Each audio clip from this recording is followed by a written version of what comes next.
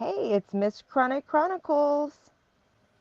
Hey, it's Shay Darker, and you are listening to The Mary and Joe Show.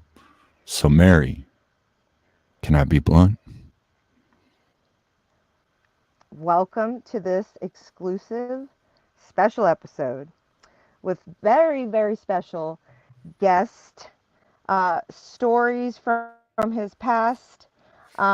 There's going to be so much in this episode regarding this incredible individual. He's a gamer, a geek, he's a musician, a rapper. More than you understand, and you're going to understand by the end of this. So, without further ado, please introduce yourself as you would be known, like just your normal everyday dude. Who are you, Shade Darker 86? Uh, Where'd yeah, you come from? What year were you where'd I come born? from? Oh, Well, fuck. All right. yes, So, 2 minutes that's in. when we could start. Knock that out. We're good. Okay. We Now, did it. We did it.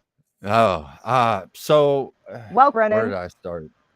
Brennan. Um, Welcome, everyone.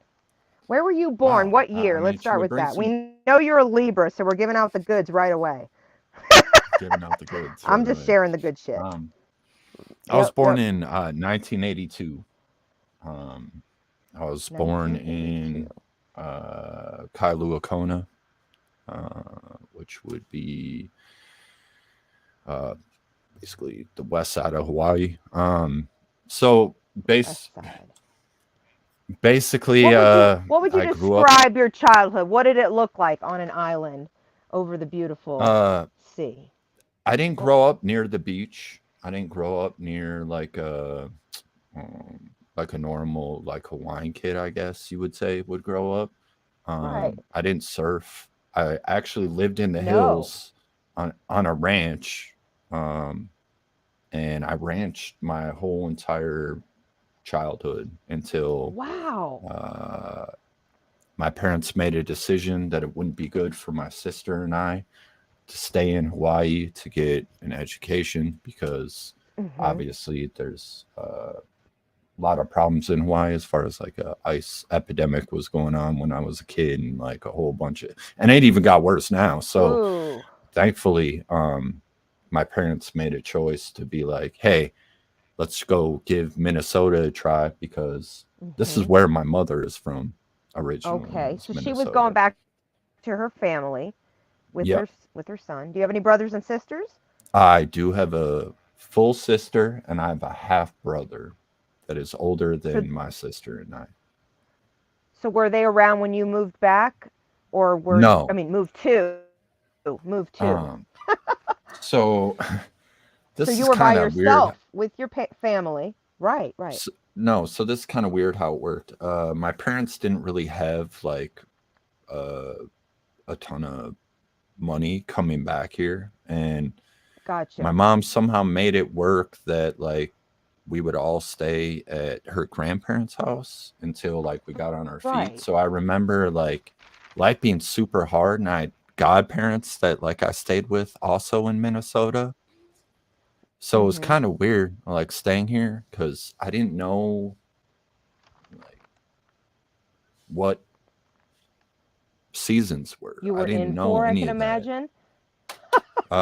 Yeah, so I was Right. like super young. Um, and then Were you a basically what teenager? happened. No, not yet. Not yet. Not yet. Not yet. I Not was yet. not a teenager yet. No, I was young as shit. I was here. Uh, I had no idea what was going on. Minnesota. I walked outside for the first time with flip flops on and shorts in the winter, and I had no clue that people were cold. Um, I understand that. I got frostbite the first year when I was 6 in Colorado wearing flip flops in Colorado. I was from Louisiana. I get it. I am with you on that. Go ahead. So weather was really intense for you at an early age, the whole adjustment. yep. You lost your And then childhood friends early. I can see that leaving uh yeah, for that was a Hawaii. big problem too, is I had a super great friend that uh him and I spent tons of time together because like Hawaii is different when you're up in the hills. Like there's not a lot of people that are like your age. You just have work that you have to do, Right. and I don't know, And it's that's a weird. all day job just to help your family. The expectations, it's not something you can walk away from. And what were you guys ranching? What kind of animals, may I ask? Because usually it's a, or was it like a It's type of chickens, chickpeas? Oh, cows, chickens and cows. yeah, chickens, cows, and we also had Chickens like take a lot of work. My God, yeah, what else was up there? cows, that can Uh be a lot of mess no, too, my there dear. no, there it was it was like soy and Uh-huh. uh coffee. That was it. Really? Yep. So how many acres did you live on when you were a child Oh, then? I lived in a very if I was to explain it, I'd probably give away who I actually am. So I'm not Okay. gonna Well, say. go skirt around the rainbow of it. I'm gonna skirt around that real quick. We're gonna push off from Understood. that. Pass. Um Got it. so basically coming to Minnesota was kind of like weird. My parents tried to make it work. Right. My dad ended up catering for like Prince, Interesting. because yeah, he wanted to be like a super big caterer for all the stars. So like Prince, MC Hammer, like he was doing all this stuff. I even Caterer have in the pictures sense of of food? yeah, As in the yeah, sense of like food? food. Well, that's Yeah. interesting background. Okay, go on. Go on. Yeah. So my dad was like in with all these stars. So we got to go on like the Purple Rain set. I got like a picture on fucking Princess Harley when I'm a kid.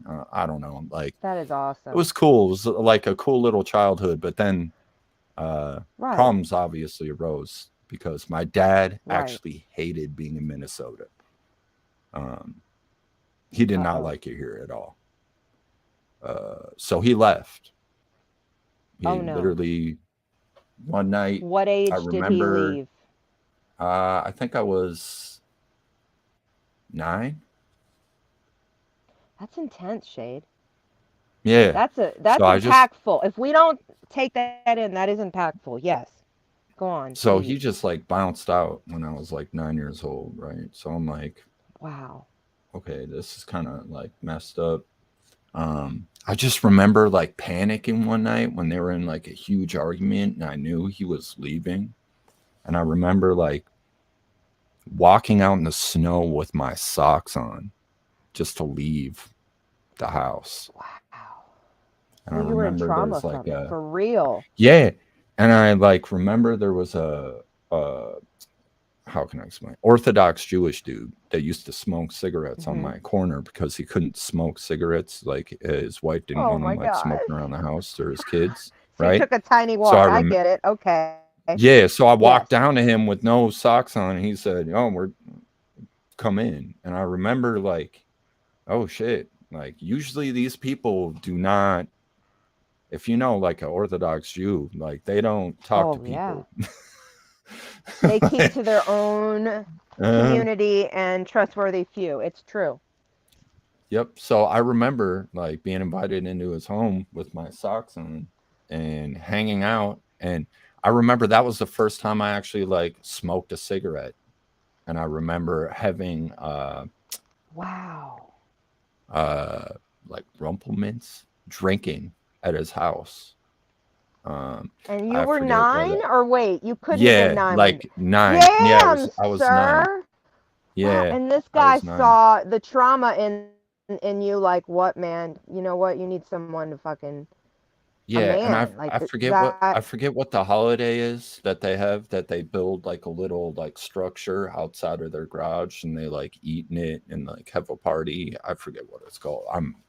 I don't know. If I'm not usually that's really for the passing, isn't it? They go into a tent. yeah, I don't know. But we were in there drinking and smoking cigarettes when I was that young. You know And I what he was remember doing? like He was giving your passing of your father being that he wasn't there, even though he wasn't literally there. He's well, probably yeah. giving you a ceremonial, which is pretty But powerful. that's what like sparked off my whole like troublesome childhood. So my dad left, my mom Hmm. obviously started drinking, doing drugs, and inviting Got you. different types of men into my life. So around Hmm. I think 10 years old was when I started figuring out how to write actual like poems, which is kind of Holy messed shit, up. Shade. No, no, no, Yeah. no. That was a way to express. Please do share. So yeah, that's when I like figured it out. I remember like finding this book that was like an empty book and it had like a cool leather shell like in my basement, randomly finding it, and I was like, oh, like I want to learn how to like write stuff.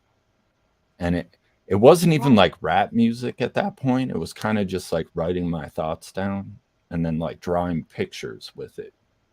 So it was kind of like Journaling. uh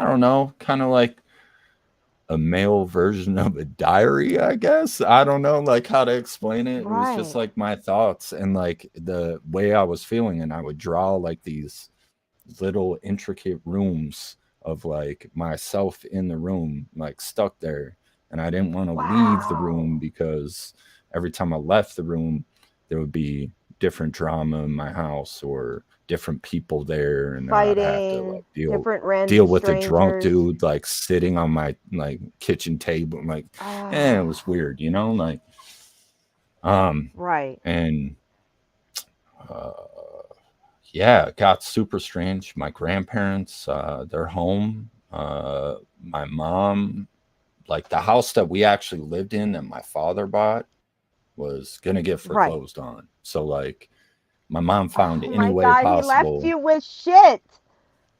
Yeah, This so man like left you with shit. With your mom with stress and with addiction. Probably depression too. That well, you were witnessing partially it's that her full fault year. too though. Like she fucked off like a lot, like more than she should have, in my Right. opinion. Um not like uh bad to us, but like her responsibility as a parent Absolutely. kind of got You would thrown know out the best. window. So Right. like there was times like before the house got foreclosed on that she would just leave for weeks, and it was just me and my sister there. Like Holy fuck. And how old was your like sister when not this was going to going on? my sister is 3 years older than me, So and you guys had my to make mom sure you even guys had said, enough food, or at least yeah, the lights were still on and but shit like that if she had forgotten to pay, I can imagine.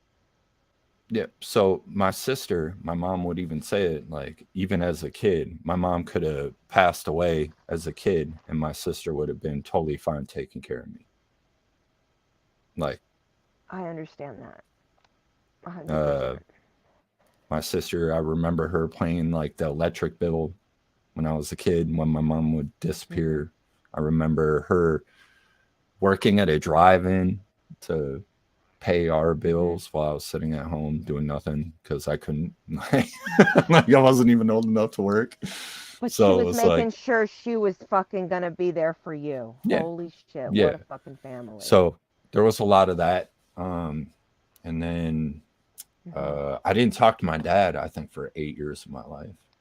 No contact. Did he just not try to reach out, or you didn't want fucking shit to do with him, or nobody knew where he was? You There's the know, I questions. think I think it was like a sensitive spot for him. I think it kind Right? of broke him. Like I don't think he wanted to leave. I think he wanted Oh. to uh well, I think he wanted to leave the where he was, like in the spot of Hmm. Minnesota, because I don't think he could make enough money Okay. here. That was his thing. And And we're talking 90s, right? Because what, 90? That would have yeah, been like yeah, we're talking 93-ish. like I'm assuming. 91, yeah, 93, 94. Yeah, we're talking That's a somewhere around there. hardcore time in our 90s. I'm just going to say that. Salute to that. Drink your water, by the way. I'm drinking water. Drink your beer if Yeah. you got it. Drink So your Joe if you got it. um so that was rough. And I didn't talk to Wow. him forever. Um Hmm. I don't know. Until you were how old did you talk to him? 19. I That's was 19 hardcore. years You're a old when man I by started that talking point. to him. Yeah. Did he find you? or did you find him? Well, what happened was like, God, how can I explain it? And if my sound's at all bad, let me know, because I keep thinking I'm sucking over here. I'm trying. I'm scared. Let me know if you can hear me. Basically, I got a phone call when I was on the phone actually with a friend, which is funny. I was like calling a friend, and I got a phone call, and I picked it up, and I heard my dad like talking in the background, and I remember, I think it was my cousin was trying to talk to me. It was like, "Yo, your dad's here, staying with us. Holy shit! You should talk to him." I'm like, "What? Oh shit!" And I didn't like know what the hell was going on, like where he was. I didn't know that when he left, he didn't actually leave to Hawaii right away. He actually went to Little Rock, Arkansas, and stayed with his sister, and then got enough money to fly back to Hawaii, and then started over back in Hawaii. Wow. With nothing. I mean, so he was literally in left with solitude nothing for a while. Yeah. Right. Which I don't blame him at the same time, because like the shit show that I observed after all this was like, holy shit. Yeah. My mom got worse.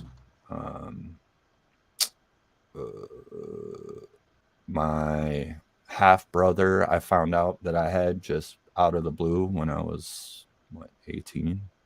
Found out that my mom had another son and was going to come live with us. So I was like, what? What? Yeah. Fuck? Yeah. Oh. Yeah. Okay, hold on. Yeah. Pause a second. We're being told in the chat my microphone's gone to shit. I am scared. Can you guys hear me? We're not going to play that game on this fucking episode. No way in hell. If it is doing anything, it I will is kind of unplug. All right, unplugging. yeah, Hold on, I'll be back. You're crackling, I think.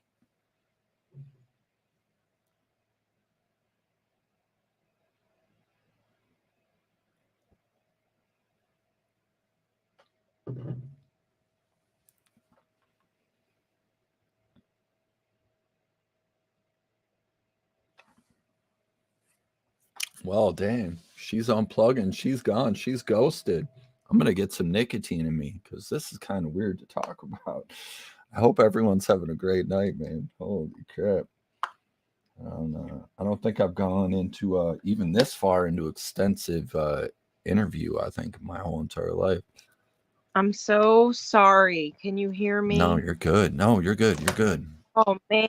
This is a whole nightmare of the messing up No, stuff. no. Your mic is fine now. Okay, this is better then. If I need to move closer, we'll do it. All right. I think if I don't bring the laptop Miss Chrono Chronicles in, we'll be okay with no echo. But if at any point it messes up, just let me know.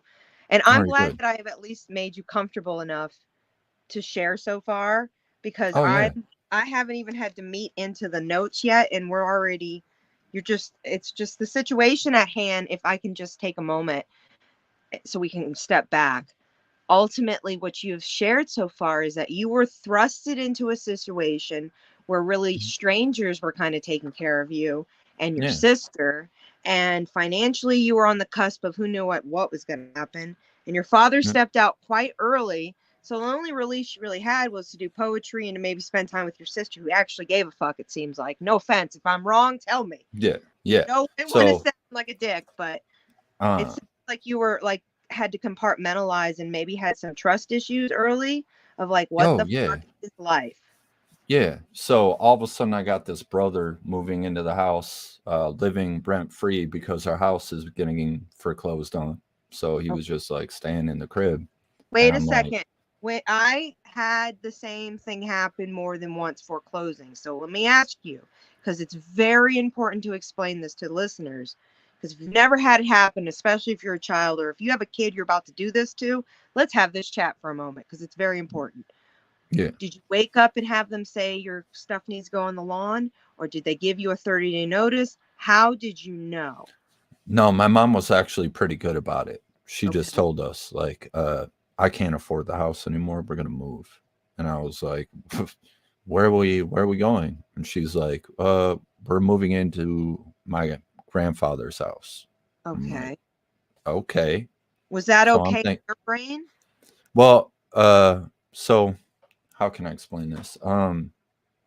My dad did pretty well for us when we came to Minnesota, right? Like Gotcha. we had a pretty decent I had a pretty decent little upbringing in Minnesota for a It sounds small like he has amount high. of time. We lived literally right outside of Minneapolis in a nice little like lakeside neighborhood. Like if anyone Twin Lakes neighborhood, it's right on the side of like Lake Calhoun, which is a beautiful spot to live at. Um, it was good. And then Right. I ended up having to move into a shitty ass fucking neighborhood Uh-oh. in my grandfather's house, that led me down a worse spot than I could have ever been in. Like, So it was a mind fuck, or did you appreciate the experience, or were you scared? Was it like from the chirps of birds to then the sounds of bullets? Because I've um, experienced that. no, I wasn't scared, but I just like knew what type of neighborhood it was. It was kind of Okay. like a, Paint a picture. mm, kind of felt like, okay. So if anyone knows what Minnesota is kind of like, we obviously have two huge cities, or not huge, but good sized cities that mirror each other. But the neighborhoods are all flat. It's kind of like Chicago. So it's like small stores, houses on houses on houses, not really project housing too much. Interesting. But it's just like low budget homes. You know what I'm saying? Like Got you. middle Middle class? class to worse. So like there's worse parts of the neighborhoods and there's better parts of the neighborhoods. Right. I grew up in a, or stayed in a mediocre one. But still at that point, my mom was still drinking when we were in that home. And how could I explain what happened? I think I decided at that point that I was going to leave and go back to Hawaii with my dad. Were you a runaway at that point? No. Okay, Like that's I a real was, question. All yeah, right. no. Like I told my mom, I was like, no, All I'm right. just gonna leave because this isn't like good for me. You're in a fucking nightmare. And It sounded like. I went to visit first and stayed with my dad, and I was like, Right. holy shit, this dude has made himself like the best life ever. And I'm still in this shit. I'm in the shithole. Like, my sister's dating like a dude. She ain't staying at the house no more. I just got to deal with my So drunk then ass mom. and And dudes around, you know, like. yeah, that was the time to leave, Shade. So, Mm-hmm. yeah, I basically like went to Hawaii and was like, why the fuck am I staying in Minnesota? So you were 19 when this happened. Yeah, like I think when I actually stayed in Hawaii, I was like 17 when I was there. And I remember being like, why am I like, yeah, no, 19. 19's right. Because I was like, him, was it, what's that? Because you said you didn't get to meet him again until 8 years 19, later. and when you were 19 and then decided to live with him again, was it a positive thing when you moved back? No, not at all. Shit. So he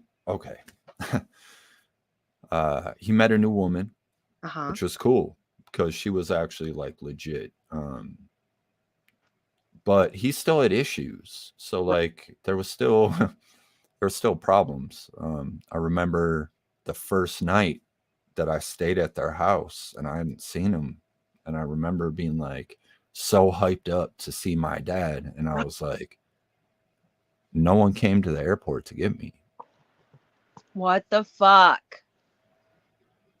The simple shit. So I'm like blowing up his phone and I'm like, Dad, I'm like, where the fuck are you? And he's like incoherent and handing the phone to people and shit. And I'm like, come on, man. Like, so I remember taking all my bags, leaving the Kona airport on foot and Right. hitchhiking home from the Kona airport What the fuck? to my house. Welcome to your Uh, feeling. What the fuck?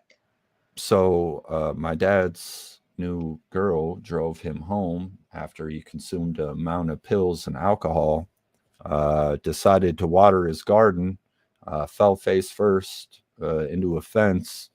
I had to carry a 280-pound man, and I mean, I'm at that point nothing, into a house, throw him on the floor.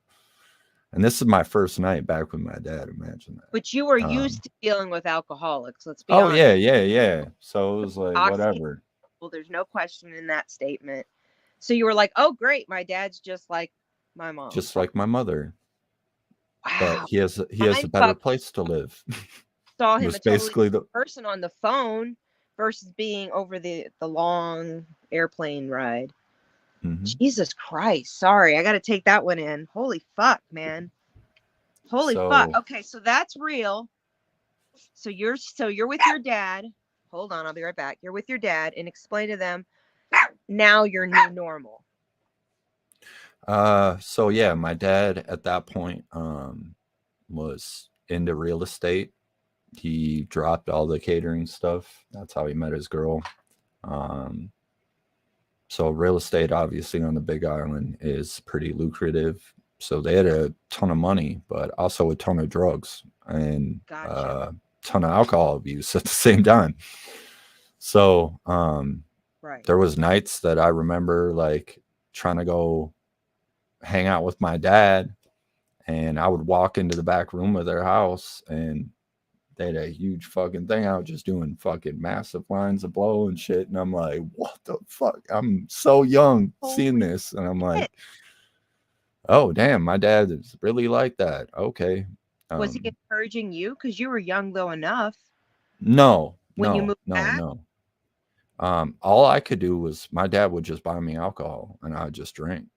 So that's also a problem. So my mom didn't want me back in Minnesota. My dad didn't want me staying in Hawaii after the whole, I was there for like a couple months. So he basically then rejected you by the time you actually like reached out and had hope for him. Here's dad. He's supposed to be there. Fucking take me away from all the abuse. Oh, wait, you're just as bad. What the fuck? Now I got to take care of you. No, now everybody doesn't want me here. What the fuck? I can't even. Holy fuck. Yeah. And then, okay, so hold on. I got to ask. If I'm wrong, you always correct me, okay? But so by this point, you said you had this leather-bound book with all these freaking writings in it. Was that real? You were already still putting all that hell into this book this whole time? Oh, yeah. So by that point, were you at all doing any... We're gonna dive back and forth into the like creative side of this and how things kind of came together. But is this kind of where you started in the island? Did you start rapping? Or no. So I'll explain all that too. So I'll leave it at being stuck in Hawaii and not having a place to rotate. So before I left for Hawaii, I had a friend that lived down the street, a dude named Leslie and my boy named Kyle, and both of like all of us were into like 3-6 Mafia, super heavy, like messing with 3-6.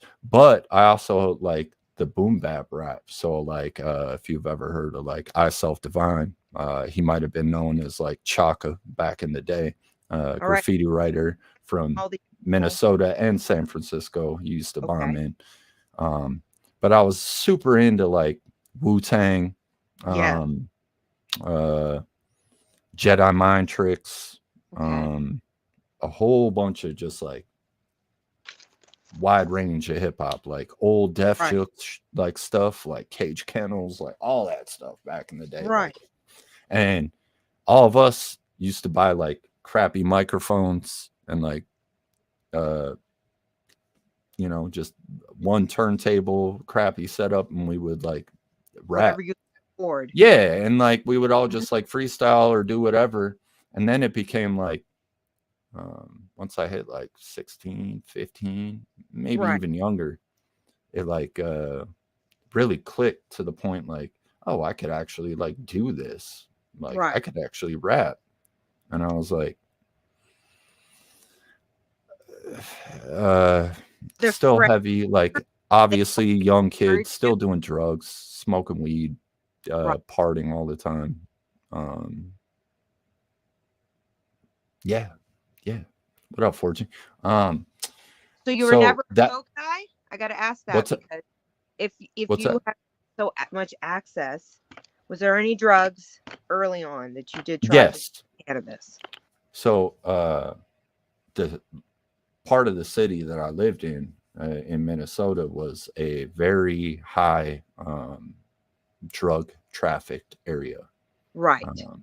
Even though it was kind of tucked away from the city, it still got all the things. Right. So I had friends shooting each other. I had friends. Ugh. I mean, I've seen brutal neighborhood squabbles. I've seen bottles broken over people's faces. I've seen people hit with golf clubs in Right. house parties. Uh, yeah, no, Do you it's find more rowdy than they were in Hawaii? What do you think was more? Hawaii's different. Hawaii, I I can want. explain that too. I have So, to talk about that because I already have it here on the list. So we're going to jump into that one question. What was the negative about Hawaii besides um, father's situation? so being a younger kid and Mm. leaving Hawaii, I think at the little age, I think right on, yeah, it's just like, I got Mhm. picked on a lot for being white in Hawaii. Mhm. So Even when you were basically, walking by the road, you explained it a while ago in another yeah. episode. Please share that with the listeners. Okay, so this is the time that I'm staying with my dad that I can't go anywhere, right? So, I'm basically there for a couple months. I can't work because no one's going to hire me. I could, whatever. So I basically took it as a vacation. Mhm. So, in Hawaii, trying to navigate my way around it, I meet a crew of skateboarders in Hawaii that introduce more alcohol and more drugs within Hawaii. So I'm Mhm. doing the same shit, running into the same problems. And now my dad doesn't care. So I'm fucking Mm. off all night. And I had now been set up with a bunch of my old friends that I knew when I was a child. Oh So yeah, then you're now, gonna get okay. I'm yeah, feeling it. so I'm Ed. I'm running into the same group of people that I knew from before when I was a Right. kid. And now they're all older and they're all And they doing like love you. They're so glad you're back. They're like, bro, you can never leave again. they're all I doing feel it. pills, they're Yes. all doing They ice, to party they're with you. all the house parties, they're out of control. Like it, okay, so like, yeah, I'm there and I am literally in the worst place that I could possibly be. Mhm. um I so ask a second? yeah. Wait, have you ever thought about or played in your mind how much different it would have been if you just stayed there and how worse off or better you may be? I would have been worse off. I would have been worse off for sure. Because a ton of my friends were way worse off and still Right. deal with issues. So Right. during that time when I'm 19, both Mhm. my cousins lived on the island. Right. And I was super close to them all the time. So I was still even back and forth when I didn't talk to my dad. I was still back and forth from Hawaii staying with my aunt, which is effed up. And she was great. She was alcoholic too. Like it Yeah. destroyed my whole entire family. But my cousins started getting into heroin. Gee. So that was also a thing. Yeah, so my cousins, basically my youngest cousin, he met a older man. He didn't mess with women, obviously, but Right. he met an older man and went down a spiral. And he was living with my cousin at that time, Mhm. and he ended up being HIV positive Oh no. after like a whole bunch of heroin stuff. And my other cousin came home to him overdosing uh, Wow. within the living room. Tried to give him CPR. What's messed up is now my other cousin has HIV. Oh my gosh. So, What a uh, fucking nightmare.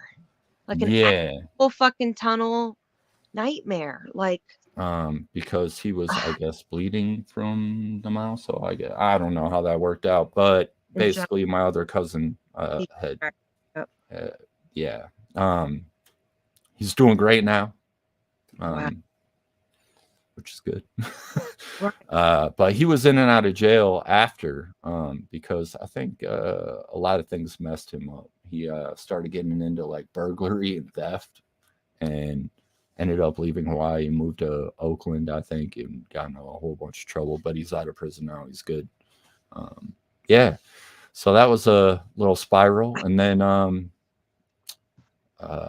So I left. okay, so how are you not more no, I'm not gonna say- I was like, how are you not more fucked up as an individual? You take it out on this beautiful art you call music and all the other things. You're so like you're balanced. Holy shit, as a child. You Yes. internalize a lot of shit, dude. Holy shit. So I didn't even finish school at this Right. point. Like I was just back and forth so much that like I lost a whole bunch of like school time. Right. So I had a little breakdown, I think, when I was in Hawaii. I think it was for maybe the world telling me that I shouldn't be there. I don't know. Right. Being But rejected's not a fucking great feeling. I basically somehow finessed my way into going back into Minnesota. So Mhm. uh, I went back home. Um, right at that point that I went back home, my mother remarried a guy, and he was extremely abusive. Oh no. Um, so I moved back into the house. This dude would drink all day and then come out home and take his day out on me. So that was like, Oh, great. So you became the buffer instead of her being. yeah, Oh, that's even yeah. better. So did you learn how to fight then? Well, I'd Please, always been a I'm being scrapper. real on that shit. Like that's Yeah. intense. You were literally okay. So in my eyes, like I come from New Orleans, and when we talk about alcohol abuse, I'm like, how drunk were they? You can't really talk about abuse. That's my. Uh, So to deal with more than one person and to actually see your mom starting to be fucked with, yeah. So dude. I can recall one night that kind of like pivoted my change in Right. what I was gonna do. My stepdad came home super drunk. Um, and I'd been staying at a friend's house for like a week, something plus at that point. I came home to grab clothes, and he was home. And like, I don't know what he was trying to like edge towards, but he was basically trying to start a fist fight with me. And I remember him running down like our steps and like throwing me through a drywall like wall, like my whole imprint was in Uh, it. And I was like, holy shit, this dude is actually trying to like fuck me up right now. And I remember grabbing my skateboard and hitting him with it like a couple times. And my mom called the police, and the cops came and were talking about arresting me for assault and all this shit. And then they saw like the imprint of my body in the wall, took him to jail, and I never heard the end of that after for like 2 years after Because that. she I wanted literally you left. I got a I was going to school, got a full-time job, um, as well as going to high school, and I moved in with like friend of mine that was just in like some low income housing, which we can get into that too, which No, led you to more should. You trouble. have to. That's a subject we're So gonna yeah, go I moved in with him, over. and we were up to a lot of no good. There was a lot of selling meth out of that house, and there Got was a lot of selling weed out of that house. And it was like in the worst neighborhood ever that you could ever live in Minnesota. Like, no joke, like the worst. I had a crackhead run through my house to get away from the police. Like, that's how bad. No. I lived in So, Long Beach and had people jump my balcony, so I know what you're talking about, man. yeah. So, Holy shit. I was in school one day, and thankfully, I knew this kid named Krishna Uch. It's Krishna. I'm putting you on blast, my boy. He was a little Korean kid that I was, because I wasn't a bully in school. Like, I wasn't mean to people. I kind of was. I was kind of mean to like bullies, to be honest with you. If they they started shit, you'd come back. But otherwise, yeah. So like you should respect. this was like a little chubby Korean kid that I was like super cool with, because he was a nerd and I was kind of a nerd. So I was like, oh yeah, no, I fuck with him. You know, like right. He would do my math homework for me and shit. If I Okay, bought him you're like right. lunch, you know, like I was like, you know, You're- he's my little homie. But he comes up to me and he's like, my sister works at your townhome, like as the rental agent, and she said that the cops are going to raid your house today. Holy shit. So you should go home and remove everything from your house and leave school right now. I was like, oh shit. So I called my brother-in-law at that point, was like, meet me at the crib. I literally moved out of my house in 20 minutes. Oh, it's possible in those circumstances. I get it. Yeah. So basically, the house got raided. I had to leave for a little bit.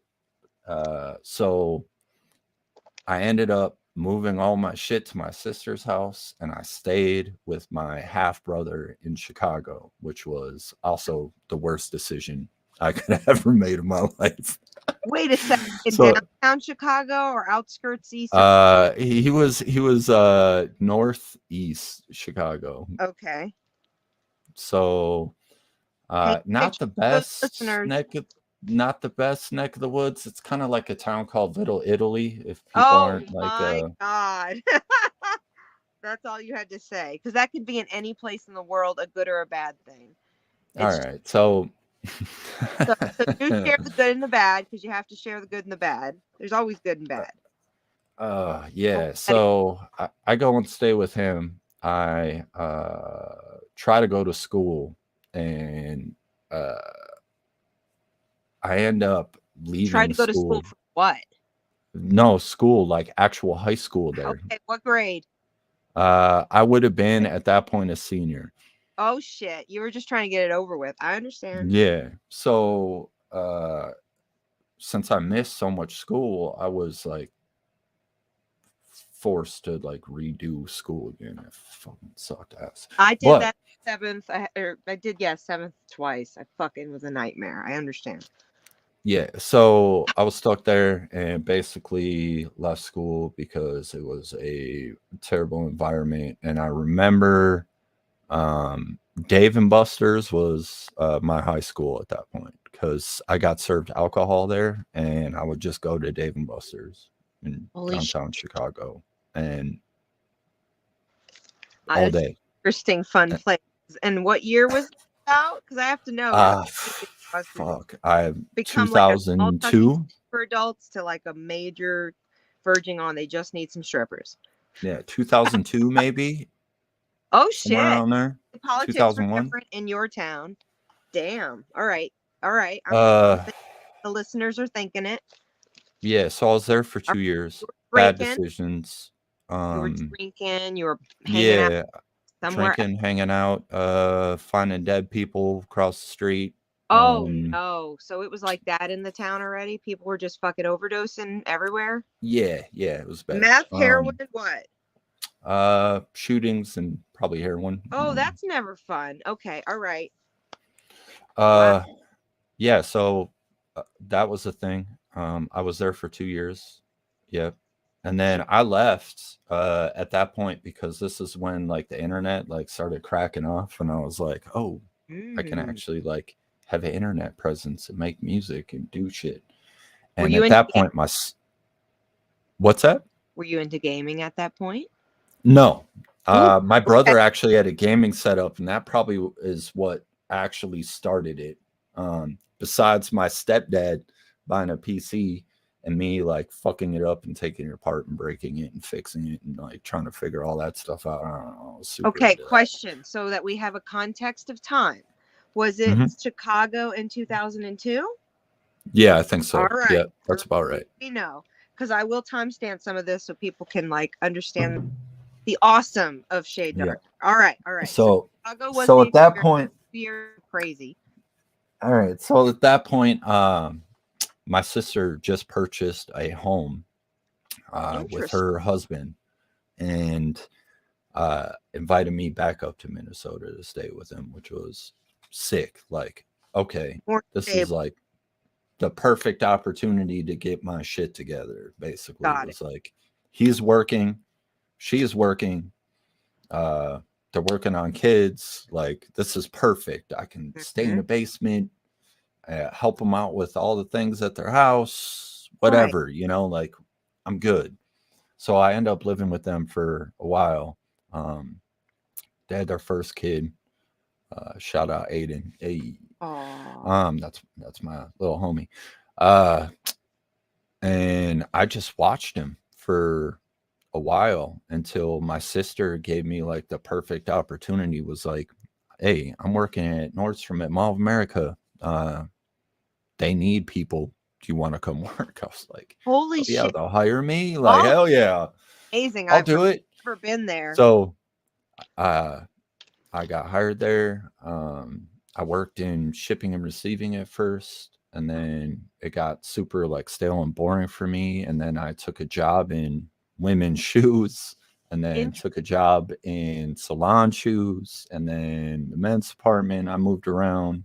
I even worked like random stuff within there for like maintenance and the art department, shit like that. But it was like what a great experience. It was cool. I worked there for actually 8.5 years. I have to ask, and maybe this is verging on a question you can say pass, but your sister was like your mom, and then you're taking care of her child, so you're impacting that positive. Yeah. Working in the shipping and all. So you have a stable job, you have a stable house, you have a kid you're seeing growing up to be stable. Was your sister ever at any point have any addiction issues? Nope. My sister actually healthy. Yep. Man, my sister why you are who you are. Yeah. So she pushed me towards doing like the criminal law thing. Oh, she was into it. There. Yep. So she actually helped me obtain my PI license. Fantastic. So during this whole time, I was doing that and working at Nordstrom selling shoes. Were you? What's that? What age were you at that point? Oh, 22 proud of. You got your PI license. What age? 24. Hell yes. I have experience in skip tracing myself, and also taught people to do judgment recovery. So I could have gotten a PI license, but I got it was just like working in insurance sales. I felt bad because I knew too much. And I was like, you're fucked. So I never wanted to judgment, collections, any of that. So that's a hardcore fucking place to put yourself. Did you enjoy being a PI? No. Okay. So I have two things there. So I did that. And also during that time, my dad felt extremely terrible, probably for abandoning me at some point. But he said, find something you like to do and I'll pay for it. So I found a a program through IPR, which is basically like a college for production and recording in That's Minnesota. fantastic. And I was like, well, do you want to pay for me to do this? Like, I'll do all the courses and do all the shit. Boom, done. What an opportunity. Yeah, so it was good. Like, that actually helped me out as far as like what I wanted to do, and it actually put a like foothold into how to meet other people Right. that want to do the same thing. Right. So, What was your at school that point, experience though? Art school to production school major. What was your experience? Did it, because what was it, an art school or was it an actual engineering sound it's school? an actual engineering school. Okay. Did you find it to be snooty, and how did you feel about the networking? Because some people who are listening, who listen to this podcast, who listen to my channel, we're all in sort of the same kind of things. What was your experience? I've heard a lot of been positive. My experience within that school was to senses they're obviously collecting money. Okay. But good point. but Yeah, good point. Go ahead. Go ahead. I also remember my first class that I was in, the dude saying 80% of you are never going to get a job in the studio. I love that. Let's just make this clear. They wanted to get rid of the people right away. Mm-hmm. Like, that's hardcore. Unless you're like here to actually do what you're supposed to do, you ain't gonna make it anywhere, which is a reality check. And I actually like took that in my head, and I actually like say that to myself sometimes in the mirror, like 80% of us ain't gonna survive out here. So like it's still stuck in my head that he even said that to me. Was like, oh shit, this motherfucker's serious. I went to Art Institute, so that's the reason I asked. Is they do that kind of model too? They try to break you down. It's all about critiquing. Did you work with? Was it an in-person class or an online class? Yeah, it's in person. Oh, that's even more hardcore. Okay, all right. But this also brought like good things. So like at this point, I had friends obviously being here earlier. So like here production team for albums. I'll explain this right now. So being in the skateboard community, you'll meet a lot of people into music. So I actually met a dude in my town besides Kyle and Leslie named Ross. And Ross used to run Under the Bridge skate park. And I remember him like, damn, this kid's good as hell at skating. And I remember like, I got to get up with this dude and just skate with him and figure it out. And then finding out that he had a whole studio in his basement. And I was like, oh, wow. Okay. Like, I'm impressed because he invited me over one day, was like, you live right down the street from where I'm at. Like, just come through. I was like, bet. Show up at this dude's house. He's got a full ass studio in his basement. I'm like, okay. Like, and you're fully trained or you're still learning at this point? No, what comes to find out is he goes to the same school as me. Oh shit. Now you're so I'm like,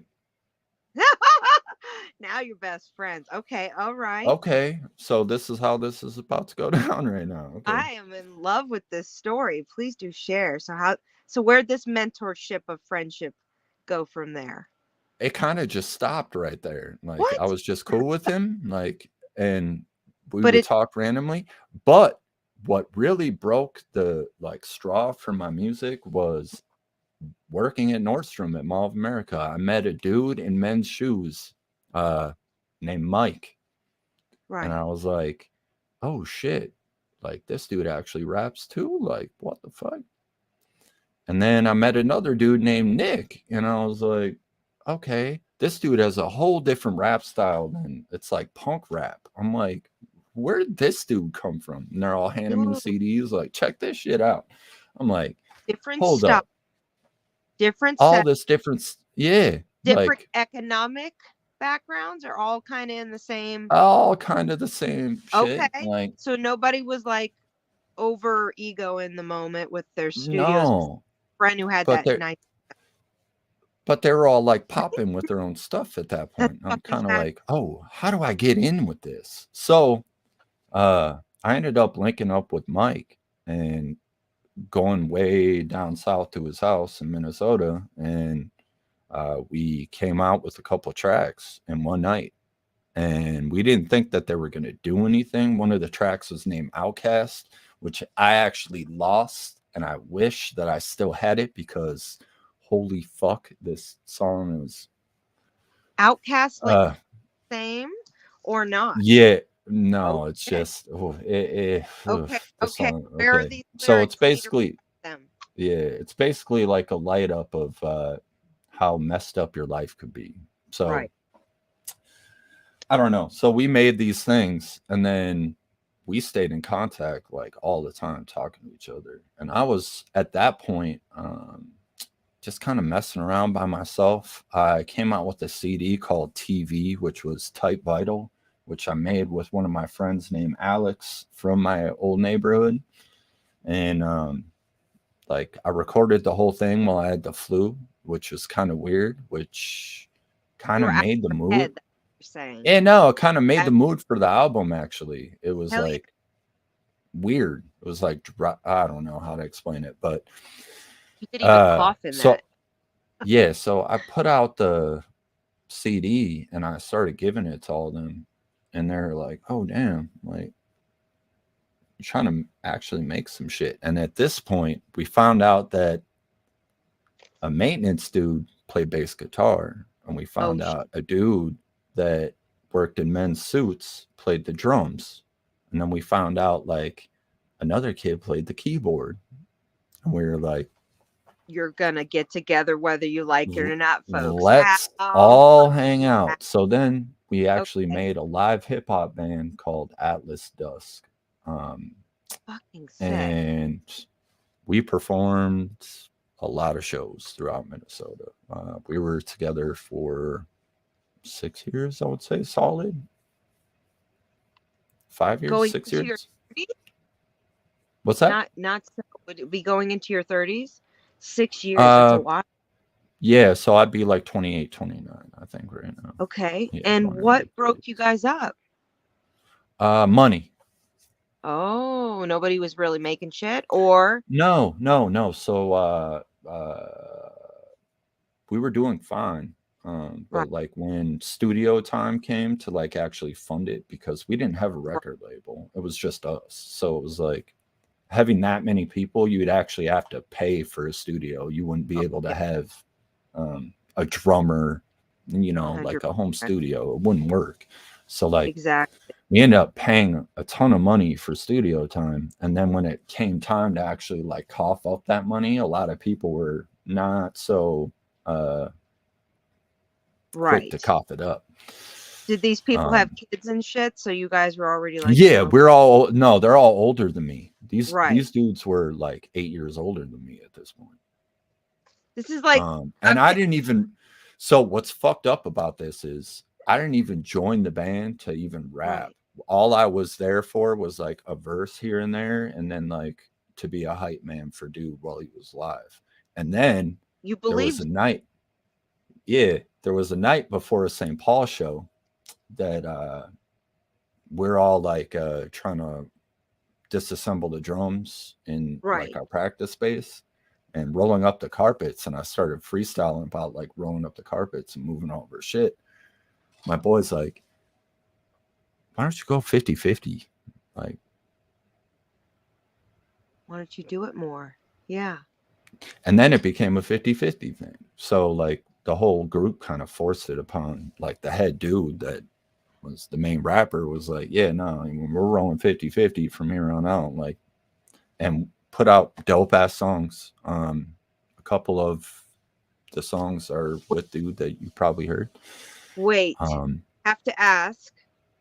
All right, now, was there a specific like added? Because I have to ask because we don't have them right here to ask, so you have to speak for them a little bit. Whether there's a specific attitude of kind of music they like to play, and that you like to play, and the other people like to play, or did you guys collab just so authentically? Did you vibe a lot live? Like, did you riff a lot, or was well, there? I mean, Wrote Okay, it. so let me. Yeah. I can't really explain. Our keyboardist was a blues player.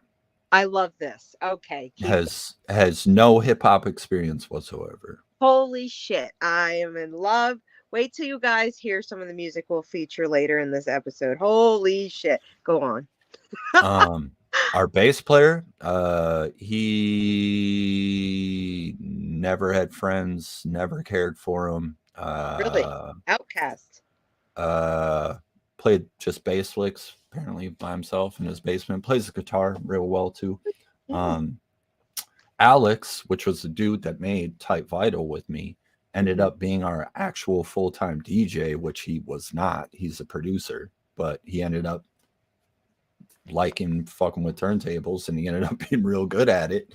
I mean, he can juggle records. He's great.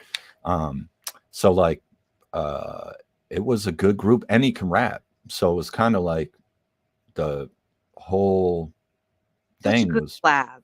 Yeah. Wonderful. And then on top of that, we had Nick, which was in a whole different hip hop group, and he was already doing stuff in St. Paul and Minneapolis. So like our promotion was like out there. So like all of us working in the same place, in like the lunchrooms and stuff, we could throw out flyers. People from work would show up. It was great. Like we stacked people out the whole thing. Like we broke some place's record in Minneapolis of people. Were you only making music, or were you putting videos out? Because like I have videos that I have from back then. And I can probably grab more. We will be featuring stuff if we can in the future. I'm gonna have to make you to come on to a part 2 to answer questions. But yeah, no, it was a super great time. But I also was a product of my environment, so I was getting in trouble during this time. I did carry a gun on me everywhere I went. Okay. I still had the old neighborhood shit that I. What's that? Is this your art friends, in quotations, art friends? Is this your spray painting friends? No. These are not kids that I painted with. That, but I had to make sure we put a little post-it note on that. Okay, so this is just your shoe department. This is amazing, by the way. The fact that this is just my workplace band. That's fucking amazing and awesome. Okay. Yeah. And I don't know if you guys who are listening, but some of you might understand, like you've had people, I don't know, how long did you work there? Like a few years? 8 years. 8 years. 8.5 years. 8 years. 8 years. That is like, okay, so I know like 6 months, and I used to feel like, man, you're my sister to some people. So 8 years, it's like you knew people were off and shit. You could feel their soul. They became family to you every fucking holiday, every situation, every like. The mall is a big place. I worked in the mall. Not like yours, but I understand. I saw a lot of crazy shit. That's and you become a camaraderie. So you already work together well because you're working. Yeah. And then you collab together well, and then you go on to your so then you said you were carrying a gun at this point. They weren't the people, right? These are other side friends.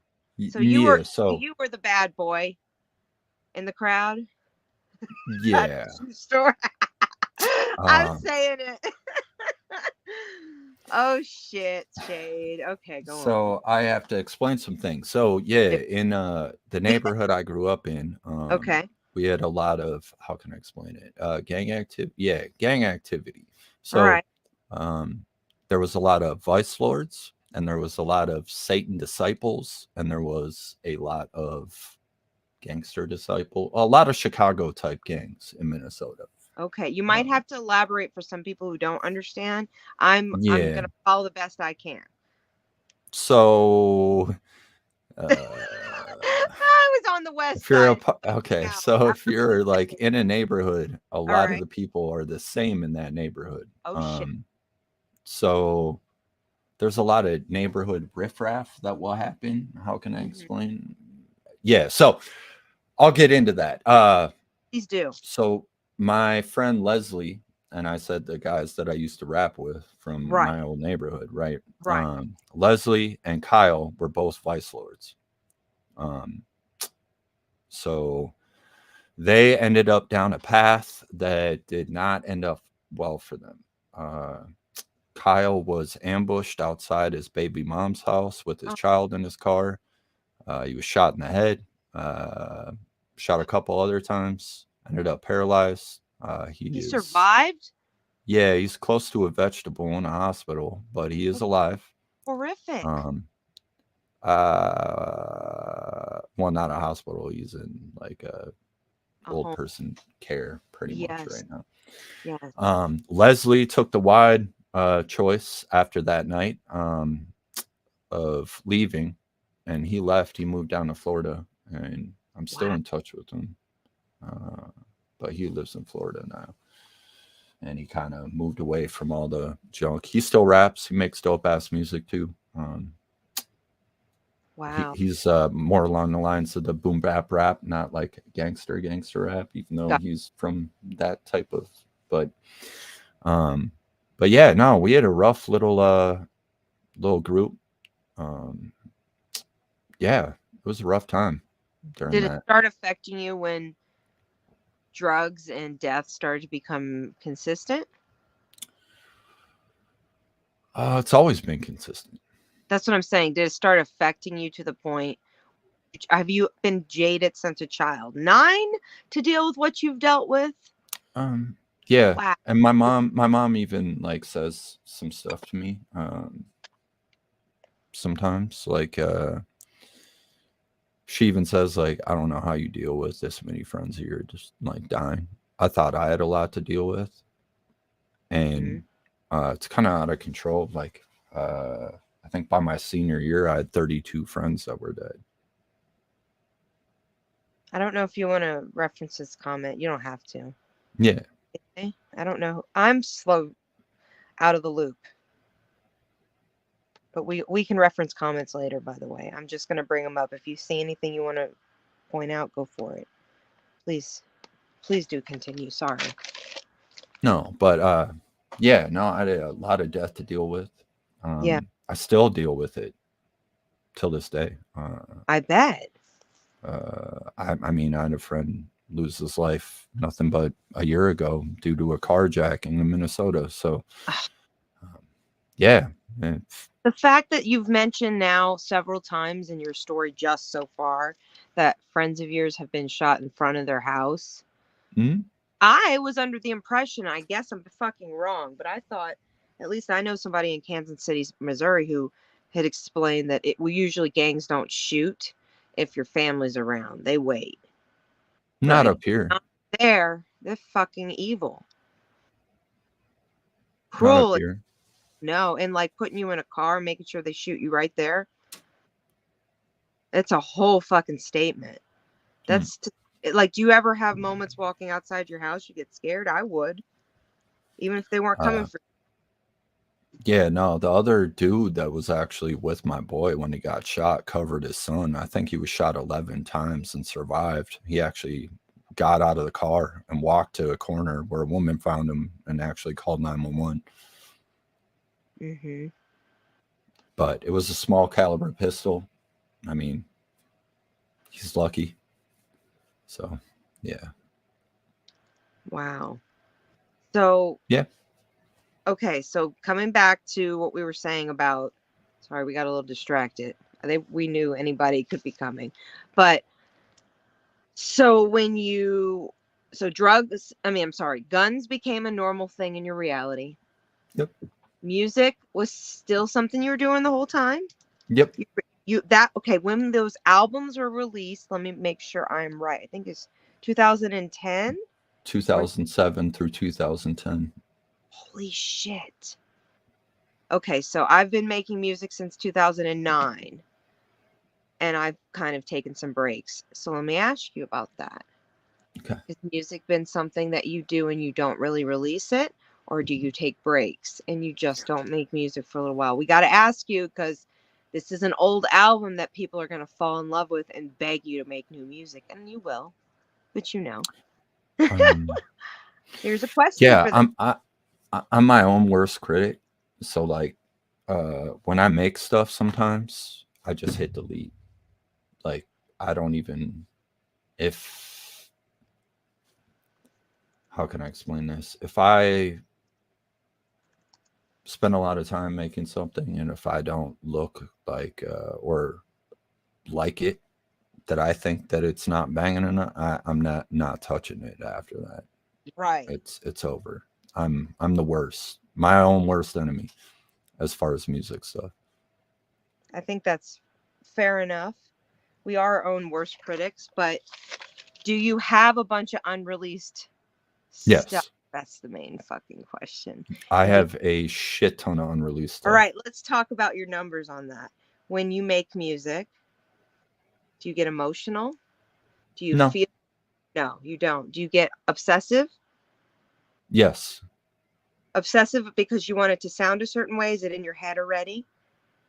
Or I have to ask this because I'm a producer in my brain. I am not a lyricist. I sound like an idiot when I'm trying to come up with words. It's like it's that no. So I've asked DJ Brex this. I'm going to ask every other musician the same question. What happens when you're like, I need to write this down? Do you take your back when the technology wasn't existing to pull your phone out, you wrote it down. Nowadays, right. when it's burn in your brain, do you pull up a video and flip the video over and sing out loud what you wanted to say? Or how does it happen? How does the creative shit flow? Even if it was 2007, I gotta okay, ask. So usually what happens is like usually what hits me is if I'm like driving somewhere and I like, I don't know if you guys like mess around, but I have a whole shit ton of music in my car, like hooked up to my like deck and shit, like a shit ton. So I'll like go through and just randomly pick something. And once in a while I'll be like, damn, I haven't heard this for a minute. And I'm like, okay. Then it puts some sort of thing in my head like, oh, I'm going to make something right now. So usually what I'll do is I'll have an idea, and I usually just have a notepad in my phone of just points of ideas. Okay. That I'll like little think poems about. in your mind that are spitting out? No, just like topics. Oh, even better. It's a fucking outline of bullets of feelings. Yeah. So like, wow, that's word power. Okay. So I'll like have topics, and then I'll like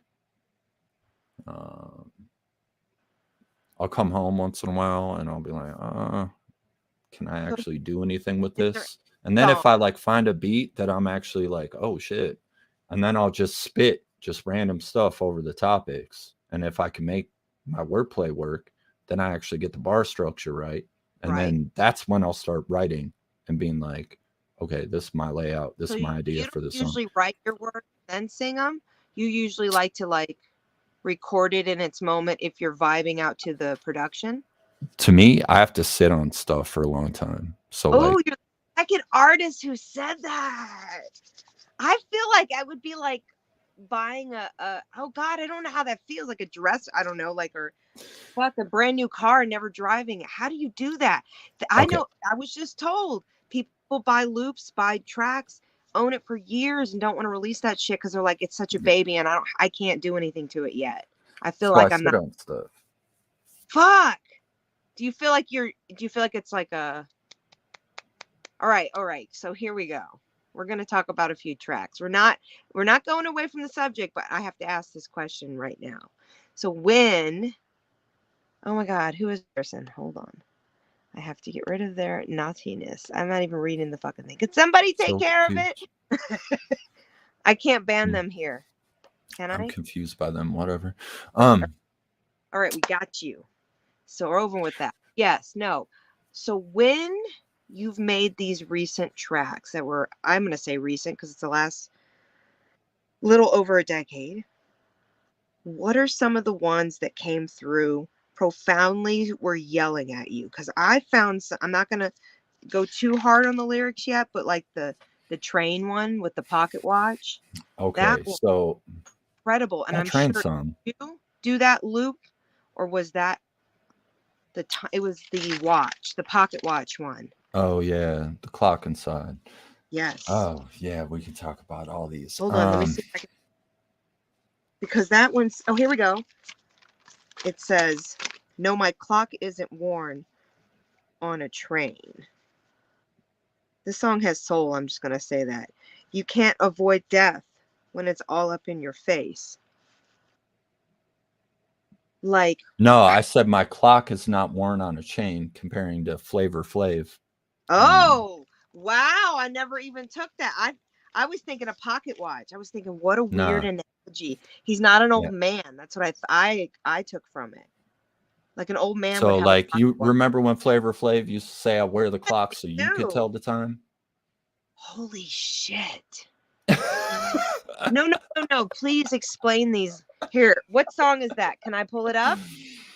I mean, you could, but I can explain. Yeah. Please. So that those lines was basically like a Flavor Flav reference, because he used to say, I wear the clock so you could tell the time. And I said, my clock isn't worn on a chain. It's basically in me. So I can't show it to anyone else. I'm just going to. Here we go. It's the clock. So hold on. We're going to play a little bit of it. Hold on. I am so impressed with this one. Hold on. I have to bring myself. It's probably going to be hot. This one was like recorded like. All right. So I'll mute myself and I'll come back. Anybody who's in the chat that can help out and rock out and with your wrench out. I use that one. Here we go. I'm going to say knock them out. Here we go. 1 second. You feel free to speak over this. I'm muting myself so it doesn't echo. Just so I'm letting you rock out. Go ahead, send it. I'm gonna go pack me something real quick.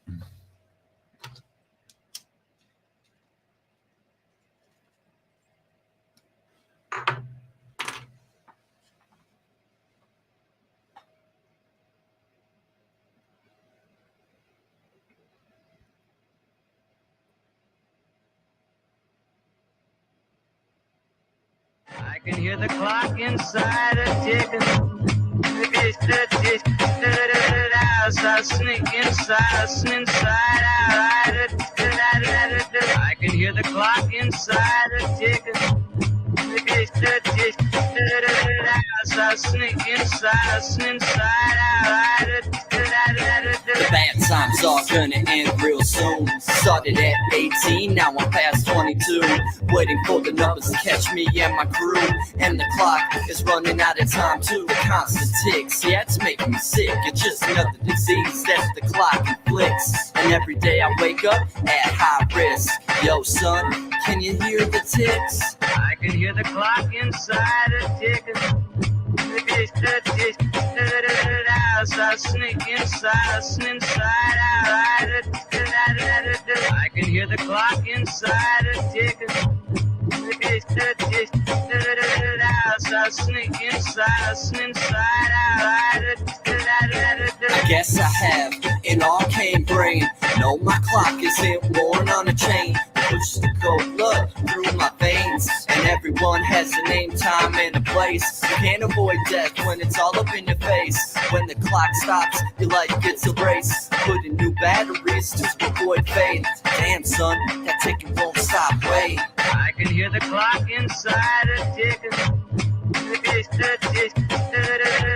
I sneak inside out. I can hear the clock inside a ticking. I sneak inside out. Little hand has a big one.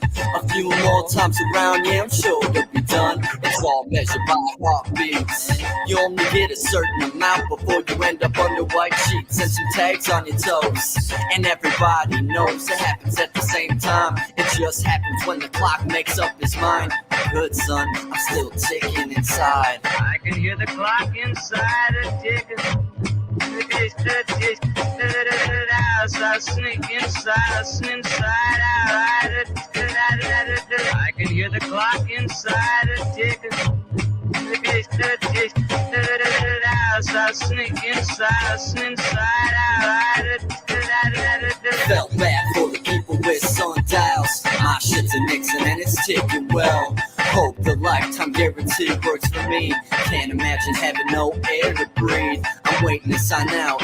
change the clock, no doubt. Not expiring, I have more juice. I hope your clock is ticking too, huh? I hope your clock is ticking too. I can hear the clock inside a ticking.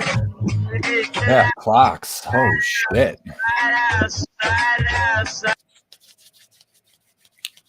Yeah.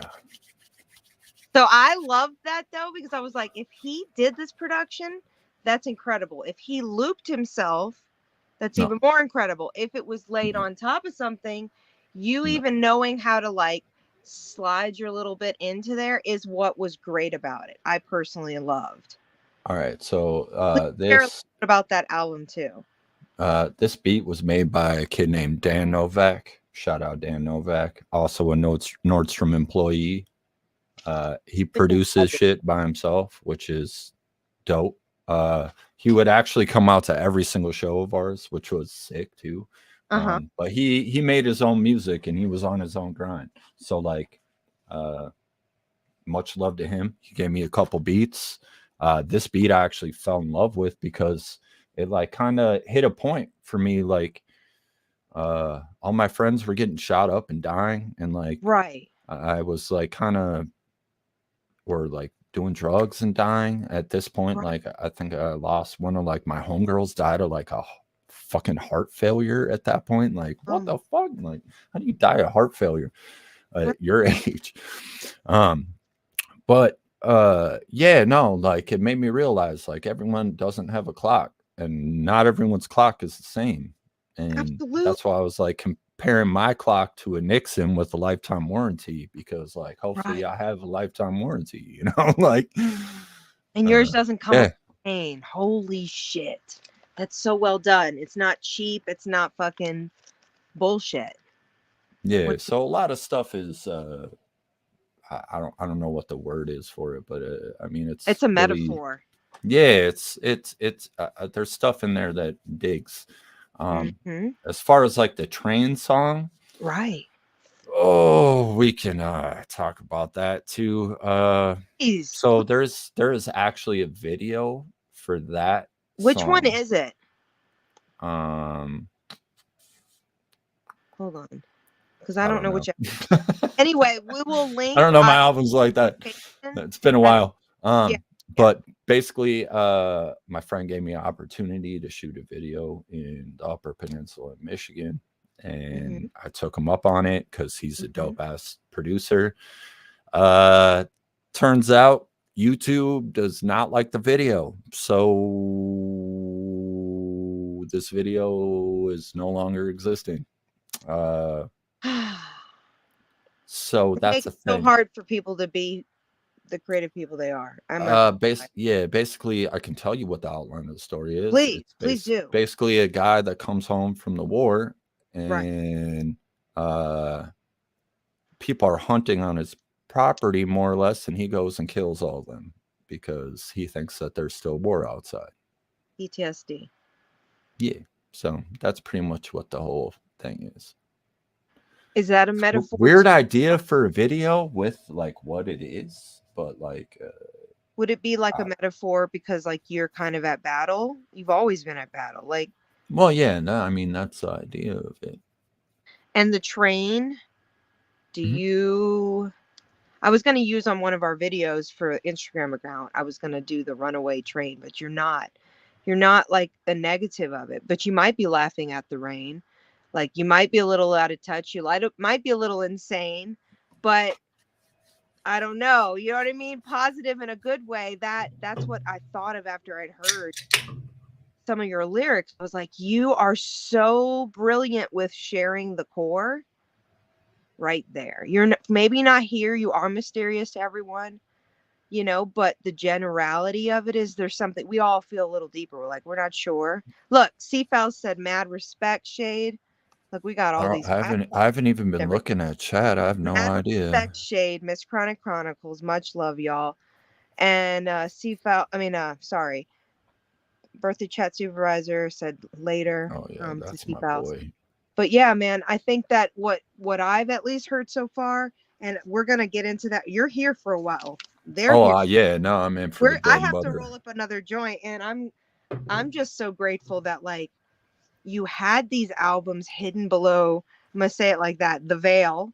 None of us really knew what you had in store. I did not know you had a jazz influence. Are you a fan of jazz? I have Yeah, to keep big bringing that time. up. Okay, big Big time. time. So Like who were some of the influence? You said you've given us some well, rap influence. Let's go for it. Go hold for on. I actually have to explain this. So Please. like as far as jazz, as far as like the jazz that I like, it. Right. I can't really explain who's what, but you Right. remember like super hard New York saxophone jazz? Yes. Okay. So that's what I enjoy. P. Diddy and shit like that. I wish. No. Not P. Diddy. Puff Daddy. That's what I remember. He was much better. No, but like Each his super own hard, like somewhere else. New York jazz is cool. I Give us some I enjoy names. it. I need No, hashtags but your favorite names. Come on, give them I'm their not like that huge of a jazz fan, to be honest with you. Like that crazy of a jazz fan, to be honest with you. I'm more Just of a. I've never been a huge old like jazz. outside. Nine- No, I've never been like a huge like outside like hip hop person. I've been kind Outside of of hip just hop, you've always. always liked hip hop. I've always just been a hip hop head, and I Dude, grew that's up on. hardcore, man. No, I I grew. love it. I'm just I taking this I in. grew. Most people don't. Shit. I'm throwing my hands up. I'm like, wow. Yeah. So you're for real about it. Then you need to Yeah. say who really influenced you. So like I grew up on Led Zeppelin, obviously. I grew up on shit like that, like So you do like the Rolling instrumental Stones, and guitar. yeah, I like every I love it all. But like my major influence in my life was hip hop music. What else was influential? Rage Against the Machine. Like I was super angry as a kid, I think, and that's what made me like hip hop so much. Like Right. was kind of just like the fuck you to everyone. Machine's intense. I'm sorry. I'm like sitting here like, what a weird extreme. Who got you into that? Was that Hawaii? That wasn't Hawaii. That was too young. There's no way. That would No, have been like my first actual like time hearing like dope ass hip hop was. You have a little Beastie Boys. I don't mean to interrupt you. But Yeah, a lot of Beastie Boys and the Fat Boys. That's I not fuck bad. with them a Actually, lot. don't judge me. I was like, Yeah. we've had this conversation. We're not going to get up Yeah. on it. I didn't get to have secular music till I was 13. So Led Zeppelin and shit like that. And then Beastie Boys, I didn't hear until I was like 32 years old. It's pretty I grew up sad. on I grew up on MF Doom Doomsday. Okay. I mean, like You said Wu-Tang. Wu-Tang. I'm a huge Okay, Wu-Tang so fan. what's some Always will songs be. that did it to you when you were like growing up? Because this is Well, important.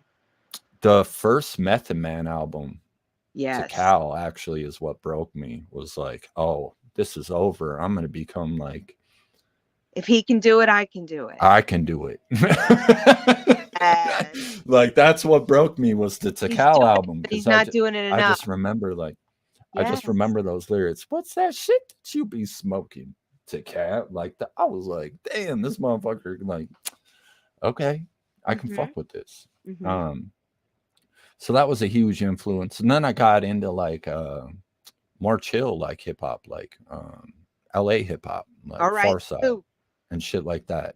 Like Bizarre Ride. Pharcyde Bizarre Ride was one of like my favorite albums. Or Lab Cal in California.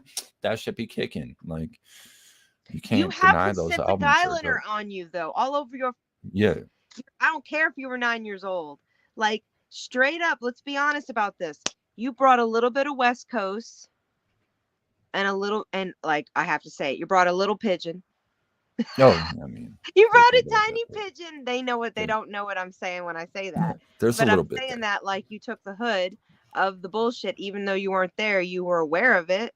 You probably had friends you stayed in touch with and heard what their drama was, as you said. The drugs went down there. You heard people dying. I'm sure of it. Positive. You're welcome to share if you feel at all it's important to share. But those experiences probably even like season your sound. Like, were you into? I have to ask. Were you into Atmosphere? Were you into that kind of? No. Yes or no? I can explain. I can actually explain this. All right. Okay. So because you have a lot of his like funky, and I think it's bomb. You're deep. I I don't disrespect Atmosphere like at all. Like Right. they did some cool shit for Minneapolis. Right. Um, but I was an Atmosphere fan before it was like crazy Atmosphere shit. So Oh, like I respect that. I was a fan of Idea. I was a fan of like if you've ever heard Idea lost his life a couple years back, but I Uh-huh. was a fan of Idea, which was also on Rhymesayers Entertainment. It was Slug's best friend. Um, Ooh. but I was a fan of them. I liked a lot of Rhymesayers stuff. I like Brother Ali. I have nothing wrong with the label. That's great. Mm-hmm. Um, but it became a point where it became super hard in Minnesota if you weren't them to get shows. Gotcha. Um, Did you so need to be signed to get anywhere?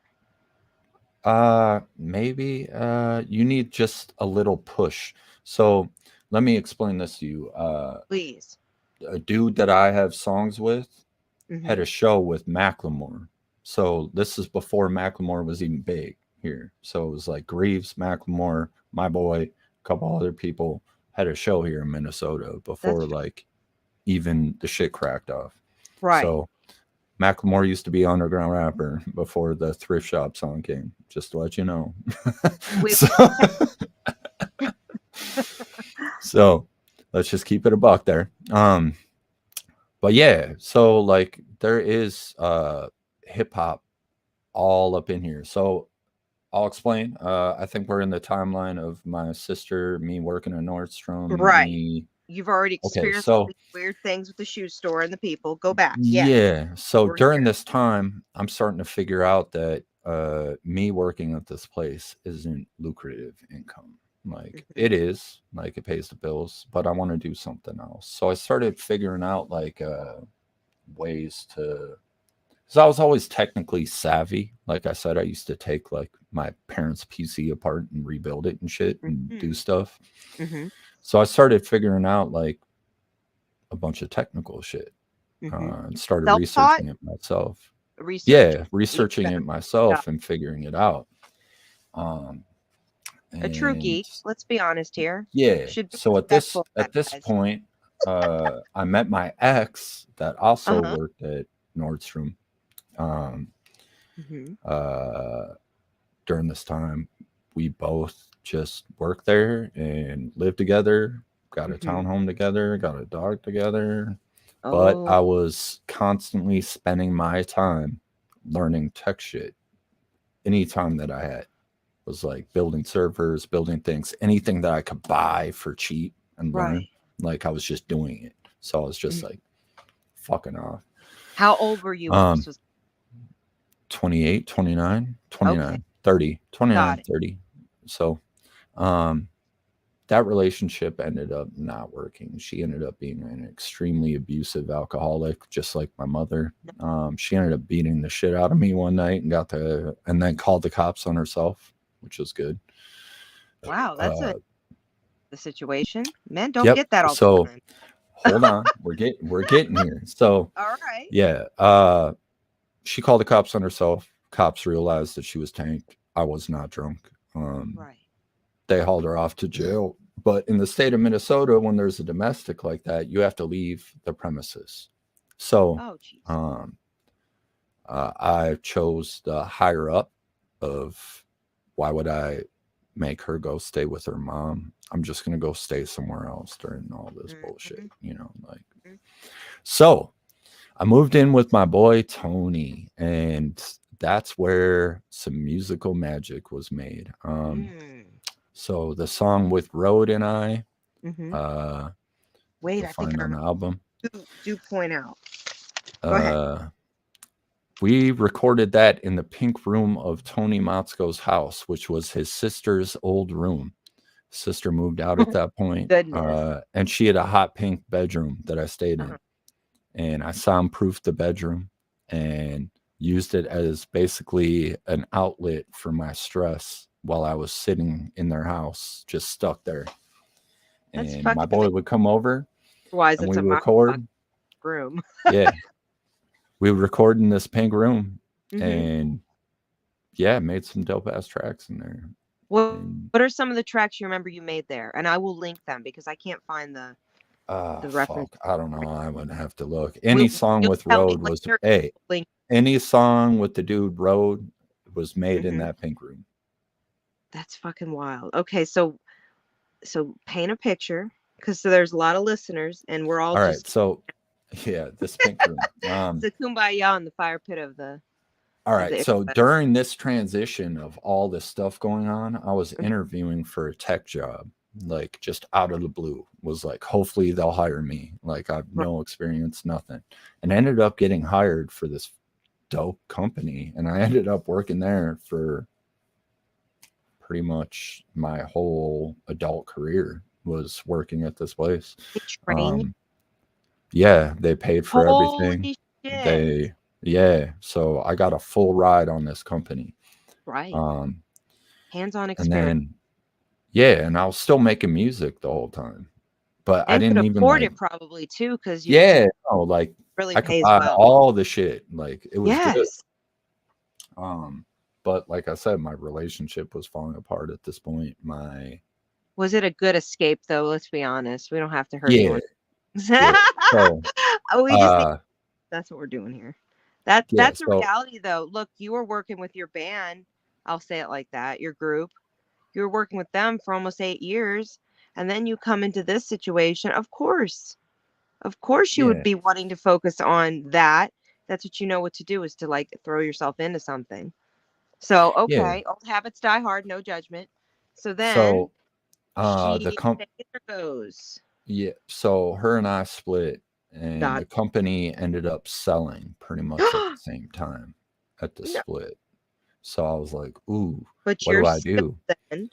But thankfully the company was repurchased by somebody that was downtown Minneapolis. So my life kind of got thrown upside down and was like, well shit, now I got to start working downtown. What am I going to do? Like I have no place to stay. And thankfully Wesley Opus, which is another Right. dude that features on my album, he bought a house in St. Louis Park and was like, Come on down. come stay with That's me, fucking bro. wild. I'm like, bet. So I moved in with him, and it was the best situation I could have been in because having a full studio at home Right. on top of my stuff in the house.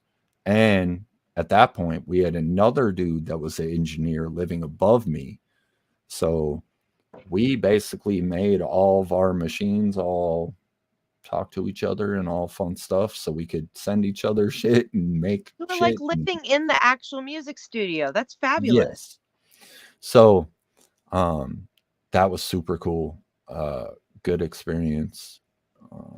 Is that where most of your big, like laid back, good, Um or not? Let's say th- the best. We don't want to do that was more of my better produced shit came out Is of that there. where the And bongs came in? I have to ask. no, Bong Song was We'll get before to that. the bong song later. Oh, Okay. we'll get to the Bong Song. We're But good. Go during anyway. this time, I was skateboarding a lot because the dude I live with, Wes, skates like he's a cracked ass skateboarder. So Gotcha. he would always try to get me to go out with him all the time. So I was skating a lot during this time, making music, still working. Were But you uploading tracks at all at this point to like get yeah, I thing? think we were making stuff, but we were making stuff for other people at this point. Because I'm like, you're in the skateboarder community. I know that that's real. Like they self promote the shit out of each other. Yeah, So so during this point, the bread and butter was actually like production and engineering for other people within the household. So like Wes would take a lot of jobs, and if Wes wouldn't take one, he would pass it off. So it'd be like if he was too busy or something came up. So we were making a lot of stuff for like people in the Pacific Northwest, which is like Jellyfish Brigade, that's Sand huge. People, a bunch of shit. We're So gonna we were talk- making stuff. Yeah, we were making stuff for other people right. during this time, and we're also making stuff obviously for ourselves, but not as hard. But it's at this funding point. it. The whole Yeah. situation was like allowing you to be creatively expressive, network with a whole group of like-minded individuals creatively. Mhm. I'm actually So, quite impressed. Okay, keep going. I'm gonna roll something right. up. Shooting myself. You roll, girl. All right. I'm So during this point too was when my life started to kind of shift. So um, within this time, uh, I was making bad choices. So uh, during work, I was selling drugs, doing Mhm. stuff while I was actually working downtown and a double life. outside. Yeah, outside of work, I was still selling shit.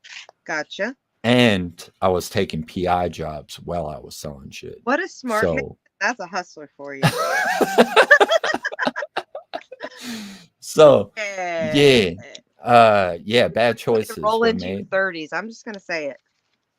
Yeah, That's so living it bad up. You choices weren't were having a made boring life. during Okay, this. go on. Yeah, so during this point, I was also getting into video stuff at this point. So Ooh. like I would go to like random house parties with GoPros strapped to me and shit like this, like during this time. Okay. And this is how I actually met my wife. So we'll get into that right now. Please.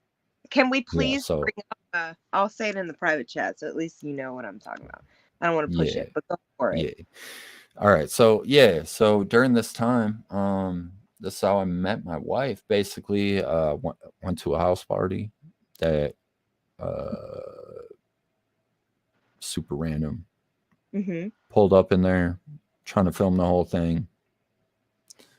She was with a different dude at the point, Right. and coming to find out, like there was some background there that I'll Gotcha. get into. But Please. yeah, no, I ended up hitting it off with her, and I was like, "That's kind of weird," you know. Were you like talking to her all night long? Energy? Yeah. So I was like, "Okay, this is kind of fucked." So this is a So message to your wife. Like I'm time stamping it to wife. She can watch it when she wants. so And I'm rolling up, so I'm gonna mute myself. We love you all for being here. Thank you for supporting. yes, thank you.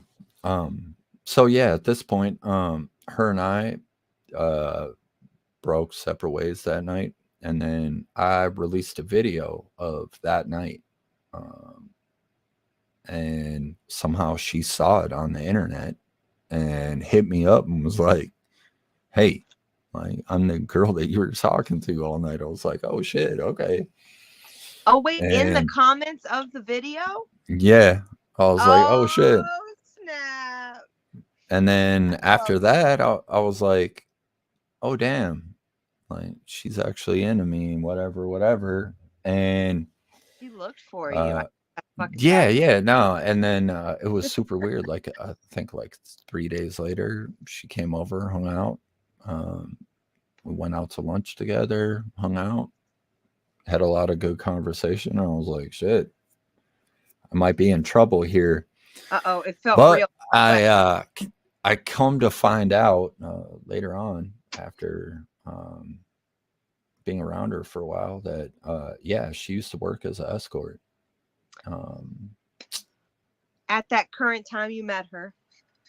Yeah, she was Working. with her Her during gentleman. that time. With her Yep. gentleman. Yep. Mm-hmm. And And was she afraid to tell you? what's that? Was she afraid to tell you when it came Oh, out right. that- Yeah, right when like at first, but then she actually explained like what was going on. And I was like, damn, okay, well. So did you I have know a all lot of that. respect for her in that moment? Because you're like, wow. Oh yeah, no. And Bro, we weren't even shit. like physical with each other at this point or like anything just like that. So it was cool, and I was like, okay, well, shit, we can be cool still. Like, I don't care if you do that. Right. Like, we can still hang out. Was this the first And ever experience, or was you'd met other people in the industry? oh yeah, I've been around. So you were just respectful to, okay, you're in that life. I got it. Yeah. That's so You didn't have to work judgment from you. yeah, so like I think a month down the line, she was just like, "Yeah, I'm over it. Like, I don't want to do none of this anymore. I'm sick of staying with dude and getting treated like shit and all this other stuff." And it's like, Wow. okay, uh, well, we can figure something out. And then I think she moved back in with her mom, and Uh-huh. then after that, uh, kind of just started hanging out with each other, not anything crazy. And 10 years later, 10 years. yeah, She leaves the industry, sees there's a real man that fucking loves her. She was being abused in that situation, you were saying. yeah. I mean, this has got to have caused some, I mean, I would imagine some trauma in a sense because, Oh yeah, she has lots of issues, but and that's not, it's a systemic situation of like when you leave the life or when you are afraid of your safety from leaving the life, depending on mhm. your circumstances, but, and also trusting that you actually fucking love her, I bet. Oh yeah. So Even I you're saying, mean, I mean, I 10 don't years know. That's later, my guess. Correct me if I'm wrong. thick and thin, like Right. she's been with me. I've been to jail. I've been Dude, and she's held down the fort. I've been on house arrest. She's held down the fort. you've been a bad boy with her. That's not good. But Yeah, that's okay. and That's real love. You've proven it. yeah, and like I don't When did know. you Like I don't know what I would have done call really the without her. And now like when did you we have a marry the lady? yeah, and we got married. We have a beautiful house. I mean, life's When you good. finally okay, so when did you actually get married? Is this a new marriage? Yeah, we got married actually June 17th of Last year? last year. Hell yes. After Yeah. 10 years? Or wait, am I Yeah. wrong? Well, Oh, it would have been 8 years at this point. So how year damn before cute is last year. that? Yeah. Oh my gosh. Okay. All right. So and all the positive with all of this, like what have you have learned about life since having her as a partner for 10, it's 10 years now, Oh, right? Am I yeah. wrong? Yeah. So it's 10 years Okay. now. And please give advice to the listeners who are like, what the fuck is you just only I know your mean, circumstances, but hell, be experiences are real. patient with people because she has a lot of issues. I probably have a lot of issues that I don't like talk about or resolve or because I'm a dude, I guess. So I bury shit until it But you blows can't over. solve, let's be honest. But uh no, it's taught me to be patient. She has a lot of problems and I'm just yeah, like I mean, it's got to, just I mean, okay, so you just said, and I'm just going to reiterate for the mhm. listeners who might skip around and find this part. And that's when they come back and like, wait a second, what are we talking about? Well, now I got to skip back. I'm just warming up the chat. If you're just coming in, you must replay this whole video so far. If you're listening on the audio, boy, you got a treat in your ear tonight, and you're not going to be able to go to sleep. It's going to be intense because you're going to hear more and more. But your wife sounds like she went through her own development, like a tiny little tree you would bury and make it grow the best you could with the soil you got. The two of you went through this transition. You've went through good and bad. Did you have moments? Because listen, she is a totally different version of like your mother and all the other stuff. Oh But yeah. the positive is that she's not perfect. You're not dealing with somebody you're having to compete with. You're both independently went through your own hell, and like the partnership side of this. Like, I mean, as a musician, has she been your cheerleader the whole time? And the No. no, No. All right. So yeah, I shouldn't have asked that. Sorry. yeah, so how can I explain this? So yeah, once we got together and Uh-huh. so yeah, basically what happened was yeah, we got an apartment together. We lived Mhm. in a terrible neighborhood. Okay. Uh and then saved up all of our pennies, nickels, and dimes Right. to get out, which we bought this place now. Beautiful little cabin in the Yeah, basement woods. yeah. So yeah, we moved away from where we're at. We have to segue. We have to segue right now because you have to tell about why you moved away.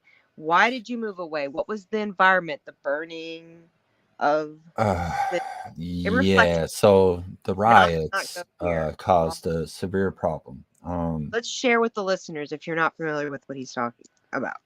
All right, so yeah, George Floyd, after he passed away, my city where I stayed at literally got destroyed in a matter of a couple nights. So things got extremely weird with my neighborhood because I lived in a real diverse type of community, which had a lot of Mexicans, a lot of Asians, a lot of black folk, a lot of white folk. And it wasn't like a breakup or divide. It was kind of like a weird thing where everyone just kind of like stood outside and talked to each other, made sure they were good, and made sure like, okay, well, if they come here and shit starts breaking and stuff's going down, like we're all good, right? Like everyone's gonna just ride it. Like don't burn our shit down, you know? Like you'd never been in a riot before, so that's like a weird trauma response there. Just be like, all right, my neighbors in my close vicinity, as long as they're okay. Yeah. All so right, it's we're kind of not going like to outskirts ourselves. Like, were you like, was the people worried about each other, like bringing, like, no, it was kind of fucked up. Like to be honest with you, it was like right at this point too, like right when the riots cracked off, my friend Matt died right outside the dumpster of our apartment building, got beat to death by two random dudes. I don't know. holy But fuck. yeah, it was like dealing with that, and then all of a sudden the riots happened, and I was like, what the fuck is going on? Like, why is everyone dying all of a sudden? This is all happening like right now. Apocalypse almost. Holy fuck, man. So, you know, Did that and then did you ever what's that? try like did you ever go on the street and try to like get the temperature gauge of what was really going on, or did you watch through the TV with your wife? Well, no, like I could, all my friends like were in Uptown, so it was like Yeah, they were stores getting busted into of like owners that I actually know. I'm like, oh my fuck. god, this is the craziest thing I've ever seen. And You're then seeing like it on having it top. that close was like not okay. Can you And then please like give us what a temperature gauge of what was going on with the civilians, the police, and what the real reality is that people misunderstand? Set the record straight for what you know misunderstood is like what really is real, because I won't speak for you. This is it broke, like everything broke. Like there was no do you think cops police anymore. were part of it? Because I mean, I know what New Orleans was. I know what I experienced from Katrina. I know your situation.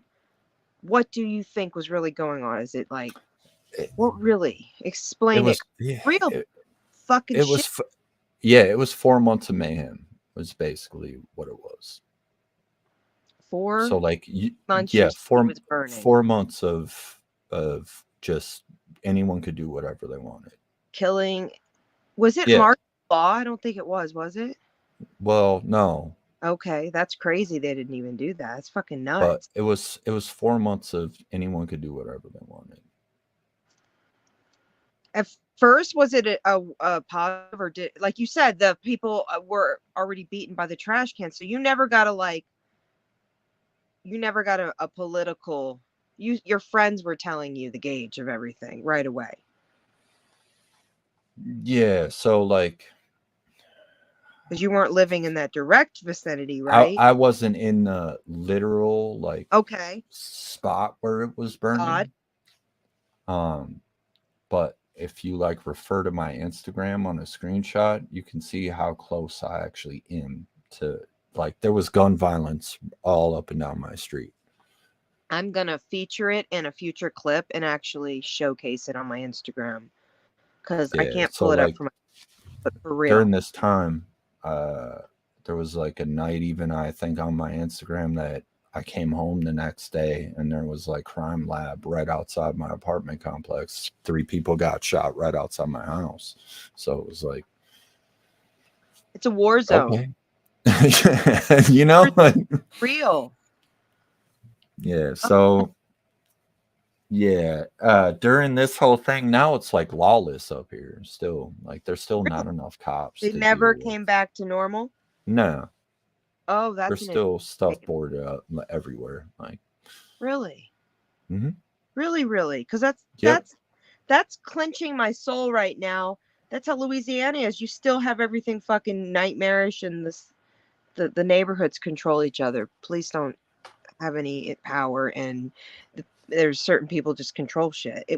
What I have to ask, has the gangs and the situation changed even different? Can you please share the temperature gauge of drugs in the city you've left now, since there's probably a lot of depression there now, so people are like self-loathing and killing themselves because there's fentanyl addiction and shit Yeah, everywhere. so the fentanyl things became a severe issue, like bad. Back then, Yeah, even that's back then. hardcore to say. It was already on the fucking spot. Okay, Yeah. on the car. So yeah, there's still a lot of problems with that. Like, even right now, there's still people obviously taking revenge over people selling bad fentanyl. Huh? Yeah, that's still a huge thing here. Uh-huh. Yeah, because That gun just makes violence in Minnesota has always been a thing. Like, they didn't call it Murderapolis for no reason. So I mean, right. yeah. So Huh. Let me yeah. kind of ask something else too, because you're pro cannabis, are you not, sir? Yeah. And you have had prior conversations with me on other previous lives. I will tag videos that you've featured yourself in. That what do you feel is a positive or negative that it isn't legalized there yet? Because it needs to be in some way capacity. Because now fentanyl's in pills, and do you think cocaine? What do you think's the drugs that are the problem there? I know you can say everything, but let's be real. Well, I mean, cocaine's always been a problem here. But now it's late. So yeah. So now pills, everything else it's hit the wall. But Right. hopefully this next year, there is already, I guess, some ballot that they're trying to get actual recreational marijuana here, which would be cool. Okay. They have made it to the point now where you can get edibles and stuff like that, but Only yeah, only edibles. Is it no oil, tinctures? Oh, I can get oil. Just I nothing can you get can oil. smoke. Yeah. Not allowed to grow in your state? Nope. They'd kick your door in and be a little mad. Yep. Oh, those little bitches. My fucking good gracious. Oh God, we're clipping this. Yeah, that's fucked up, man. That's fucked up. Okay, so where are you in your mind coming from the fruitful valleys of Hawaii and knowing that, yes, meth is a problem out there? Because see, you reference it as what again? What is it called? Crystal there? I don't even know. Oh, It's ice. ice. It's called See, ice. I didn't even know that. I could, when people say they're on dope, I'm like, oh, what are they doing? And they're like, no, they're potheads. Like, they smoke too much weed. That happens here. People do refer to it in Colorado as dope. And I'm like, wait a second. So it confuses me. What is killing your friends and your family? And what is the ultimate drug of choice in your state now that is taking over people's, like, is like spice a problem? Are we dealing with Flocka? Have you heard of that shit? That's new. Yeah. So I have a lot of friends that are in like I said, gang activity. So I still associate with a lot of them, to be honest with you. Right. They're older now. Happening. They don't really do stuff, but a lot of them they drink codeine. Oh. To be honest, a lot of them also Percocet. Hey, those are long-term addictions now. Even like rappers are referring to it now. Yeah. You can't do it. It's a lot of that. Cocaine is so frequent up here and cheap that you can literally just get it wherever. Meth, no, to be honest with you, I don't even know anyone that could even get me meth if I even wanted it. That's interesting to say. We should clap, everybody. See, and that's fucking... heroin either. I haven't seen heroin in my circle of friends. My friends don't do shit like that, to be honest with you. Thank God that. But it is a flourishing thing in the communities of the homeless encampments and band. Boy, I'm gonna link just because I want to put context and maybe they can interview you in the future, because I don't know the name. I'm not going to say it right now, but I've seen a lot of people who have like people that will like almost take drug binges, and they'll leave good communities like where you're at, you know, and come to Minneapolis and fucking drug out for a few months and then go back and get on rehab and come back to the family and do it for a few months and then do it all over again. And it's fentanyl, it's heroin, it's pills, it's even prostitution. It's a hardcore reality that this is, and it's alcohol isn't the issue anymore. Wait, correct me if I'm wrong. Is alcohol the issue in your area too? Like, I mean, the big time problems because of the fact it's cold and it's poor and it's depressing and it's systemic.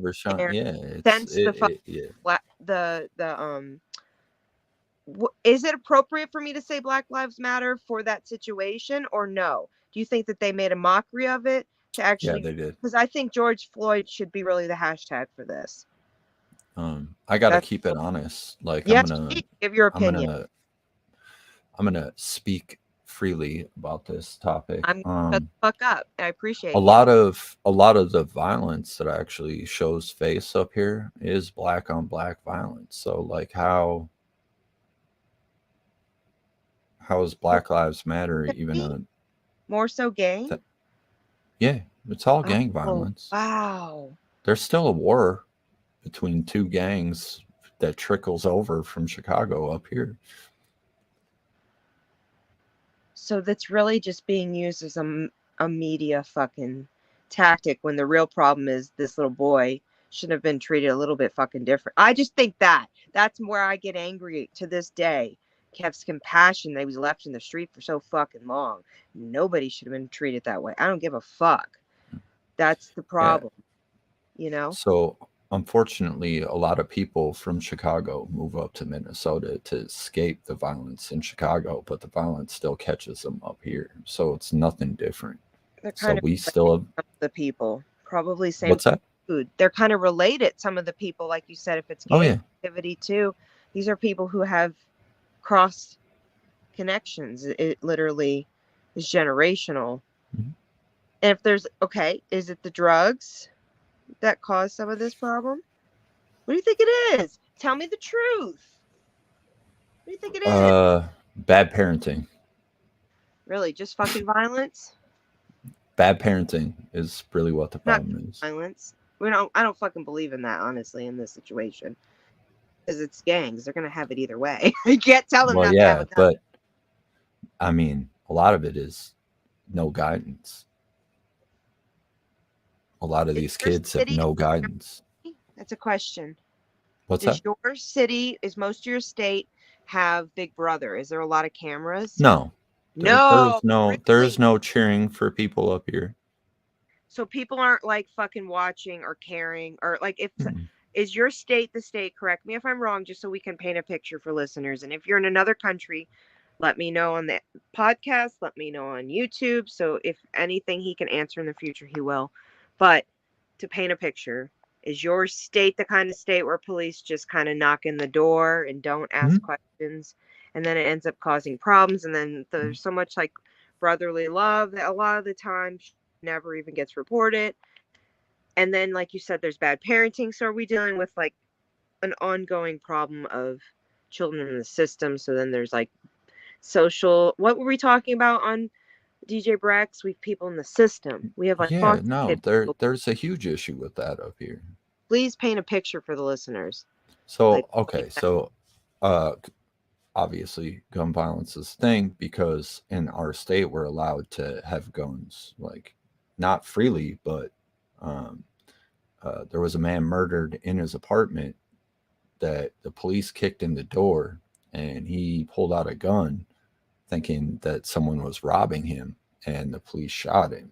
So that's been like things that have been happening up here. There's a lot of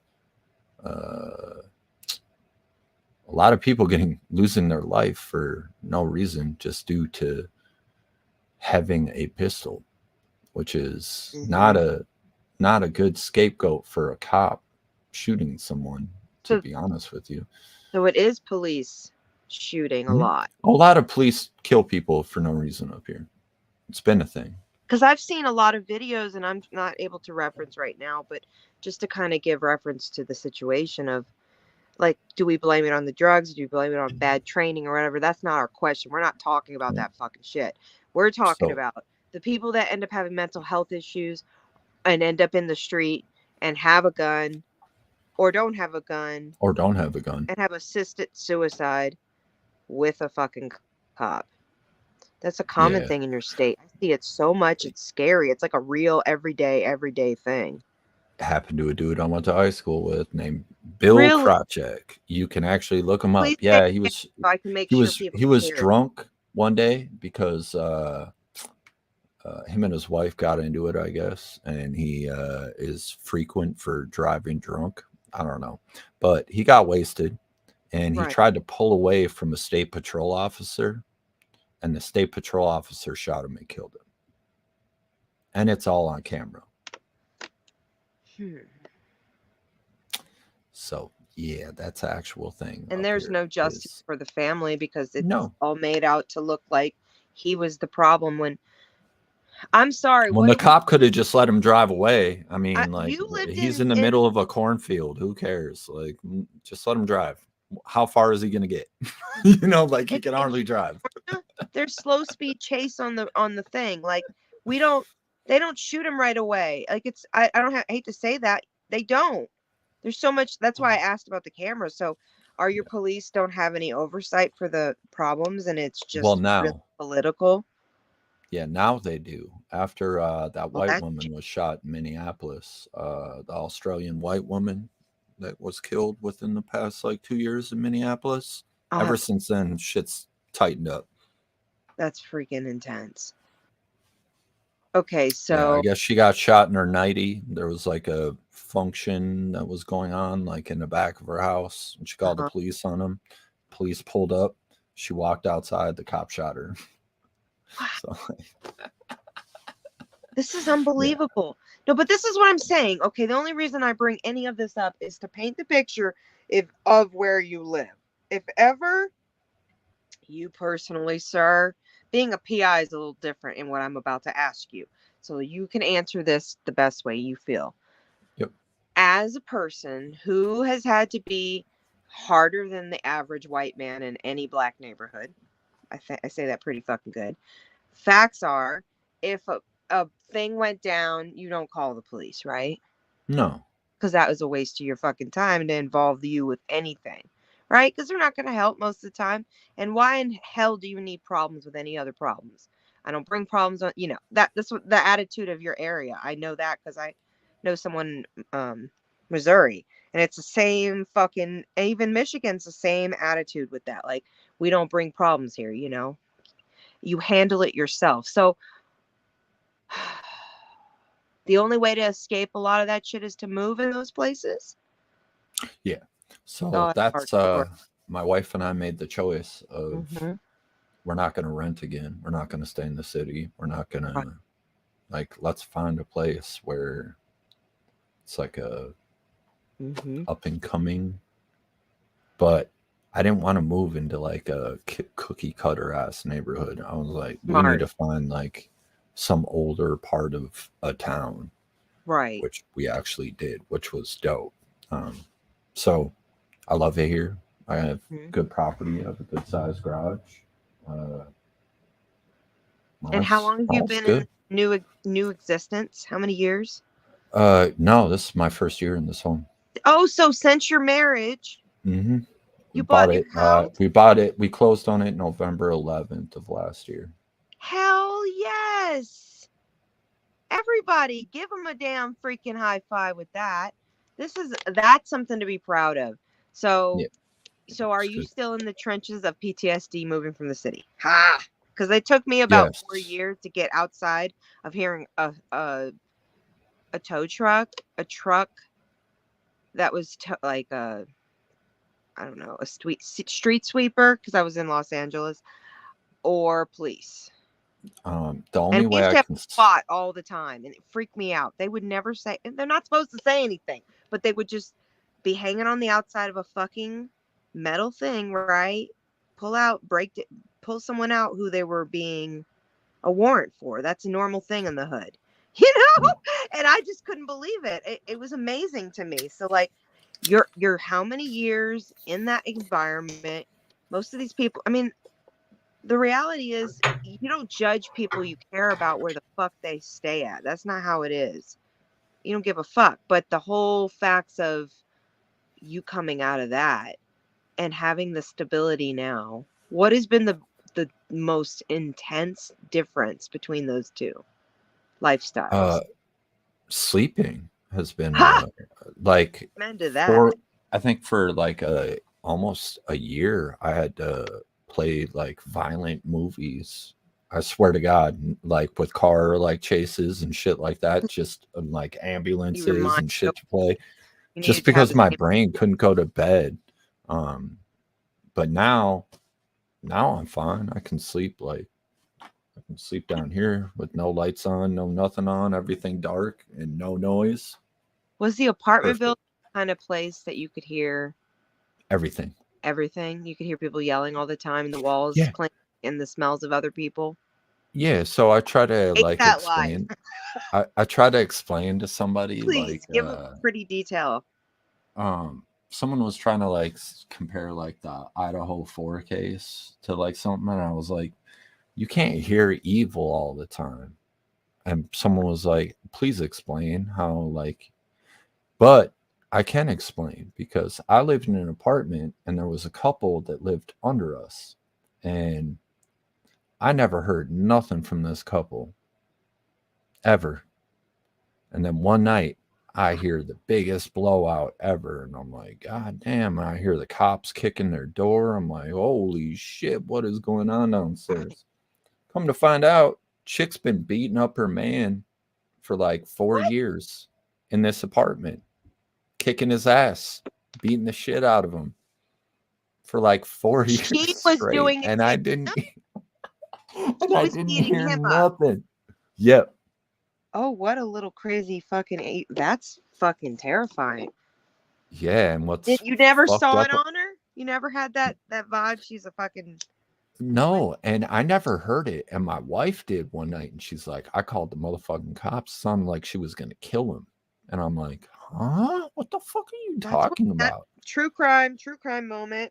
They chop people Like, up. how When did they're I never hear? crazy, they would like cook a man. I'm sorry, I'm gonna say that shit. Yeah.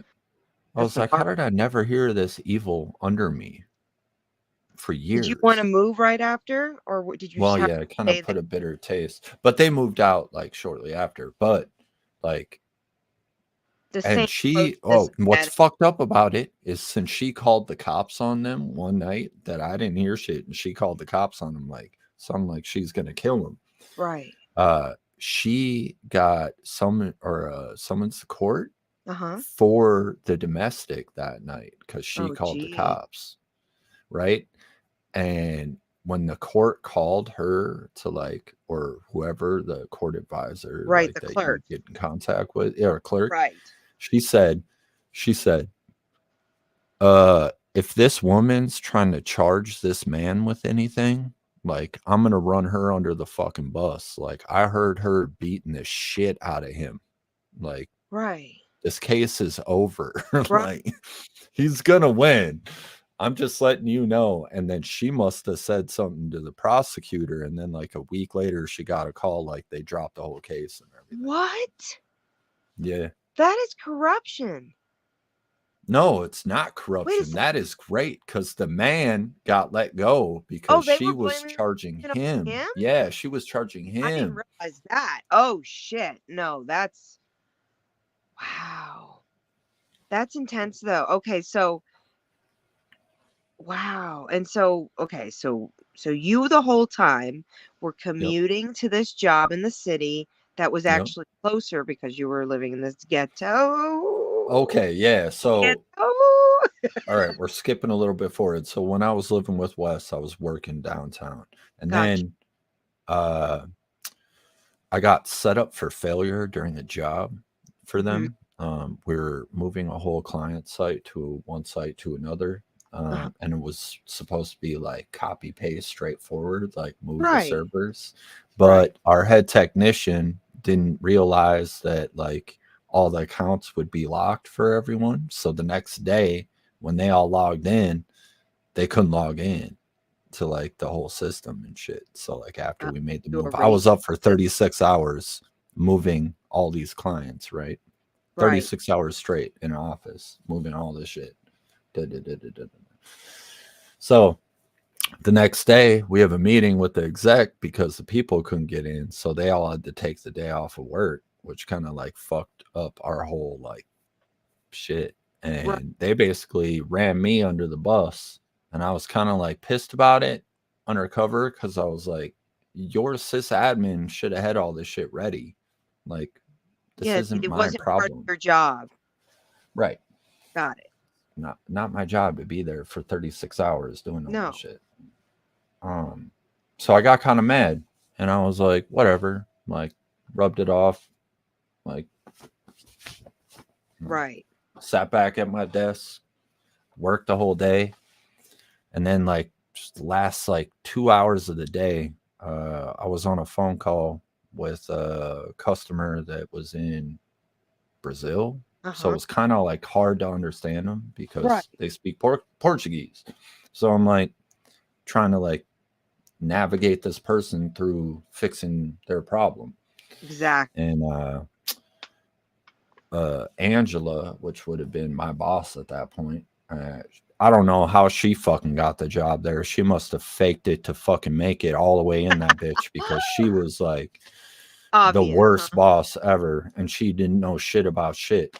So like she's pounding on the glass for my cubicle. Your office. Yes. Yeah.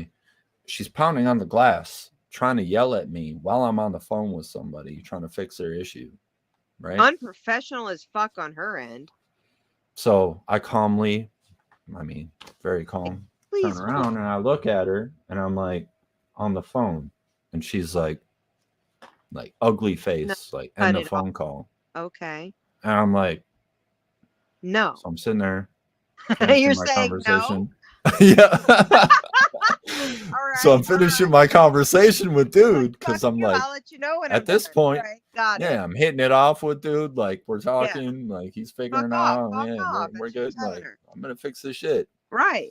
So literally, once the phone call ends, I look back at her, and she was like red in the face, and I remember slamming my laptop head down, grabbing my laptop, putting it in my bag, walked up to her when I opened my cubicle, said, fuck you. Basically, I didn't really say fuck you. I think I said some other shit, like go fuck yourself or something. And right. I started out that bitch and never went back. They called me like multiple times. I just walked out, never went back. And then I decided. Chew you out? What's that?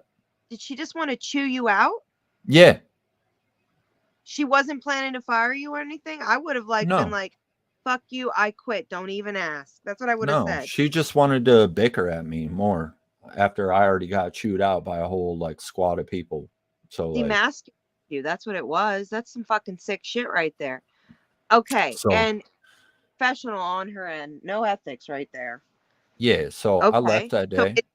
So it changed the course of something. Here we go. Yeah. So I left that day and I realized that I don't need to do that anymore. So for 4 years after that, I worked out of my garage painting cars and rebuilding cars for 4 years straight. Which was cool because my rent was cheap when I lived with Wes, real cheap. and plus all the studio shit going on in the house, You and were being able money. to do car shit was more Yep. than enough to pay my bills. Right. And And you're uh, learning skill on top of that, perfecting well, I it. already had the skill. I had worked on cars like my whole entire life as a kid. Like my uncle taught me like a whole bunch of shit when I was young. Like That's huge for when I your spent dad. a lot of time with him. Taught me everything about guns and cars. So, yeah, I did that, and then yeah, I worked basically under the table for 4 years in stack cash. And Holy then, shit! That taught you like major business right there. yeah, Into fucking hustle, and then networking. You like weren't I in said, the school at whole the time.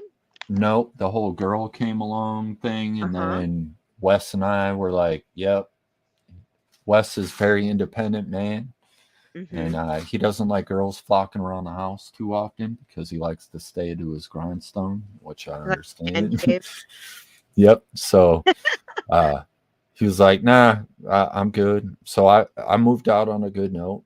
Mm-hmm. So her and I moved into that shitty apartment together after that, and then we bought this, and now coming full circle into things, Please. I guess we can move on from the past Yes. I was gonna. things.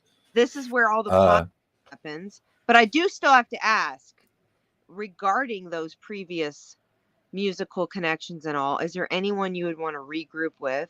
Is there any way that you could remaster those tracks that I will do? Am I allowed on this public forum? It's like signing a document. We're visually agreeing. Can I do some reactions of your awesome stuff in the next 2 months if you're gone? You can do whatever you want. Because I'm I gonna already said that. take shit out of your awesome. Of course, I'll talk over it, but it'll be positive because, like, I want to point out how lyrically, unless there's some things you want to point out specifically, but lyrically, the past music you've done has got to be like, you got to remix it now with your vibes now. So please do share in regards to where you are home wise. Are you going to build this studio up to a new place of glory?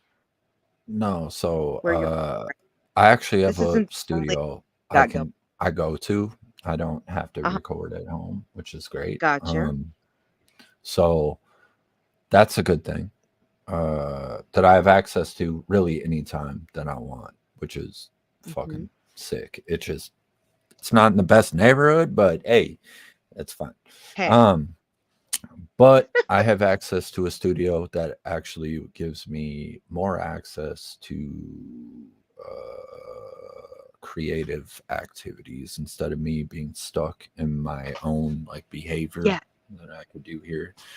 There's plenty of toys and plenty of stuff for me to get out of the way. It is a Logic Studio, so it is a learning curve for me, but I mean, a dot is a dot. You'll figure it out. Oh yeah. So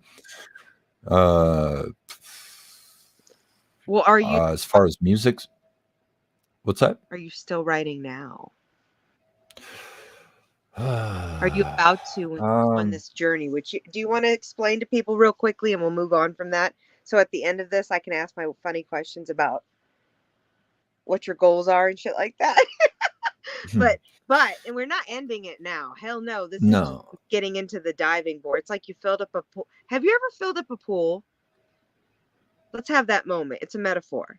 You ever filled up a fucking above ground pool? No. First off, it fucks your fingers up like a mechanic job. Okay. It really does. First off, you hurt yourself a few times. By the time you get it filled up, you get a bill for $400. That's not even you're happy for that. Whatever. You got the water. But it might take like 12 hours. So, like, in this process of the 2 months you're going to be going away, please share with the guests. Okay. So. And all the things. Right, and I'll be right back. I'm here though. No, you're good. Yeah. So start with the why, the when, the how. We did it like that in elementary. First things. Fuck. How do I even go into this?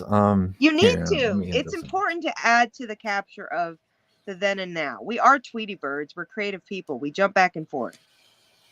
Okay. But this is positive to share.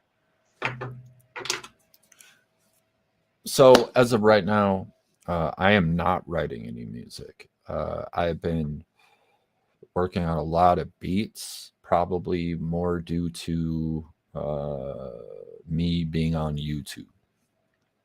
So I can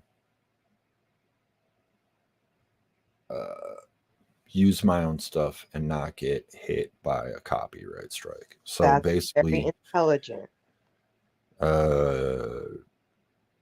I do have other people also working with me. Ross is still around. Yes, the dude that had the whole studio in his basement, the skateboard kid. Yep, I still fuck with him till this day. He makes dope ass music. He also has a sick ass channel that he reviews guns, and I will share that link eventually. But he actually goes all in. He has eye cameras for like the actual, like, he goes into every, he has a quite extensive gun collection, and he is a very good gun reviewer. So for you That's women out fun. there, I will share the hell out of that, this link. yeah, that need a compact pistol that you want to put in your purse, he will review it for you to tell you if it's a good pistol or not. Like, Oh, heck it's that type of guy. yeah. So yeah, Ross is a solid That's ass dude. fabulous. Yeah. So as far as YouTube stuff, I never even thought I would add a YouTube channel in the first place. Never would have thought I would have even been here to even get an interview by anyone, to be honest with you. I Right. thought I was going to live my cold, quiet ass life out here and not doing anything, and then just being the guy in the background, like, oh, I'm going to make this beat for whoever or whatever I want to do.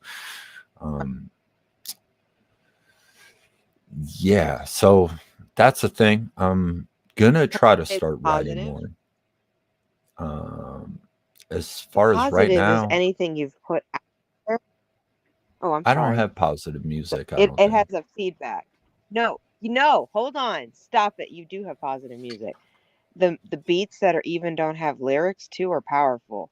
The outro, the intro, I'm gonna link it indefinitely what we talked about here. But ultimately, everything you've put out in the past was not for a mistake. Everything you did with No. your group, even though you were even like doing lives, those are all worth giving some homage to. So I don't think there's anything wrong with you coming on YouTube and this interview and whatever you like. The Twitch, that's something you need to touch on. Like this is, how long have you been doing that? Not long. First off, and what games do you love? These are questions I have. Okay, so Only say, you know, to be just honest saying with it. you, like I said, I've always been into like PC games. I've always been into PC games. Like I said, my stepdad bought a PC way back in the day when they were probably super fucking expensive. And I remember, like, I think it was like Yeah, the first Metro, 900, like the first 2000. Metro game. Like, it was like a top, like almost view, like side view, and it was like super crappy looking. I remember like playing it because I got in a whole bunch of drama one summer. I remember like getting in a fist fight with a bunch of like neighborhood kids at a park, and like I knew like if I was outside during the summer, I'd probably like catch an ass whooping somewhere. So I was like, Stay inside. probably just gonna stay inside for a while. And I remember like the whole summer I like vegged out on this game, and I was like, this is the coolest thing ever. And then You like, play alone mostly? like yeah, I didn't play games like Was after your that. sister I was into like, it? nah. Yeah. My sister, the only game that I remember her playing with me was like on a Super Nintendo or something, like GoldenEye, like back in the And day. your dad wasn't into that stuff? My dad was actually into games. Okay, so was he like M- your friend more like? No, Dad, when you my went out? dad actually likes. My dad's still not my friend. That sucks. To be I'm honest. actually surprised by that. No, my dad I- is like, okay, no, he's my Hold on. friend. Like, I Hold actually on. get Let me along ask with this my the right father. way. Okay. Let me ask this the right Uh, ways because I don't want to misinterpret my question. But it seemed like initially because of your mother's situation, and then to be close to your father because of all the weirdness, and even him sending away, that had to be hard to get really, really close back to him after all that. And then obviously what you're saying now is that kind of stem from it. okay, let's put a happy ending to the parent thing and like No, the it's no past. negativity. No, No no, no. Let's negativity. actually be like a Positive. happy Just ending. need to be Okay. real. So Right. happy ending to everything on the parent side of stuff is my mom Right. has survived cancer twice. Um, she's What kind still of surviving. She has started drinking alcohol again, which is understandable after cancer twice. But course? she was sober for 15 years, something like that. Powerful. So She's a 14, 13, survivor of what 13 type of years. cancer? Cervix Oh my goodness. and That's hardcore. breast. And Yeah, she has breast. both of her breasts removed. My mother had that too. Did she have a mastectomy and a Yeah, reconstruction? yeah. And now she has boobs again, which is tight. No nipples Yes. though, but she's But did happy she with have? them. Hey, that's how my mom was. Hell yeah, she didn't give birth. Never had to wear a bra. Hey, people who are in the survivor community would understand. Was your mom? Yeah, Did she go through radiation and everything else? yeah. She went through radiation. She did Oh the my whole nine. gosh. Was Yeah. she remarried by that point to have the support? No. Or... So my mom actually stayed single during this whole time. That's hardcore. I Yeah, respect it. and That's what my mom. I can so relate. But please and share. I'm gonna mute myself. what's also great about her is she worked this whole time while she had cancer. Oh my god, the treatments and the surgery. She had a good like deal because she actually lived in like a apartment building with like older folks, but it wasn't like an old home. Like people were Mhm. still young that lived there, but Mhm. she worked there too. So she got free rent and she could work at like her own pace while she had cancer. So it was That's kind of so like her huge. vibe because she didn't want to like be the hermit, like, oh, I'm just dealing with my pain and I'm stuck at home. I She understand that. she wanted to like do stuff, which was Has she always been a like a survivor in that yeah. attitude So about like fuck when it, I'll be she was okay? sober during like this whole time was like when Mhm. I like holy crap, she's actually doing it. But Right. she picked up smoking the weed, and I Really? think that pretty much saved her life twice in a row. 100%. Did Yeah. they give her a certain amount of months to live and she survived? No, I think she was canceled from the rap like when she first had breast cancer. So it went to her lymph nodes and everything? Yeah, I think she was Oh my done. God, we have such similar situations. My mom was given 6 months to live and lived 9 because of fucking cancer and Yeah. her My mom's still cannabis. here. So See? Does she use cannabis still? yeah. Yep. Till this day. See? The research has proven that it eats the cancer cells and that it's like an anti-miracle grow, because what cancer really is the miracle grow inside of us that we naturally all have in the DNA. Some have it more than others, but when you use that's been proven to help with cancer cells. So, and like quite literally, do you remember your mom being like bald and all the other things that Oh yeah, I shaved usually her head. Hell yes, sir. You understand. Man, so all the times you've already let your mom go, all the times you had to make peace with the Mm. shit that went down, all the times, oh man, what songs are So related to your mom? Because I know there's got to be some little bit of trenches in there. What oh songs? okay. No, we're not gonna go Sorry, there. I'm not wrong, am I? No, you're My not. intuition's So screaming at. I'm like, shut up. I'll tell him. Holy she's good shit, now. sir. She has an apartment. She has 2 cats. She hangs Okay. out. She actually She's single? lives in the she's dating a guy from high school. So okay, all right. So that other fucked up marriage ended. The guy who beat her and you Yep, wanted to he's slap gone. him silly and he beat you Yeah, instead he's gone. is He gone. can't What a beat me great now. story. Yep. That's a good story. Okay, go on. So yeah, so she's good. She's living her life.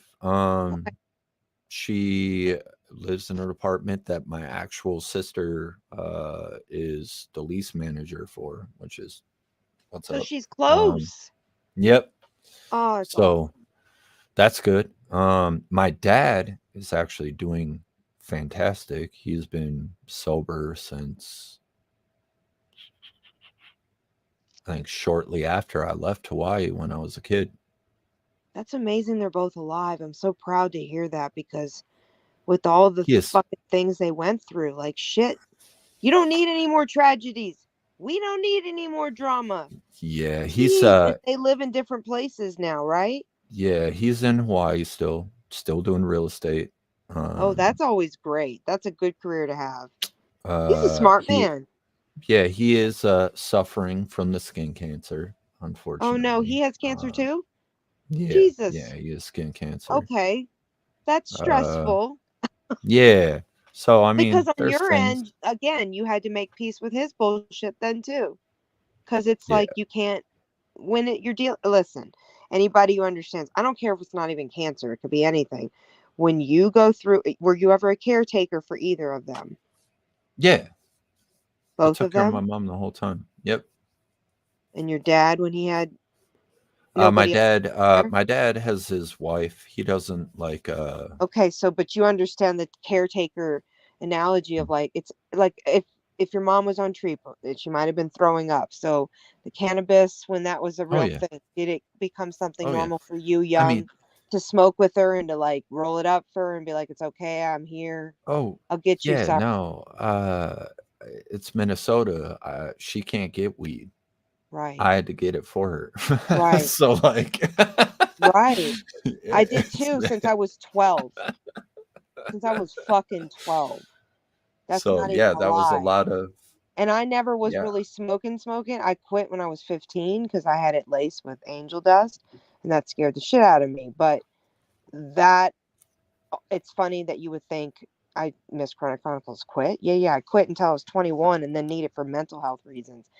Do you wonder if it helps your PTSD and anxiety? Because, dude, there's Mm. no way you can tell me. I've heard you say it publicly. Nope, I might be wrong. I'm not a doctor. But, dude, you are stable as fuck. And Yeah. you're a Libra. You judge yourself before anybody else. You have already Um written it down in your own head, your judgment of whatever the fuck is going on. So I know that the world doesn't bother you in that way, but your own traumas, like losing people and shit, like, are you um spiritual? Are you no. spiritual? No. You're not No. religious. No. Okay. Is anyone else in your family try to indoctrinate you so you've like kind of went through moments No. or no? Uh-uh. Okay, so you're a Uh-uh. free thinker. I like Yeah. this. And your trauma. So how has your wife been the main? There was a lot of weird situations before that though. You've got friends, your Mhm. mom. Have you ever like broken down when you've dealt with your mom's? How long has she been suffering with cancer again? How long? I mean, pretty much Off my and adult on. life. What was the, My what whole was entire adult life, pretty much since I've been 20 years old, she's been dealing since she with it. was 20 years old? Okay. Since I was 20. Got you. And how do you fucking do it, dude? Explain it.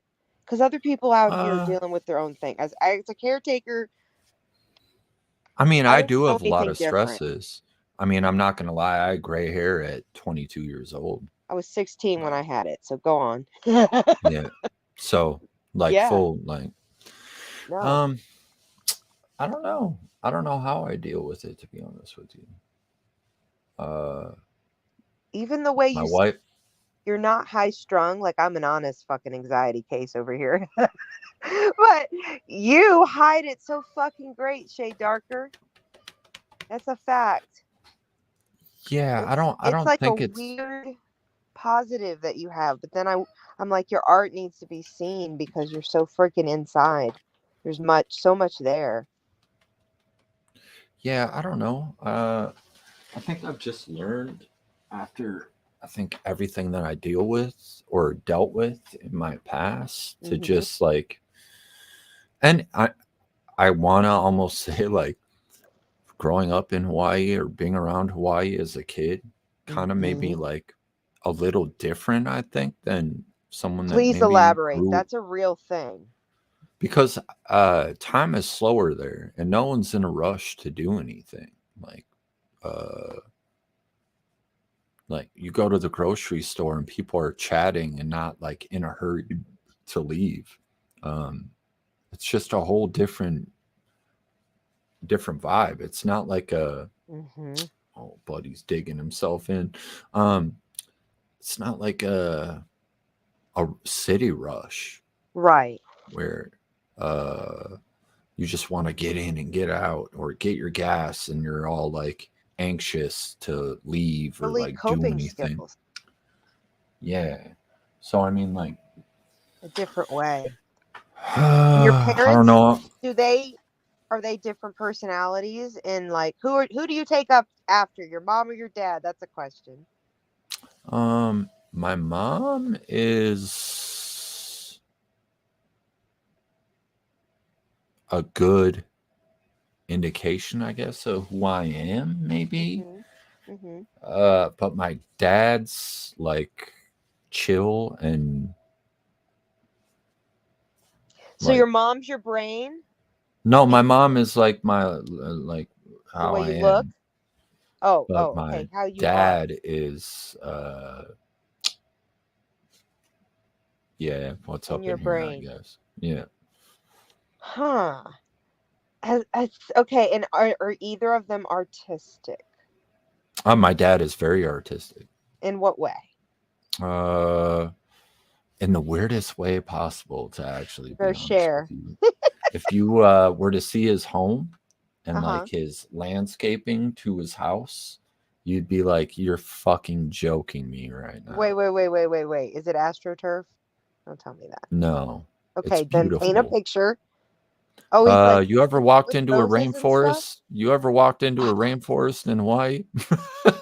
Well, yes. What am I thinking? Why am I Yeah, thinking that's what his AstroTurf? house feels like. There's just I plants was thinking a everywhere. condo and like a fucking glass house. That's what I was thinking. No, this motherfucker lives in like the most beautiful house I've ever seen in my life. Does he Like make I'm you not even strive joking. harder? Is your dad the pusher? No, his wife is actually the pusher. Okay. Do She you she consider goes her like hard. a Oh, for that. Okay, I see what you're saying. Yeah, no, she's good as hell. Like she's the best thing that ever happened to him. I think Like that's that's lovely. part of the reason why he I think got sober. So Uh, he is totally clean. yep. His cancer's gone right now. Yeah, he got some new stuff removed, but yeah, I think he's Okay. good. He's in Uh, remission. Cheers yep. to that one, everybody. And your sister's doing great. We don't need to really elaborate too Yeah, much. oh, yeah, Oh, about go my ahead. sister. Yeah. My sister lives in the hood. Oh, no, no. Right Um, now? Don't say that. yeah, but she In the lives in in the no, she COVID lives times. Jeez, I'm okay, primitive. so I can explain how this works. Yeah, okay, in Please do. Minnesota, I'll shut up. all right, in Minnesota, in North Minneapolis, there's like sections that are okay to live in, and then there's like sections that are not okay to live in. She lives in a section that's beautiful. She probably has like a house that's worth like 650K.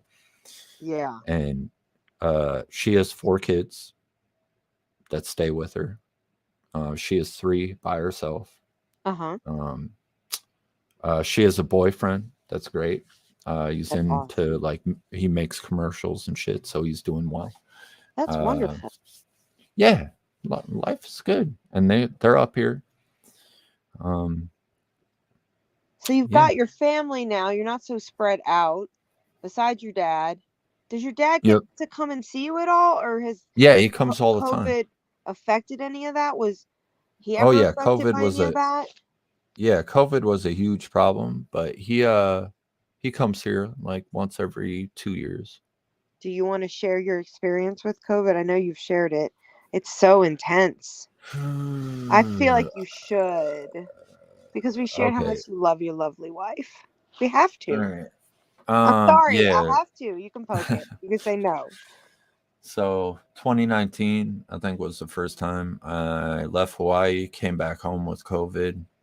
Um, I was laid out for like 7 days straight. Thought I was gonna die. Thankfully, I was smart and stayed in my guest bedroom at the apartment and did not infect my wife because she never got it. Um, Huge. yeah. Made it after that just fine, no COVID. And then once COVID was actually a thing, my wife was actually working as a surgical technician for LASIK Okay. company. Yeah. And she actually got COVID from being at work and then brought it home. And I got it that time.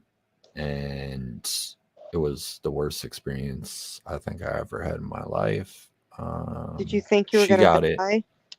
Yeah, there was like one or a couple, well, one or two, I think a couple nights that it was risky because she had completely different symptoms than I did. Oh wow. Hers was like chest, coughing, headache, respiratory, like junk coming out. Right. Me is I just had a massive migraine and I was sick to my stomach for 7 days straight, puking. Ah. Lose a And I lot of weight, literally I'm thought I sure. was, yeah, I lost all my weight. I thought I was going to die, actually, to be honest with you. I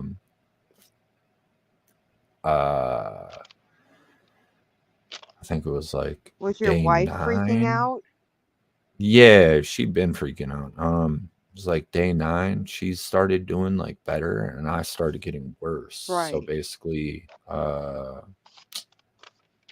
we swapped like symptoms. So she was sick for only like a day with like the stomach like flu feeling. Right. And then I got like full blown chest and like the whole COVID like over again. So I was Did like you guys laid go up to the for like a ER? month. No, hell no. Like I ain't going there unless I'm like really about to think it's a wrap. Right. So I was just kind of like dealing with it. And then it like randomly just like passed, but it was weird because like I had lingering problems after that. Got a blood clot in my leg, Oh like super no. random and weird. Yeah, I couldn't walk like right for like a while and shit was weird. I like went in the shower one morning and I was like, wow, why is my leg so swollen? And I was like, I should probably go to the No, it hospital. wasn't just like I feet finally or went. anything. It was full swollen. Oh no. Yeah, I finally went. That's And terrifying. then dealt with that. And then I Yep. got it again. No. You know what Yeah. should make you do? I'm gonna say it. You need a standing desk, dude. Yeah, I got it again. Oh, we need to get you on a fucking yoga ball and all that bitch. Yep, I got it It's the again, but only it way to wasn't as keep it away, bad. because that's some scary shit. I had strep for 12 months and I ended up buying one of those leg things, like, you know, the squeezer things. I was like, I am gonna fucking end up having this shit. Any little thing, it scared the shit out of me. That's a scary thing to go through. And you're technically, how old are you when it happened? Oh, it wasn't that long ago. Like in your 30s. So you're like going, no. 38. COVID, you can't kill me. And no. You're not fucking gonna give me this blood clot that could kill me or fucking make Yeah. me. God, man. Fuck, So lemon water. that was the thing. And Lemon then water breaks up fucking clots, by the way, people. yeah, Just and saying. then at the same time, Right. which is messed up, before I got it the last time, I went on vacation with my wife to Florida, and my brother was actually in Florida, Right. and he was hospitalized the whole time with a blood clot Jeez. and the same shit. I was like, what the hell? And he made it through. He's good, but he actually had to like get cut open in the whole I like was going to tube in ask his you if you had to stomach have a and surgery because I know nah. there's sometimes medication they give you. Yeah, Other times I had they tell you to thinners. massage your fucking legs and shit. That It's too. scary. Yeah, I had thinners, but Yeah. he was Nobody wants different. that experience ever. But yeah, the third time was different. Like, it made my body hurt. So before, like, there was aches and stuff, but like, I was Right. fucked up for like a week, like, where my body just hurt and my head hurt and everything just hurt, and I was like, what the And when hell was is that? going on with me? This is 3 times you've had it now. Yeah, and that It was makes the me test scared that I positive. did have it, and it's just such a horrible thing because I felt like I was dying. I literally was like, I might not wake up. That's how bad it was. I hope I Yeah, wake up. so I really like, hope I wake up. You know? Shit. now I feel good, like, but it is a thing, and anyone that has ever had the Delta strain of COVID would say with me that's probably the worst experience you're gonna have in your life. I don't see it getting much worse than that. Has it changed you as a human? Have these experiences? Kind of makes you reevaluate things. Yes. That something can kind of just like come out of nowhere and take you like that. Then your Because like walks that I've you had bad released, flus. the walks you Yeah, I've had released on bad flus YouTube where I'm need to keep happening so you don't get any more fucking blood clots. You take those but yeah. fucking walks, you update us, they're health walks. No, bad But flus yeah, are shitty, but throwing up's one thing. If you're not a person that like, if you're not, no. Unless you're a good drinker, that's what I'll say. If you're able to yeah, throw up and like stand, other than that, this shit's no. Nobody wants to fucking have the body chills or the body pain, or like you said, like eating again. I mean that. Wow. And so were you and your wife sick with the COVIDs? The differences together. together. That's my question. Together. Yeah, the whole Always. time. Oh my God, you Yeah. gotta take care of yourself, and one's worse than the other. You're And checking on her, she's checking on you. I, That's rough. most people, I would like to say, like, I heard a lot of relationships didn't work after COVID. Um, ours was just fine. It wasn't nothing different. Right. I mean, the only thing that she got mad about was just hearing me puke nonstop, I think, for 9 days straight or something like that. Did you get to a point where you're like throwing up blood or anything? Or are you just like, where's it No, from? like like everything hurt, but like, Oh God. What is your advice for people who go through COVID? Did you get it to know like right away? Or what do you tell people? oh, I you'll know right away when you have it. You'll know like something ain't right. never got You'll know. pneumonia. Yeah, I have. You did? Hmm. Damn. As a kid. No. I'm saying through this COVID thing. Did you get Oh pneumonia? no. I So you don't probably have any did. long term, you think, or possibly do you Well, think I you do? mean, I still smoke, so I mean, No, I'm talking about since COVID. Have you had long term bullshit? Do you feel like a different person? Everybody I talk to who's had COVID, like that had it more than once, um, says they're like, I got whammed to the point I don't fucking know my body anymore. Like, not the blood clot's probably example of it. That shit's fucking mm, long term systemic COVID bullshit. That is 100% underlined right there. Blood clots, 100%. I don't know. I've always been semi-conscious, I guess, of my Good. health. So like, if something's wrong with me, Right. Like, I'll do your do lungs something hurt about it. No, differently since then? Oh, good. Thank no. fucking God. You don't have that shit. Or headaches? Have Uh, you gotten more of those? wow. It's like No, fatigue. That's the other one. I've heard a friend in Cali. but a lot of She's got I have chronic fatigue now. It sucks. I have a lot of muscle like problems. I feel like We're gonna get you a hot tub. You need a Yeah. hot tub. You need to go in the fucking No, ball, yoke uh, ball, and make that damn music for us. I know you're not doing it at home, but shit, you gotta feel better. a, a lot of In a game. muscle stuff. Right. I mean, I could Well, just account it to being old. Just 'cause I'm fucking no. old now. Well, you are in a colder climate. You're always fucking cold. Is that a fireplace Always behind cold. you Yes, that it you is. have? I think it is. Is it kicked? Is it really kicked? Your fireplace It's kicking. is kicking. I just It's bought some kicking. fucking slippers the other day, and I'm so happy I did. Some house slippers. In our weather, we have to have that shit. Like there's certain things, and all we know about you in the interwebs is that these days. So please fill in the blanks.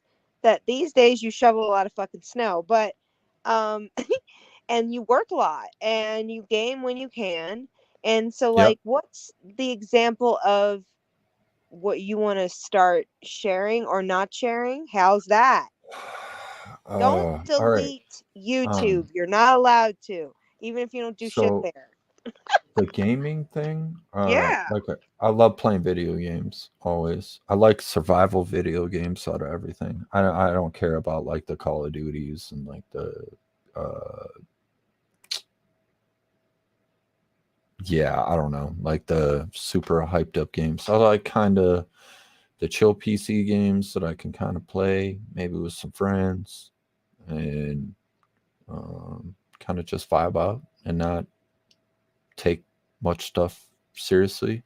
I like Okay. Here's a segue. yeah. I have to say it. You don't take things seriously. So, what was this Bong song featuring SF? Rex? Oh, Fucking okay. Bong. So I can explain. All right. So SF And Rex. I will feature it another time visually, but please explain it so they'll get excited when I link it. Oh, I can explain the hell out of this song. Please. All right. So SF Rex. Let me explain SF Rex. They're two brothers. They are from, well, actually, two brothers and another guy, also named Kyle. They're from San Antonio, Texas, and they came up here for a while. We basically hunkered down, figured out that all was like making the same type of music, and there was That's one fucking night. weird that they came from Texas and they Yeah. came with the Bong song. I'm sorry, I have to say No, that. That's no, some no, funny no. shit. We have other songs together besides a Bong song, but Okay, I like will more link serious those. songs. Yeah, we have more serious songs. The Bong song happened because we're all in a studio, had a dope ass bong in there. Like, I mean, I don't know, probably like a $400 bong or something. Like fucking dope ass bong. Was it pretty and elaborate with its Yeah, glass? yeah. It was like one of those like super dope, like triple percolator Oh like yeah, fucking yeah, like super sick. I was like, yeah, this motherfucker is fired. Yeah. And then during the session at the studio, it broke. It just hit the ground randomly. That's the worst freaking moment. Like Is it that why like the song like it was you on. share it? You share coughing. You share the sound of the bong clanking. Oh my gosh. It was like on like one of the things where like the monitor speaker was, and it was probably like rattling around up there for a while. And then it slowly like worked its way off, and then it just fell on the ground. And all of us looked at each other like,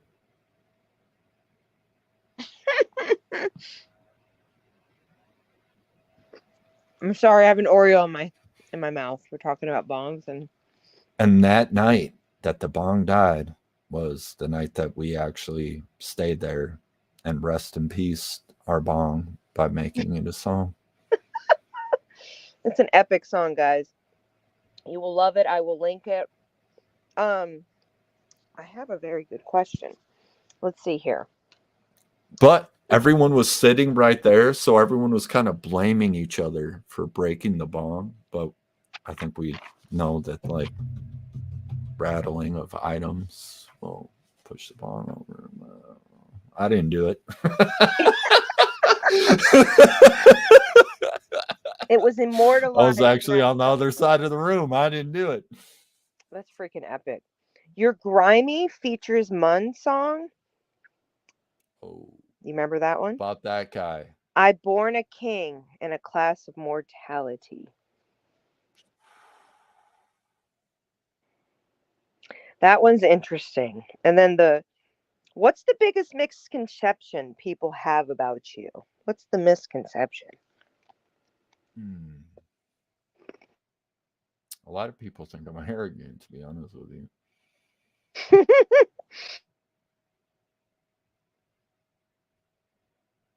You are a man of mystery. But what do people not know about you? Like, what is the misconception? They think one thing. You're not just a geek, I'll say that one. Oh no, I got the biggest damn heart ever. Like, a lot of people might think that I'm just like, I don't know, dead to things, which I kind of am. Because I kind of have to You're be. turned off But from your name. That's what it is. They're judging you by your name. It's not an emo name. no, but I'm actually like, if you actually get to know me, I'm the nicest damn person in the goddamn world. I'll talk to you about anything. If you ever need to fucking throw shit at somebody, You gotta go follow I him. probably have dealt with it in my time. So I mean, like, shit, I'm down to talk to Follow whoever. him on Twitch, and you can ask him questions in the comments and get to know him even more. He his random self building shit, like he says. You like to build your shit, right? And No, I don't like any of the the games, social I don't media. even understand them. I like watching. I'm so fine with being in the You background. watch them? You I do. actually watch them? I do, Okay. 100%. Okay. I usually am Okay. doing things. You get me like doing my dishes. Thank you for that. My kid thanks you for that. And he's like, "What are you watching?" And I'm like, "Nothing." But still, he kind of watches it. So, it's not bad. It's family friendly. No. Oh yeah, but the video game stuff. Yeah, no, I love it. I like playing them. I like escaping from reality. And now that I have like a place that I don't have to talk to anyone if I don't want to. I don't have to pick up my phone. I don't have to do Right. anything. I don't have to. I'm just here. I don't have to go to work if I don't want to. I can Right. be. It's quite different than what I was dealing with before. Once I hit my later 30s, I've realized life's too short to deal with dumb shit. Completely. You're your own And boss because you didn't want to fucking deal with that lady yelling at you ever again. oh yeah, no, I work for a company still, but ain't no one yelling at me No, like so I'm that saying, but ever like again. you're your own boss. You're not an underman in that way. No. Like no, I don't mean literal, but you make music when it's on your set time. Mhm. You focus on what feels right in that moment. He will support you guys if you are making great things. He will fucking duck out if you're a waste of his time. That's what he's saying in the nicest way. And ultimately, like, you don't use YouTube to make yourself buy your bread. You don't use it for the gaming channel. You use it, actually, I'm going to call you out. You use it for fucking self-promoting a vlog channel, technically, with Well, small vlogs. And that's like a docu-series that can roll into you really like showing yourself producing in the studio or writing down a beat or just any of that. I hope you do share that, because I know you're telling us, and maybe I misunderstood, but your wife does not support the energy of that. Could you just be online with it, or she doesn't want you to? So this is a one-time shot. If you want to support the music he's put out there, he's basically saying, fucking help him out. I got to work on that in my own time. She That's what doesn't I'm want saying. He's got to work to. with the lady in the house right now so that he can. I wish you could collab with her. I mean, make it all work. Should be the face of your Yeah. awesome. No, So but go ahead. Sorry. yeah, no, actually wanted to actually touch on the Twitch and the YouTube. Please do. Please I touch. might actually just take a good hiatus probably from all of it real quick. Mm-hmm. Just I have a lot of stress right now, so I'm like, it is a good little escape, but I think I need to kind of just prioritize on my real life real quick Mm-hmm. before I duck out this mug. So yeah, Right. if anyone actually how can I explain this? You should follow, but don't expect shit. That's is that the kindest way to say it? Let him come on his own terms. Well, we're already telling you that. But you are a Libra, so you're a chameleon. So you'll come when you're ready, and you present yeah. when it's time. Ultimately, So I'm gonna say this: you put yourself out there by coming on this podcast for people to at least see us react to your shit. So we're gonna be positively sharing and motivating you, whether you come back or not. Maybe in 2 or 3 fucking years you'll put something out. Who knows? But I would hope well, so. we'll see. I'm still waiting back to hear if I'm actually actually leaving. Okay, because I walked away. I wasn't sure if I missed that. My God. Yeah, no, I Please didn't share inform us that. all. How can I explain this? So obviously, I like the animals.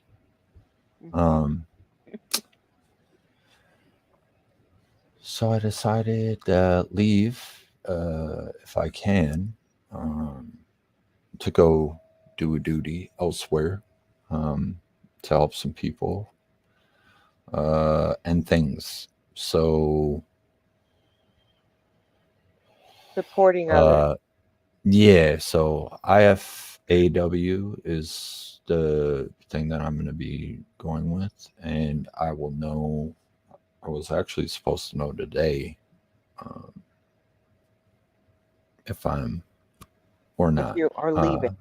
Yeah, Internationally leaving, yes. yeah.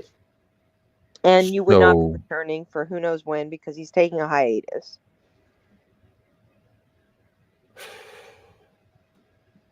the Are you gonna idea let him was, know? well, the idea is 2 months, but I Okay. might not be able to stay even that long. So Mm-hmm. we'll see.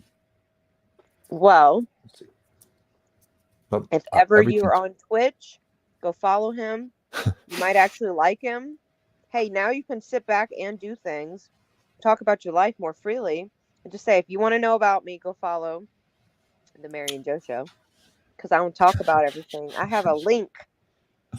My mouth can't do it all day. It goes numb. Doesn't that how it works? How does that yeah, feedback? but I haven't had like good sleep. I'm just like, bah. So Mm-hmm. that's a fun thing. If you've ever had to deal with that, like your first day of high school, Mm-hmm. that's been like for like 2 months straight. That's Maybe called 3. parenting for my life. I was saying the other day, it's like communicating with an alien. I love my son, but he's communicating with someone who doesn't speak until he's like 4 years old, is communicating with an alien. So, Okay, right? so Being a what parent. else do we Yeah. what else do we got? What else do we got? What are we We got, digging? okay, sorry. We got on a tangent there. All right. So, We went on. these are good. This is good. Hold on. Where am I going? That is a funky ass song. I Ooh. like that song, but that is like that is a great funky great song. Funky. Keyboard is all the Okay. way.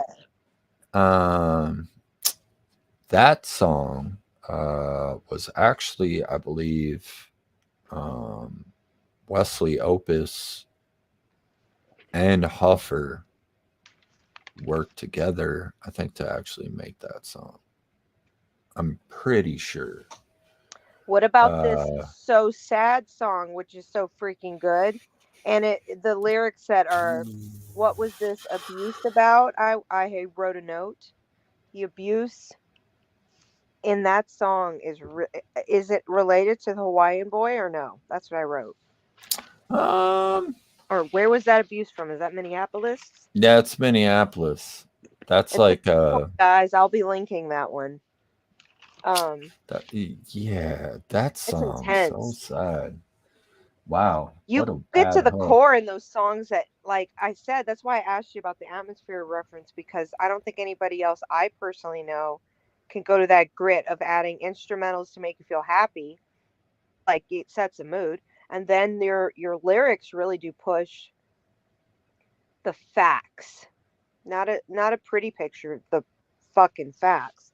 Like the references. I think it's the same song that talked about um the chlamydia transfer and all that other shit. Oh my god. Intense though. I mean, that's fuck, man. I don't even think that. Yeah, maybe Eminem would go there. He's from that Uh, neck of the wood, is he not? yeah, he's close. It's on a totally Not different funny. version, right? Okay, sorry. Um, I, yeah, so sad. Wow. so That sad. song. That was I think I wrote that after I was at a party, I think, Hmm. and I got hit on by a bunch of uh, You like realize, this is bad type people, like you uh were talking to the fellow brother that would have understood that moment where it was like, please don't talk to me. I'm being nice to you, as nice as I can be. like And then I'm you just tell her here, all those things. just here, like trying to have a good time. Like you don't Mhm. like that was like how do I explain like I think it said some lyrics about like your face looks like it's been like powder coated like Yes, powder I like think you straight did. And you said like your like you face ain't must have even a put your real face face. in the Coke, something like that. Oh It was God, really good, that actually. Like that's a good reference. Like you use the Coke to put your powder on. Okay, so it was Midtro. What was that one? Great instrumental track. Quite literally brings you on like a little moment. You have so many of the 1960s flares in your tracks. There's even some Santana, so you go a little 70s and 80s with his yeah. instrumentals, but All right, so you're pretty yeah, impressive with that. I'm sorry if I'm taking you down the rabbit hole. no, you're good. Metro. Mhm. Uh, like I said, Huffer is a dude from Memphis, Tennessee. Mhm. He moved up to Minnesota. So Texas, Cause Memphis, Tennessee, yeah, California, and what's the other yeah. influence? Hawaii. Chattanooga, Tennessee. Okay. Um, That's some spicy right there. That's like a yeah. gumbo. So West is from Chattanooga, so Okay. he likes that South shit, and that's why we all like fuck with that weird, Saucy like crate jazz. digging Southern. Actually, it I don't know. does have that salt. I was going to say it has Kansas kind of like soulfulness, like It's some of the plantation stuff. soulfulness. Yeah. So And like then, go ahead. Sorry. Huffer, um, being from Memphis, I mean he skated. I randomly met him at a skate park. Like I'm not even gonna lie. Like skating after work one day, and Were he's you like, just like, what "Oh do you do? And he's like, I make, or what, how did that happen? no!" Like like he chilled for a while. I didn't even know he made music. To be honest with you, like he That's just like straight. adorable. Sorry. I don't mean to use those Yeah. words, but he just, you guys had interest, became friends, and decided to collaborate. Yeah, and he was like a bigger dude. Like he was big and like heavy set, but he could like skate his ass off. He was just a bigger dude, and I was like, "Damn, this motherfucker just like kills shit." So I was like, "Fuck, let's fuck with him," because Hmm. like I was already skating like with a group of kids and making music, all of us at the same time. Hmm. I was like, "Oh, let's hang out with this motherfucker." Ended up like shit. He was cool as hell. Like pulled up at his house, and I'm not even joking. Like he just moved, and he had an entire like what 12 and a half foot U-Haul truck filled with vinyl. Wow. And I was like, this motherfucker is actually like on some shit. He's And serious. like, Yeah. Yeah. yeah, it was like I've never seen like somebody just like, yeah, I'm here from Tennessee and I got a whole fucking truck filled with vinyl. Like, like who has that shit? Is And he like, a reference to also the Pen and the Pad song? Because that had some saucy too. Or this is totally different. Pen and no, Pad is my Pen and favorite. I said Pad you was go made. through Pen another. and Pad was made by Kyle from SFRX. Oh man. That one, try to give a good taste to the people if you could. I'm getting a cup of ice cream. Don't judge me. How can I explain that? That was I'm like gonna. during a time where like our government kind of like uh was during like right after 9/11, I Oh, think. okay. Like that type of vibe was like not after Lingering. it, but like a couple years where you felt like Right. uncomfortable, where everyone was like listening into what the hell you're doing. So That's like, the same one that talks about the government and the yeah, yeah, the people are golfing yeah. while When they're everybody's either going golfing. golfing or going fishing. And So that that was one. you basically say, I'll tell you the truth when nobody else will, in so many words, and that is that the same song that talks about the truth is the homeless they sell their body parts. Hmm. Is that the same song? It's so fucking It might not be. from No. beginning to end. That song is it's good. Oh, that's the That's one. That's a different I'm gonna song. put it on TikTok for you, sir. That's a different song with a wire sample, I think, on it. So you might want to be So careful about good. that. Okay, well, we'll figure it out. Trial and error. No, but holy crap. Let's see here. It was I'm looking for the note for that one particularly. Do you want to talk about any of the equipment that you Oh no, we didn't Oh want to talk about yeah, that. no, Unless you we can want to. actually, yeah, we can actually like break down like how a lot of stuff was actually made, to be honest with you. Right. Since obviously I had multiple people helping during this fiasco. Um a lot of our stuff, to be honest with you, was like random days that we'd skate, meet up, go hang Right. out, go make some stuff at somebody else's house. Wouldn't get finished. Somebody would be like, "Hey, send me this," and I'm not even gonna lie. Like, Right. if it wasn't for like Dropbox or Google Drive, like I during that time, understand that.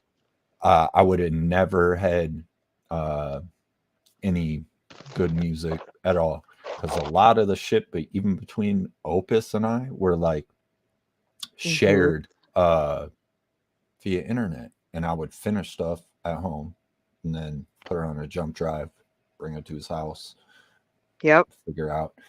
And then the learning curve started happening because his studio went full Logic, and then Huffer and I were still both on Pro Tools, so we had to figure out a way to like bounce out the tracks properly at perfect timing, get all the tracks separated. Like, it can take a long ass fun. time to get all the instruments and shit to load up. Oh yeah, oh Or yeah. even So put like on a drive.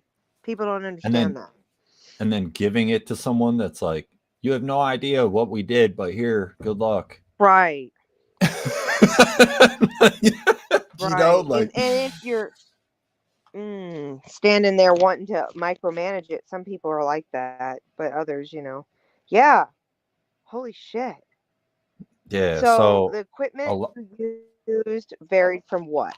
Do you remember?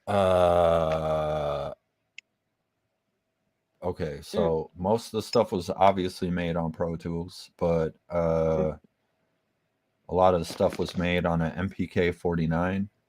And I think the MPK 1100, which was the full set keyboard with the pads. 1100. I did find the MPK. Those things, I might actually be using your same setup. You're very smart. So we both use both of those just because like you have pad access on top of the keyboard. And then a lot of the stuff actually was made in Reason too. Like, Oh, yeah. So like I use Reason a lot back then, and a lot of the stuff is in either Reason it was made in, or it was actually made in FL Studio. Uh,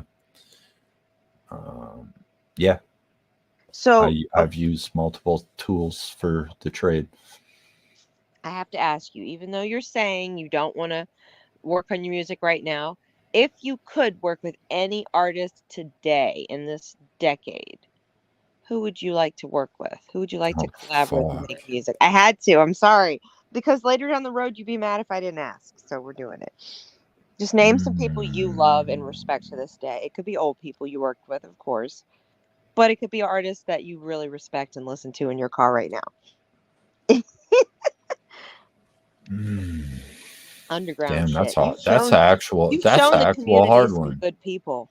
Hey, it's not going to hurt you. It only help you. You want to respect them. You never know. You go to a show and they're like, I know Damn, you. how could I actually like state this properly? Here, I'll let Because you come to be back to that. honest I'll with put a you, big heart on it. no, to be honest with you, like 100%, like Right.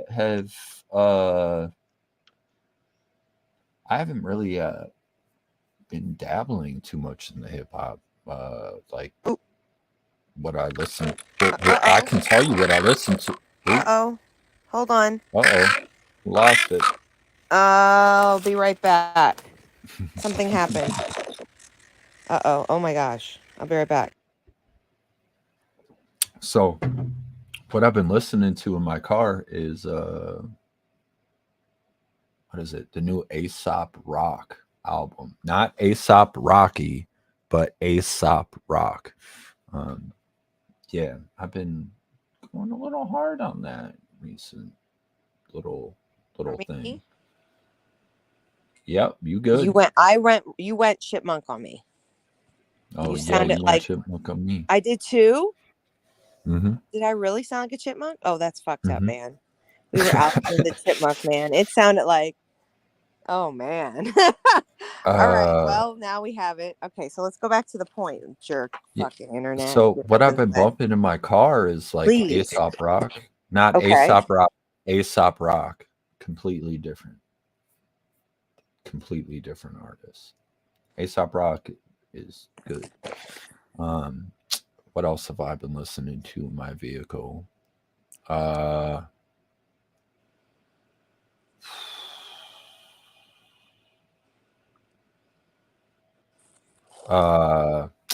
Evidence from Dilated Pupils. Dilated Pupils. There you go. Yeah. I fuck with his music quite a bit, actually. Evidence is dope. What else have I been listening to? Oh, shit.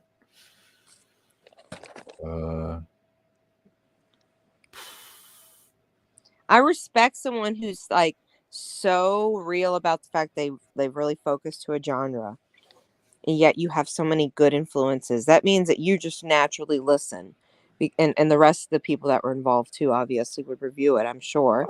Yeah. But Yeah. like the No, ultimate of that is really unique. Like Led Zeppelin's the only one who I don't think they really used. Pink Floyd's the one who used a lot of over the Moogs and stuff like that, and the over in studio production. So that had jazziness to it, like horns and whatnot. I mean, I listen to like other shit. Like I'm a huge like Jefferson Airplane. I listen to like vinyl and shit. Like I'm not that's a like good fucking suggestion. People don't think about like that's almost folk a little too. Like I'm not a slouch. I got a pretty decent little vinyl collection myself. Okay, you do like your records. Yeah. You and Insanity Reacts have a little something in common with that because he's just as much into the records, but like that's something. Okay, so do you never DJ'd? No. You just okay, so that is your secret talent. That you just have good music fucking collection. That's your wonder people don't know. Nah, holy crap. like I even like old rap, like the old shit, like good, like the actual good rap, like the old Scarface albums and shit like that, like on vinyl. Oof. They just Don't hit ever get rid different. of that shit. These are all coming back for real. Like, I don't know. I think I'm just I'm kind of everywhere with my music choices. Mhm. I don't know. Were you ever recording things on a tape player? Tape? Yeah, hell yeah, I was. You're from that generation. I love Yeah, it, Mr. 82. yeah, That's awesome. yeah, Because hell yeah. I from was. this That's early the first thing on, I ever recorded on. Not I even love it. joking. I It's a love it. fucking tape. I found the quote from Pen and Paper Remix, and it was this: "Pave the tolls, drive the toll." Or no, I've paved the tolls, right? Yeah.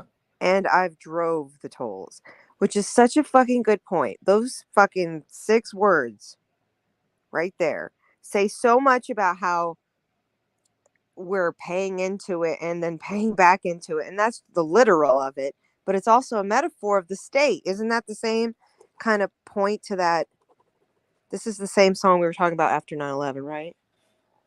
Yeah. I'm So sorry I had to yeah. bring it up. When It's political, when but you it's pay also tolls, metaphorical. Yeah. yeah, when you pay tolls, you're kind of like paying your way into something, right? So you're like paying your way into like a free way to like get. So as I pay the tolls, I drive the roads. Like Mm-hmm.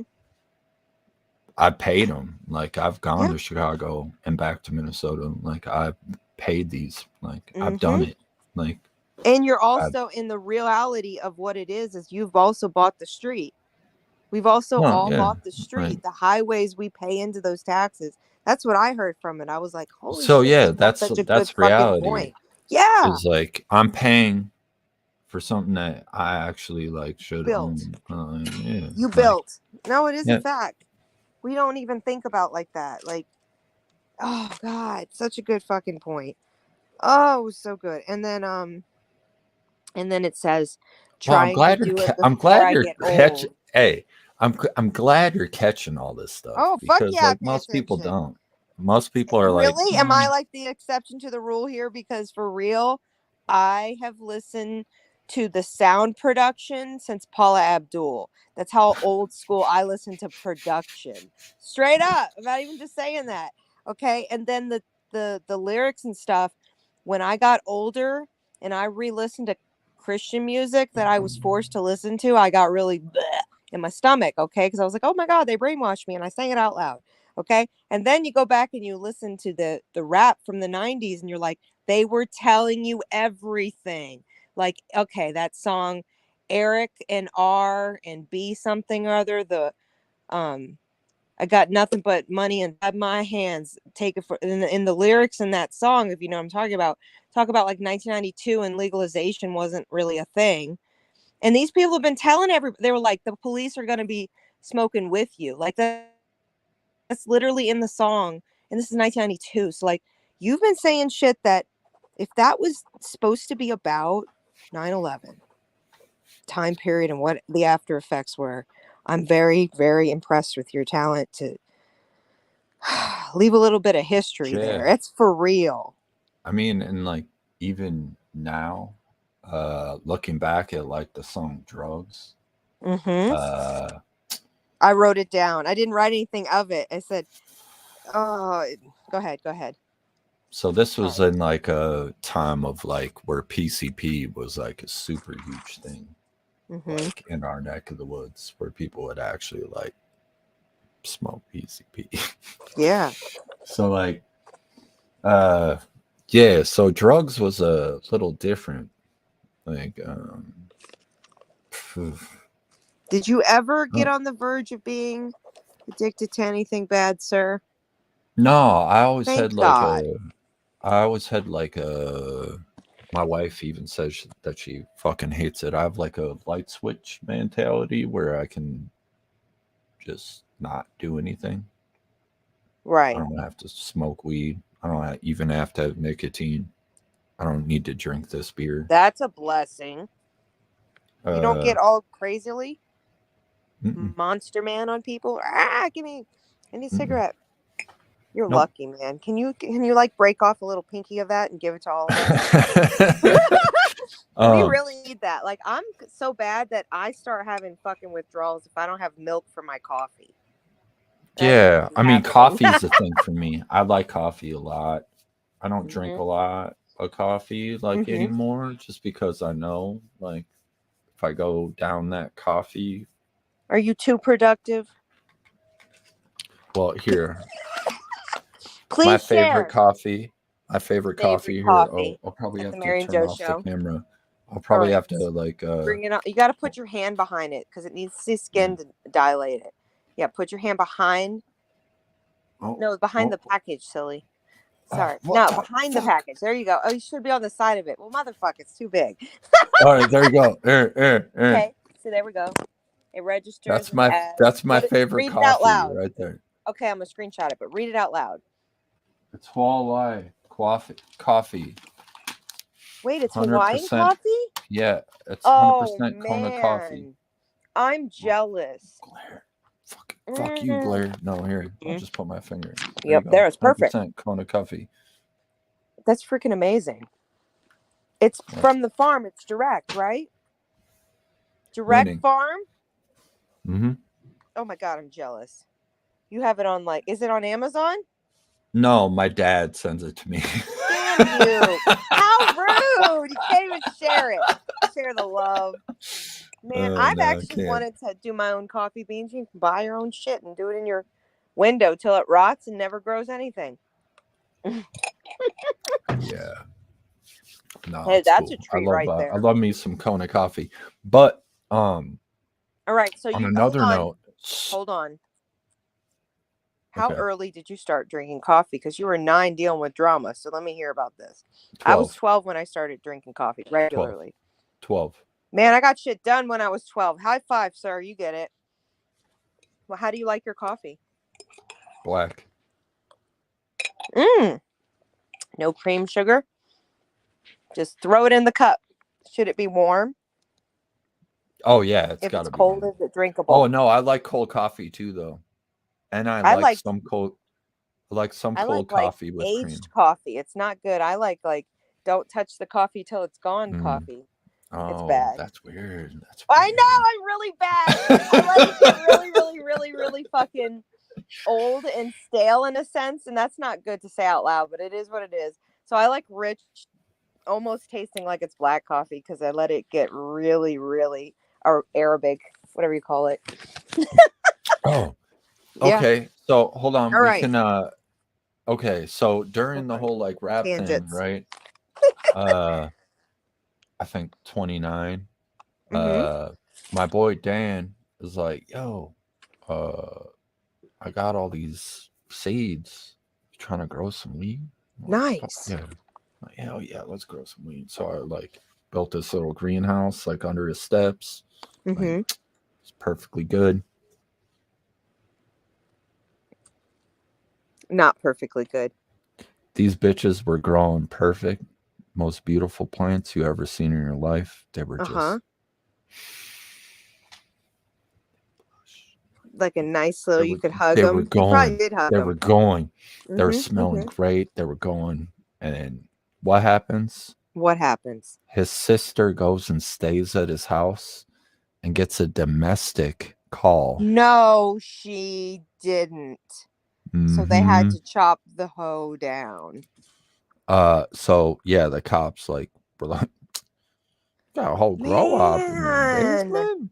Wait a What second. did they Was do? it growing in the gutter, or did you guys have it? Because you know what I mean. The side of the house, they really thrive strangely.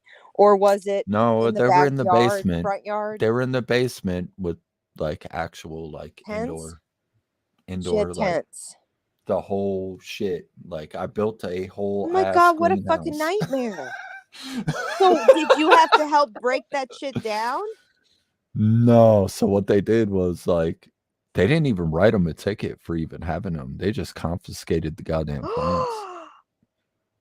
Oh, they literally took fuckers. all. Yeah, they literally took all of them outside. You can't do anything about it, too. That's some shit. And they left all the pots in the front of the house. Sad and depressed. No, this is what I'm saying. When it finally becomes legal, recreational especially, people who have had those horrible experiences they're gonna go through their moments too. Like, are we really able to grow? You know? So that was the thing for me. Kind of depressed me a little bit. Is that the only I'm all time you've for ever it. grown? No, I've no, That's beautiful. no. You got to share with the world when it's legal, so that Oh, tell them I'll Shay do it again. Darkers. Don't You got to do worry. some I cannabis got hella songs. space back here. You I got hella should. And space. and honestly, we mean more trees that are. I have your exact same tree in the back. I always am like, hi tree, because it looks just like my tree in your screen. What my? Yeah, all the fucking time. That tree right there looks like just my tree in my house, right too. It's real or fake? That one? Yeah. Fake as fuck. You think I a love tree's it. gonna Isn't it survive down here? It makes me happy. It makes me happy. I love my fake tree. People were like, don't start doing all that. I'm like, no, you don't understand it. So every time I see shades, I'm like, look at us. I love that fucking. Yeah. I don't know. I just think of a tree. You just gotta have some plant. It's a metaphor, guys. It's not. He would have. Yeah. Anyway, I mean, it would die. There's no luck. Hey, I'm going to, at some point in my life, when my son's not living in my house, he's an adult, I'll be like the crazy grandma, real shit, who will have like hemp trees inside growing house plants. I'm not afraid. I'm fucking not playing. Actually, I have a whole nother like room on this other side that my wife and I were talking about. Like, once this shit becomes legal, I'm just gonna start growing this shit. Well, you want to, because I mean, in general, now it's got to be scary to buy because there's random shit out there. Nah, but like, I'm just happy to hear that your state is being smart enough to like reconsider it. But Michigan's not far from you and stuff like that. Those states are really doing smart things. Like, come on, get with it. Oh yeah. Fucking ridiculous. Michigan's been on it for a minute. They're really smart about their policies. Yeah. It's crazy. I don't remember. You're gonna have to stay tuned. I know you'll be watching some of us on YouTube. Even if you do, you're gonna keep us posted if you're leaving town. That's for sure. Yeah. On that note, yeah, I should know probably in the next couple. If I don't hear anything by the 15th, I cannot leave. Because if you cannot leave and you're still going to come on to YouTube and hang out with some of us, you're more than welcome to elaborate on some of these topics. Like even what's the song I just saw too, right? The My Girl, I think it is. Hold on. About a Girl. Oh yeah. About a Girl. Shut up. That's not the same one though. About the girl in the freaking room. That's a totally different song, right? I'm not wrong. Mm-hmm. So can you talk about a girl or no? That was a rough time in my life. Is that the girl that was abusive? No. Mm-mm. Oh, she didn't deserve a song. Good. Before. Okay. Mm-mm. Well, whatever you feel comfortable sharing, no disrespect to that. Because it's a beautiful song. I will be featuring it as well in a link. You should check it out, people. And you can download his album. Yeah, they're all downloadable. Y'all can get the mixtapes and the whole other. The mixtapes, okay. Well, I'll talk about a Girl, but About a Girl was like the most like depressing shit I think I ever like dealt with when I actually saw a real side of like how a woman can destroy you. Mm-hmm. And not like talking down on women or anything, but like how you can just be a vulnerable ass dude, basically, and care about things that might not be as valuable to that person. So, yeah. God, you're digging deep. I gotta like remember even these things from this long ago. It has a lot of power to that song for real. That was the wrong time. The beat for it, not intended, I think, for that song. Because I think About a Girl was actually on the last track of the TV album, and I redid About a Girl. Yeah, this is the remix one I wrote down initially. Yeah, I think so. and it's a heavy jazz theme to it, and it's got like the best production. The lyrics are just fucking out of this world. Like that's the only thing I can really place on it. And it rolls right into the pen and the paper energy. When I was reviewing that one, I was like, holy shit, like that whole album's insane in a good way. Yeah, I don't know. A lot of people what's funny about that you say that, a lot of people thought TV was better than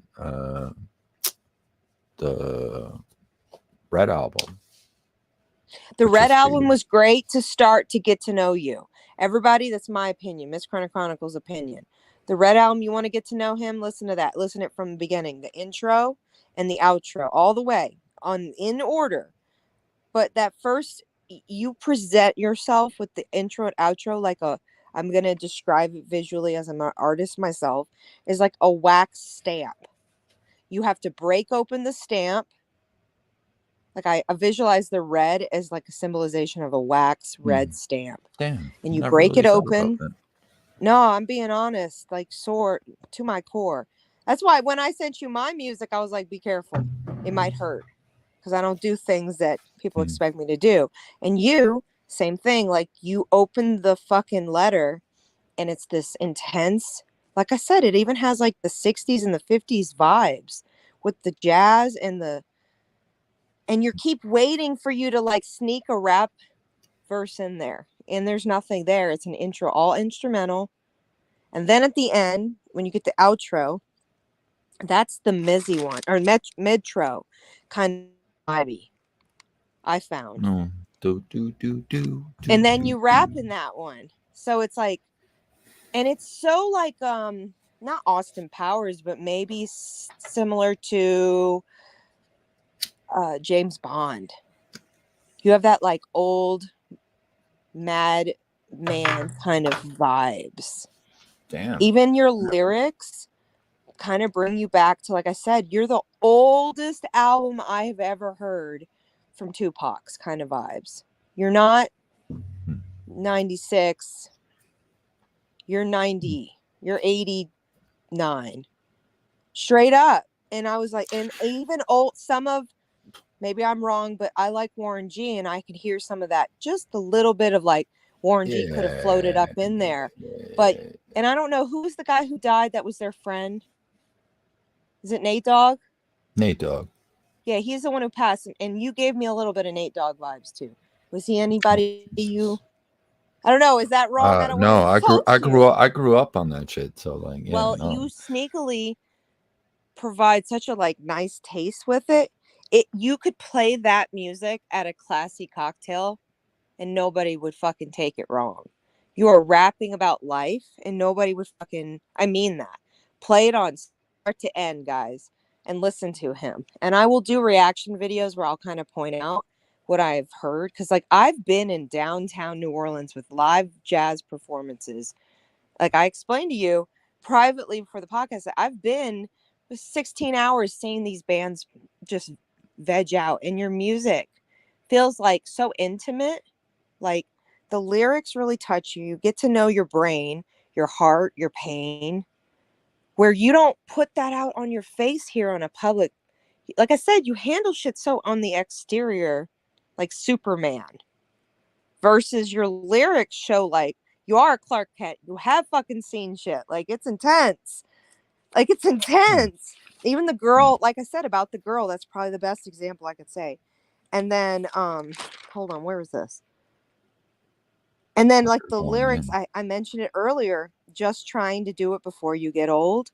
Like that's repeated a few times in that pen and paper remix. And I don't know if that was added the second time, but my God, it's like such a mantra. It's beautiful. Anybody who's on your level with that kind of vibe. Well, I mean, we only have a certain amount of time. The older you get, I mean, the world feels like it's going fast. So, like, the older I get, right? Like, even back then, I felt like I was already in your like, 20s or late 30s, right? No, not late 30s. Excuse me, late 20s. When I was making that. When you did that, when you did these last albums.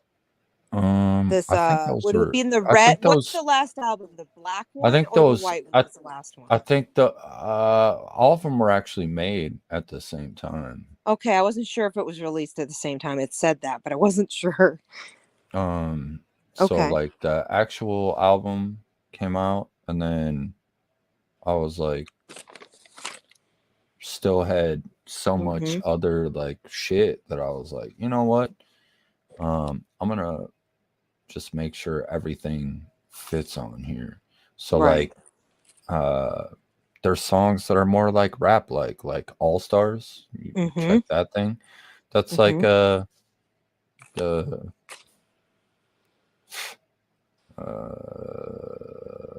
that's it's a different song just because like there's actually a rapper on it. Right. You know, like a dude from the hood. Like, yeah, okay. So like, I don't know. They're different. I didn't try to stay in one little spot, I guess. No, it isn't. I like I've always been a Nine Inch Nails fan, so I've always been Interesting. like super into like industrial sounding music, and that's why I think like Pad and Pen was like or Conspiring with the Pad and Pen was like Right. thing, because like like the Right. noise in that shit is not like Actually, normal to rap. can I say to you that I have Yeah. a speaker that's blown, but you didn't even make it worse. You didn't even make it buzz, and it held itself. So that's such a good production that I was able to do. Like I'm saying, it's like you don't push the bass, you push all the other vocals, you pushed the things that make it heighten itself naturally. Like it's not pushing the speaker in like an auto-tune version. You literally used all your instruments properly when you laid it out for production. I'm just saying that's how I heard it, so Yeah, and well. I don't know. I've never used auto tune. Thank I think God.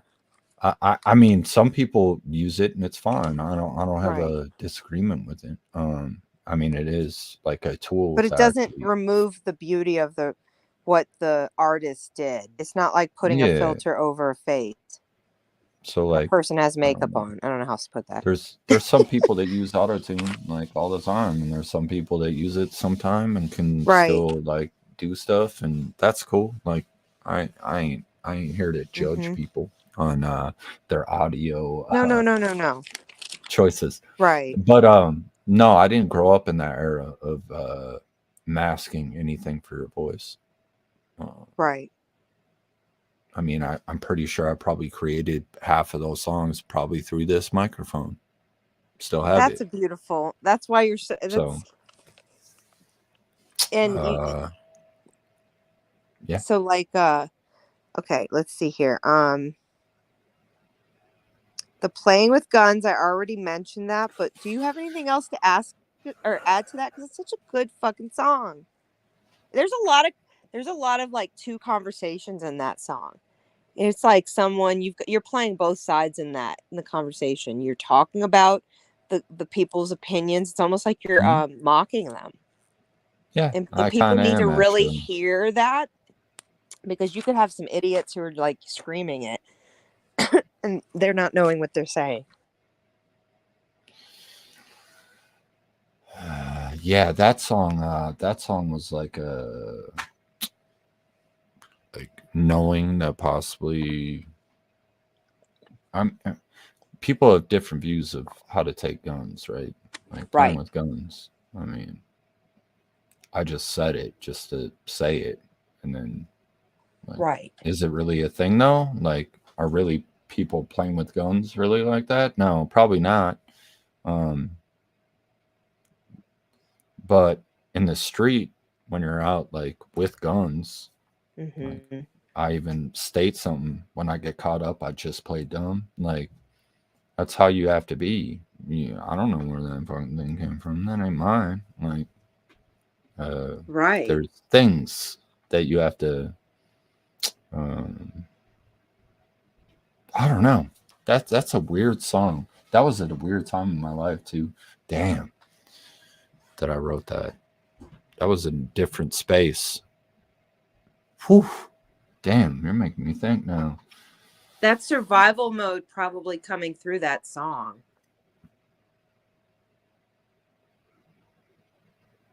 Damn. Yeah, that was Chicago. Honestly, I think it's a powerful song that really does document it. Like whatever the vibe was in your life at that time. Yeah, wow. I don't even. Did you lose anyone particularly and that was an ode to them, or is it just more so the matter of fact?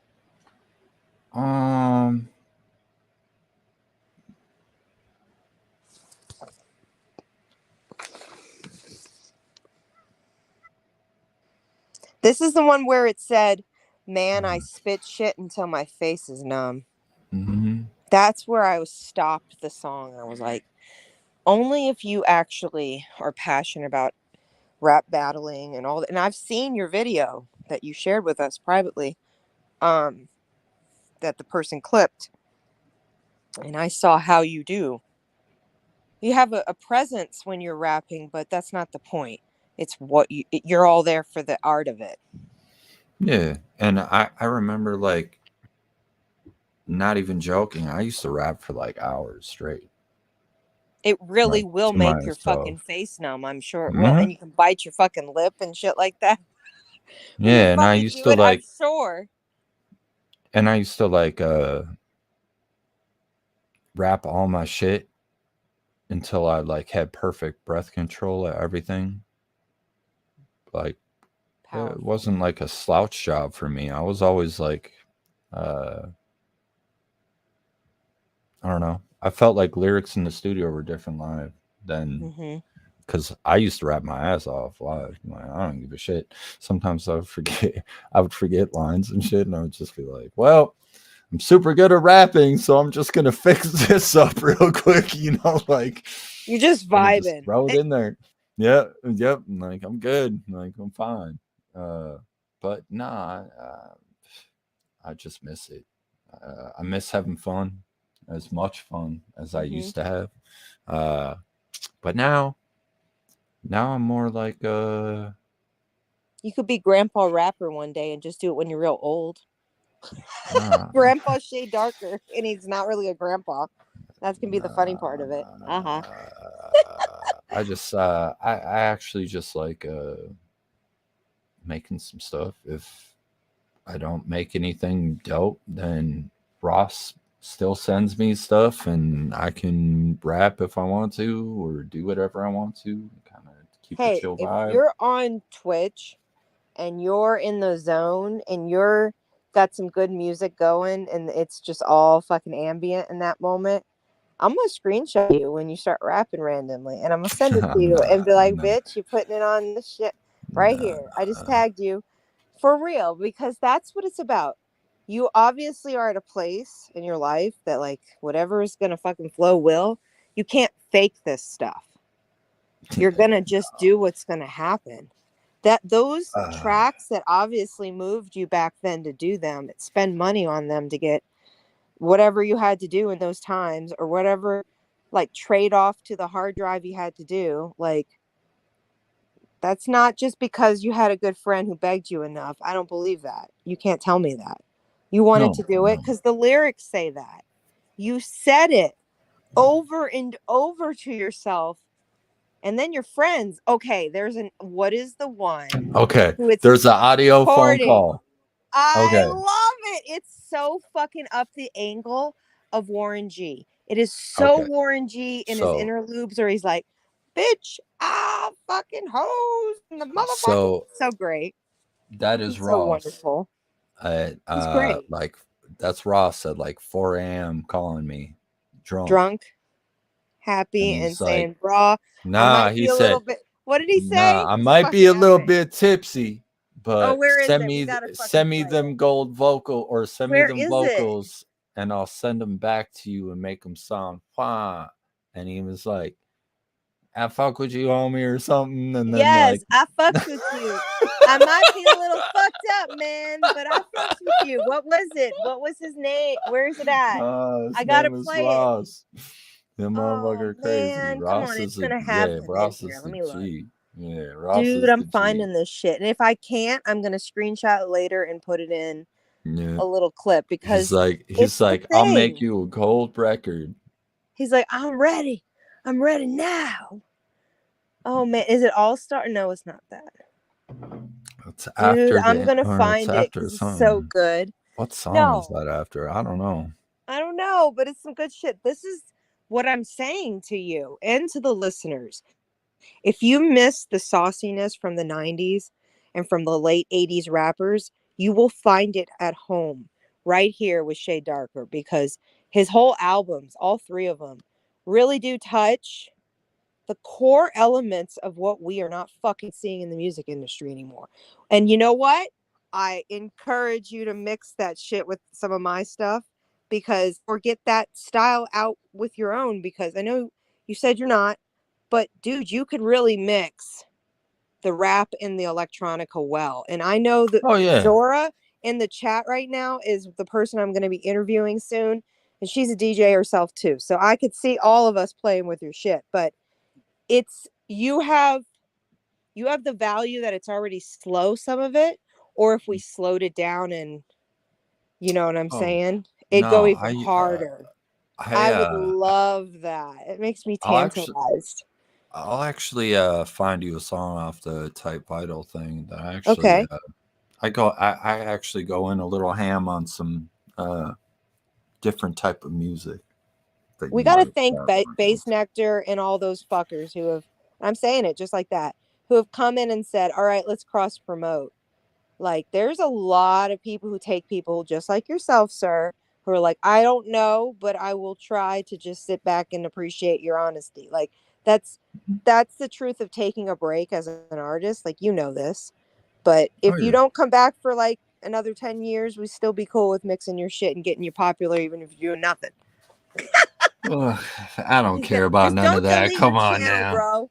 No deleting of Oh the no, no, channel. no, no, no. Stop that shit. I could slap everyone who does it. I ain't deleting nothing. You better not.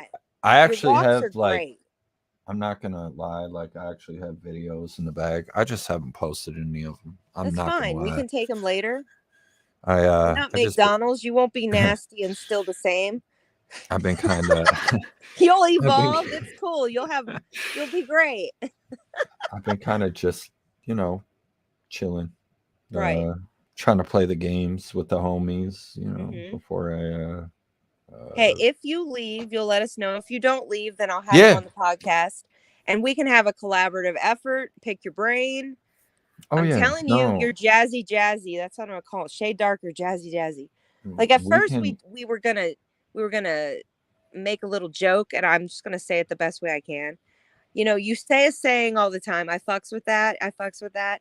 It's not politically correct to like put it on hashtags and shit. So you'll see how I hashtag his man. But no if he respects Bryn kegs you, that I fucks with that. yes. Bryn If be he doing says that. it, he fucks with that. He fucks with that. So if he's following you, if he respects your ass, you better fucks with that too, because there's just silliness in not respecting another person who takes his time where he doesn't have to be here. He's not paid for his loyalty. He's a fucking real G. Like, I think that's what it is. You have the etiquette of the street from the old rapping days. I don't know how else to put it. You don't I call the don't know. cops. You handle your business. You don't go to the hospital unless you've lost an arm, a finger, or you really are Yeah. dying. For Pretty real, much. okay? And you know, nobody's gonna starve. That's what it is. That's that fucking old mentality.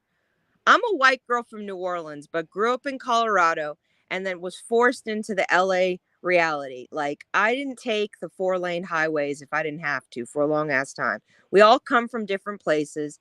If you didn't have your positivity and I'm sure it has to be like you close your eyes and can imagine Hawaii in the breeze. We don't all have those memories. You're like gifted with that shit. Like, so coming full circle, I have a funny question. Yeah, please ask. All right. So, what is one thing on your bucket list? You can share more, but what are some things on your bucket list you're like, that's it? I have to make this happen. It's not just a manifestation thing, you know, but what is on your bucket list that that is real in your life you want to do? Oof, that I want to do. Yes. Just one thing. You can share more. I've done a lot of stuff already. Fuck, what do I want to do?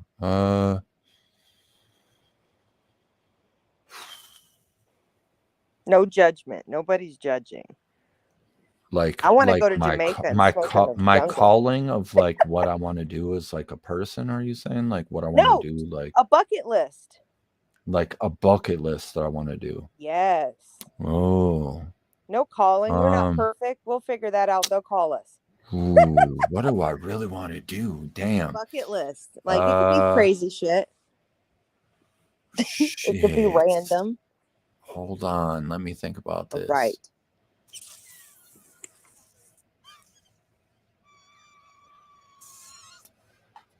I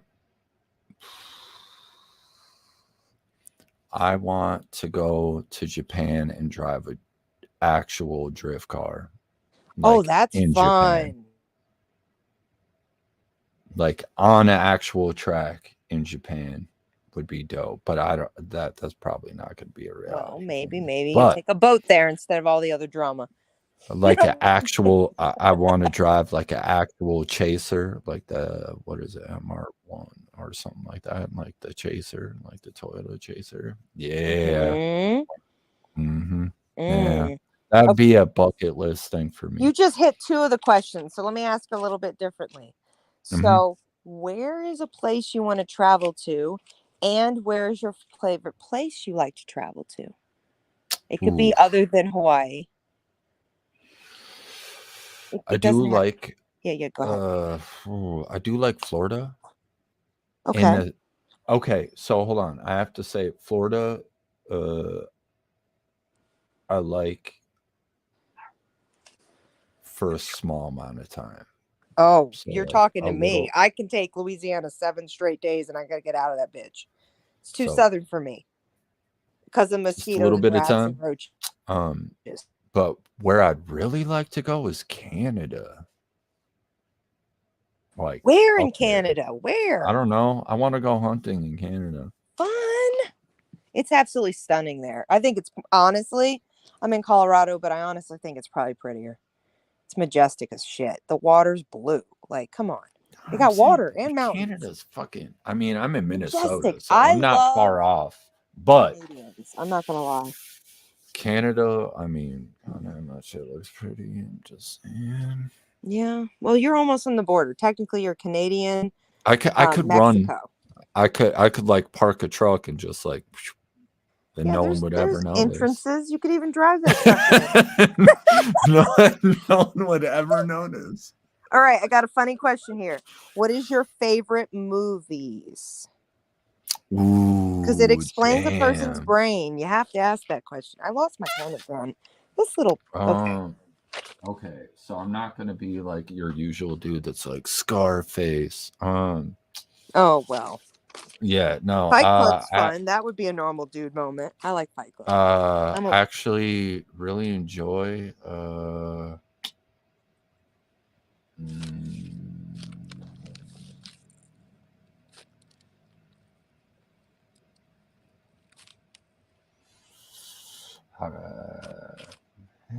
No, hold on. That doesn't come in first. I have to actually. Hold on. I'm scratching out paper. I'm sorry. We got all that you did. We're doing amazing, by the way. So proud of our questions. I'm proud of this. Is gonna be a good one.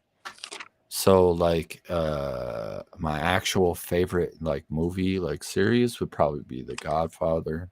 You're a mobster lover. Yeah, I kind of love that. I respect the mob. Not gonna even go lie. Totally respect. So I love The Godfather like series of movies. But besides that, are you a Netflix and chill kind of a series guy? Oh yeah, I love me some Netflix and just hanging out. What's some Netflix that people should fucking watch that you like? Oh, I haven't watched Netflix in ages. I don't know. I Okay, haven't then. sat and watched Me anything. neither. I I usually hear watch that ghost shit on I hear other that there's stuff. I hear that there's some new show that has like 8 episodes about like stealing some sort of documents or something. I don't know. It Oh, is seems this pretty about the interesting. Twitter thing? I've just heard about that recently. I I don't was like, this is know. interesting. Okay, you should watch the Yeah. Kennedy thing. That was really interesting Oh. about they were actually, it's not about Kennedy itself, it's about the patrol people that work for him. And you get to hear their accounts on like that day of the episode or everything that happened, the tour. It's fucking incredible. I don't know. Do you like documentaries? I do. Oh, yes. Okay. Well, okay. So okay, secondary favorite movie. yes. Die Hard, the original Die Hard. Those are classics, sir. Third favorite movie.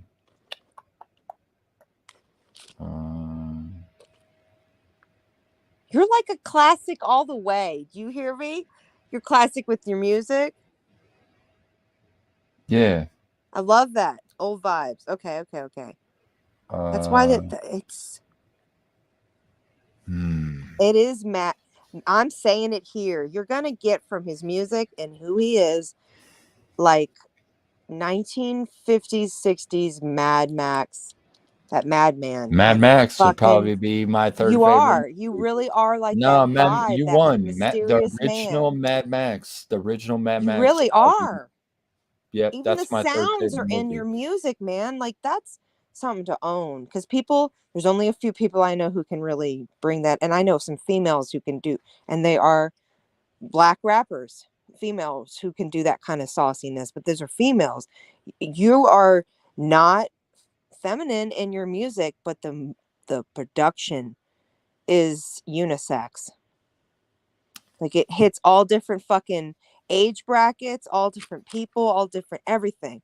Like I said, you could play that at a cocktail party at your dad's fucking open house parties for his real estate. You could play it in the background with the cheese plate. I'm telling you. Your music's that good. Even though they don't know what they're listening to.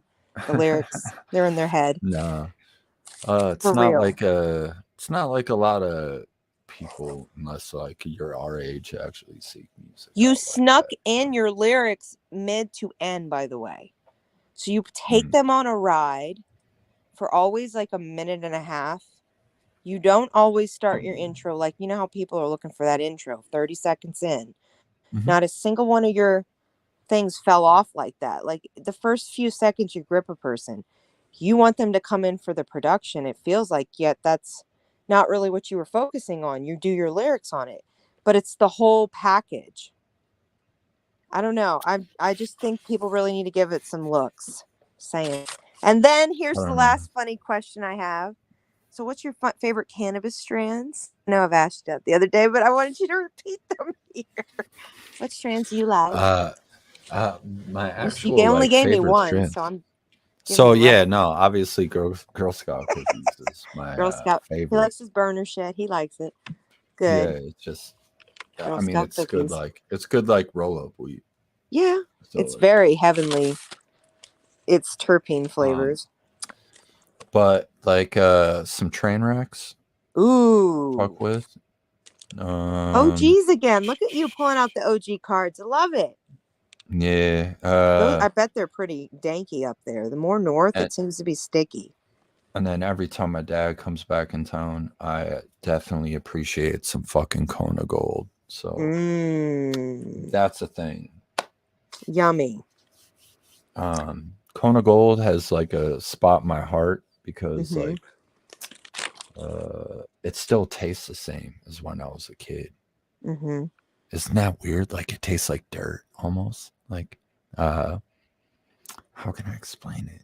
Like that thick it's earthy. Yeah, like that thick leafy. No, not leafy. I don't know what type of taste it is, like thick, like it's just like it came from right there. I don't know that feeling. You can taste the earth in the bud. The terpenes have it's like that. the same thing as like a hot ass like or thick ass cup of Kona coffee, it's like the same dirt. Yes. That it's like the same thing. It vibrates. Like, Your fucking yeah. taste buds vibrate with that kind of coffee. I'm sorry. I know my coffee, and I know. Listen, in California, that's what people bought. That is the brand we would drink around the table. I Right. can't tell you a single household that didn't get it.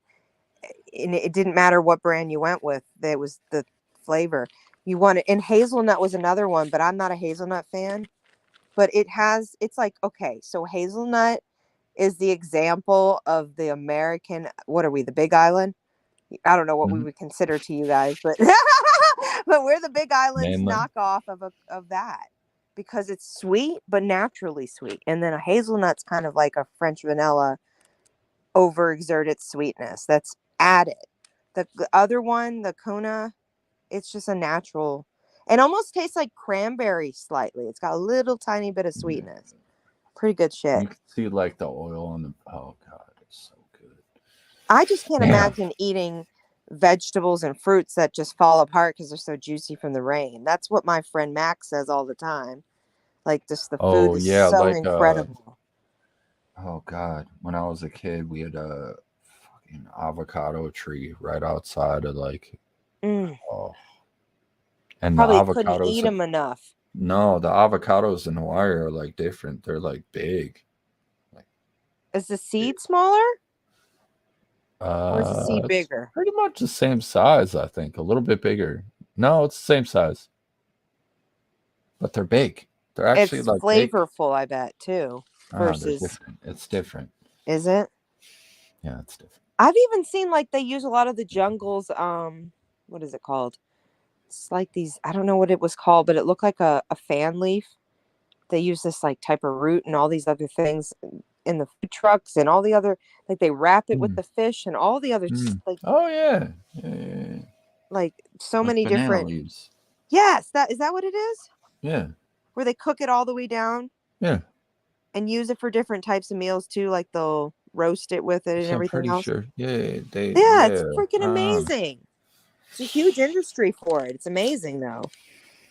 I mean, okay, so wait, let's just say this. I got to point it out because this will clear up any bullshit you hear when you're on a chat and they bring up between people, do you eat meat? Do you not eat meat? He hunts. But do you want to clarify? Do you think Hawaii is the reason you're a vegetarian or a pescatarian, or however you want to put it? On occasion, vegetarian. So some things kind of changed. Okay. I have started eating meat a little bit more because I don't know what my diet's going to be like once that makes I sense. Leave here. You don't want to be sick. I can't. That's a smart thing. So I can't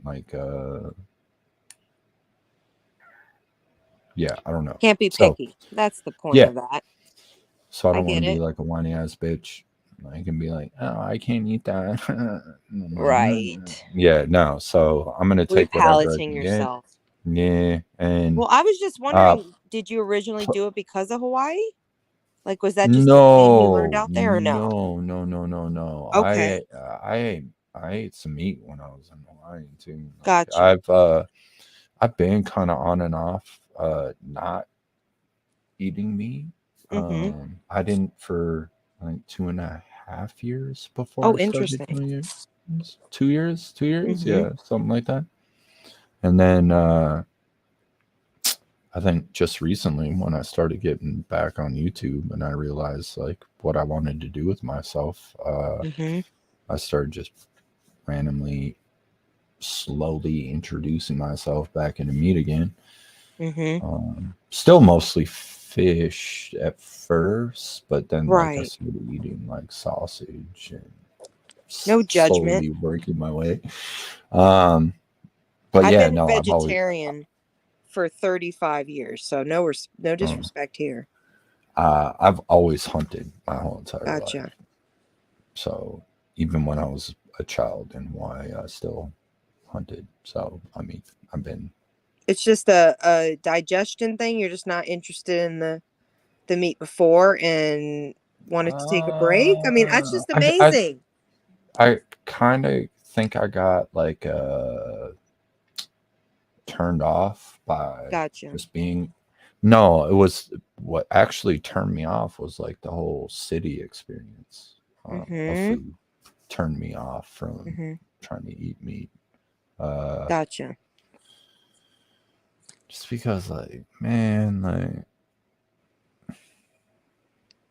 It's processed, ugh. yeah. But hey, Yeah. no judgment, zero judgment. If you can hunt it and eat it yourself, that's always nice. No judgment. So, and it's still like the same thing. Like, a lot of the time up here, I won't eat seafood just because Okay. I know how many days it takes to like come to Minnesota. I So why would agree I with eat? you. Why would I eat seafood when I have lakes with fish and shit So here? Like, why? since the BP So spill changed in New Orleans, I can taste a difference since then. Okay. And when I went back, like I like codfish. I don't know if you like codfish, yeah, but yeah. codfish is great when it's breaded and all that fun stuff. I can't fucking eat it because I'm thinking of what the fuck's in the water now. And I stopped eating tuna a couple of years ago because of that very thing. So I can totally understand. I'm sure a lot of listeners get it too, where it's like you go through these spouts, but then when you overthink it, I didn't have Dr. Pepper for years because I knew they had like bug coloring. Did you know that? No, but Yes, what? it is. That Yeah, red, whatever dye is supposedly like, yep, gross, very gross. but what was funny is I confessed one night that like even when I was like not eating meat, I still have this fetish for McDonald's cheeseburgers. And you would eat them. You would go I there would and I would indulge, eat would you I would not? I would eat two of them. Were you in Yep. pain ever? And I would totally get sick. Oh, see, But that it was sucks. it's so worth it. It's so their good. oil. I'm telling you, it's their fucking oil because their hash browns make me sick. They're so good going down now. The fucking oil. God, yeah, there's something about them that I was like, yeah, I wouldn't Plastic tell my oil. wife. I would hide it from my wife. Oh, It's like, jeez. oh, she's Is not. she a vegetarian as well? Yeah. So like, she's not. Oh, I'm hey, not. that makes it easier. That's how you end up in that world. But now Like, she's eating meat now too. wow. And Yeah. hopefully, The collapse has came. hey, you can at least know how to make your own shit if you really needed to, and there was like a shortage in Tyson. You know, Yeah. in some way you'd be okay. In fact, Okay. she ordered herself food and didn't order me any, which was What? nice of her. Have you been Yeah. starving this whole time? No. Okay, because I had I'm like good. ice cream and cookies. I feel really bad if Oh you're starving. no, over you're there. good. You're good. I'm like, I think it's gonna be official that somebody hears a cookie in my mouth at some point because that was fucking insane. I don't even like Oreos, but they were bomb. They were great with the coffee. Here's my last crazy question. Okay. Do you have any last thoughts that you would like to share with the listeners? Like anything you really want to bang into their head? Because we hit every single question. I'm like, yeah, I think so.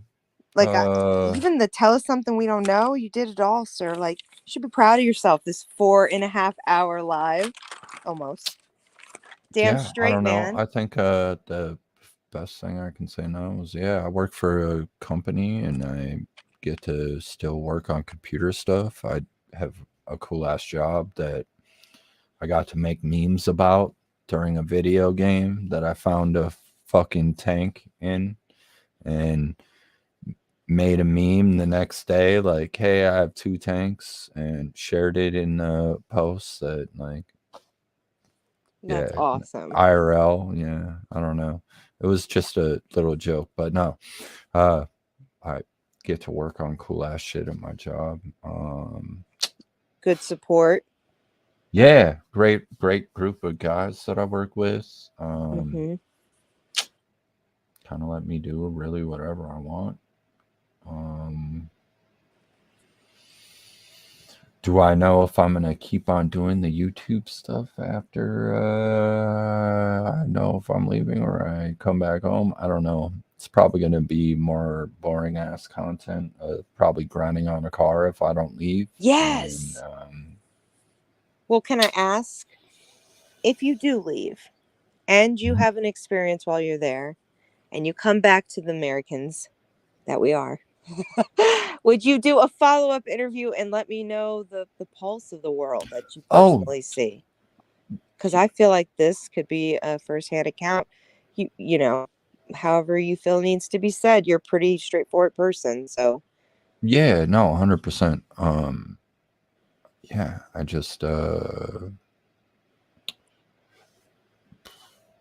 would like to say, yeah, I could probably record my whole experience if I do go. well, But I don't know how that really. I not don't know. record. I would say more so, like of course while you're gone, if you're gone, and if you're here, then regardless, the questions that people may have, we can do a follow up on that. Oh And yeah, then, hell yeah. and then if you do go, you know, whatever from your firsthand account, because I know you can't say everything with the people that are trading off and you're doing what you have to do to help the people down there. I feel like though to understand from a human side, Mhm. we're stupid Americans, and a lot of us don't really understand. I'm going to insult people saying it, but I've seen it firsthand. Some people just don't understand what it really looks like to have your feet on the ground in these places when this is all going on. So like, I feel like you would be able to really set the record straight of what ignorance is bliss, you know? Oh well, yeah. I mean, like I said, I already have friends that are there right now. So like, Right. I've already seen a lot of things to. Do you Be think this is prepared going to be for. going on for a while, this No, war, or do you think it's going to Mm-mm. end? It's gonna end. I just, you know, hopefully, I just feel like we've politically done some crazy things lately. So I just hope that we're not going to be brought into a circle jerk of problems, you know? So obviously, I have no concerns that you're going to have any problems coming back or whatever, because you've gave us rest assuring of that. But at least maybe if you can in this time, write some shit, even though your wife doesn't want. I'm sorry, she's listening and hates me, I'm sure, because I'm like, please make more music. No, Write some things that will get to the heart of it. Like that's the nah. thing. She This doesn't gets hate on sad. it. She just knows that like it brings me to a place that like Well, change your vibes, sir. I know you're shade darker, but let's do yeah. shade darker 86 and the 2023. I'm like doing a, what is that fucking? And I wasn't born in 1986, so I don't get know that. that was a fucking game plan right there, man. You're representing all the fucking 86ers up in this bitch. No, I was born in 1982. You're like the big brother of yourself. That's epic. No. Funny. Those 3 extra years just were knowledge and power. No, it's 4 extra years. Sorry, right? Yeah. No, 2, 4. it's It's 4. like an actual joke. What do share? Can you please share? That's a great way to. How did this name Yeah. come about? How can we not 'Cause, talk about that? That's fucked up, man. it was like a joke with one of my friends. I got kicked out of a bar one night for fist fighting. We all got like strung up by security and like thrown out the bar onto the street in front of a cop. And the cop knew my boy from like the neighborhood that he grew up in, not even the one that we were even in. Oh, it was funny as hell. And she's like, motherfuckers, like y'all fist fighting up in there. And he's like, nah, we didn't do shit. And she's like, y'all can go. So like, wow. So he made a joke. He's like, you always get an 86. Oh, so that's why, yeah. Oh,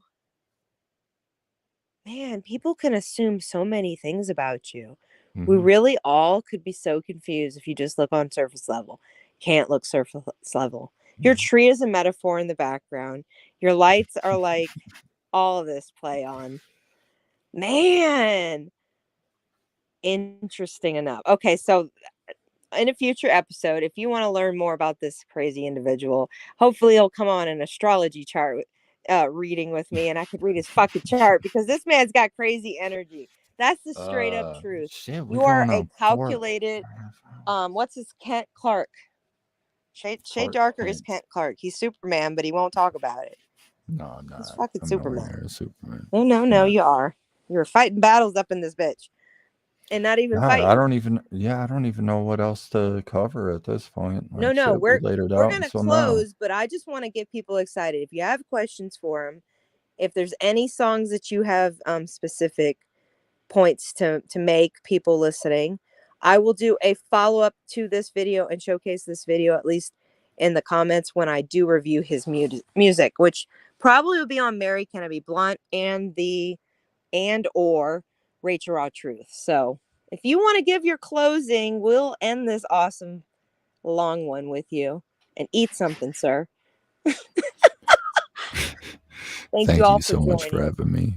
Thank you for being here, seriously. Yeah, and sharing your stories. I actually had a blast. This Great. is it went by so fast. It went smooth as fuck, man, like butter. Like it was just like a fucking honey butter up in this bitch, whipped. Yeah, I never would have thought this would have been such a great time. I actually enjoyed myself, and thank you. Seriously. And when you review this, which I probably doubt you ever will, but if you do, if you ever review this, let me know if we forgot anything. We'll do some clarification. No, well, yeah, I don't know. Yeah. But anyway, thank you guys for listening. Thank you for being here. You have a great night. Shade Darker 86, the man of mystery, no more. To a point. There's shit he's not pulled out of his bag yet. He might want. Yeah, there's still stuff. Yeah, no, but I spilled the bag already. You can so do a memoir now and charge everyone. That's what we're gonna do. Awesome. All right, everybody. Have a great night. Thank you for joining. Give this video a like. I will update it probably in the morning and put all the quotes and everything else. And just stay tuned for new stuff coming out. Yeah, you might want to blur out some of the F-bombs in the beginning. All right. Oh, fuck all that. They can take it. You hear me? Fuck it. They're going to take it. All right. Have a good night, everybody. I appreciate Thank you for being here, Shade. Thanks, You're Chad. awesome. Your life is complex and there is no regrets. There is no regrets. Mm-mm. Y'all have a great night. Tell your mom hi. Tell your dad hi. Will do. All right. Have a good night, All right. everybody. Yeah, Bye. you too.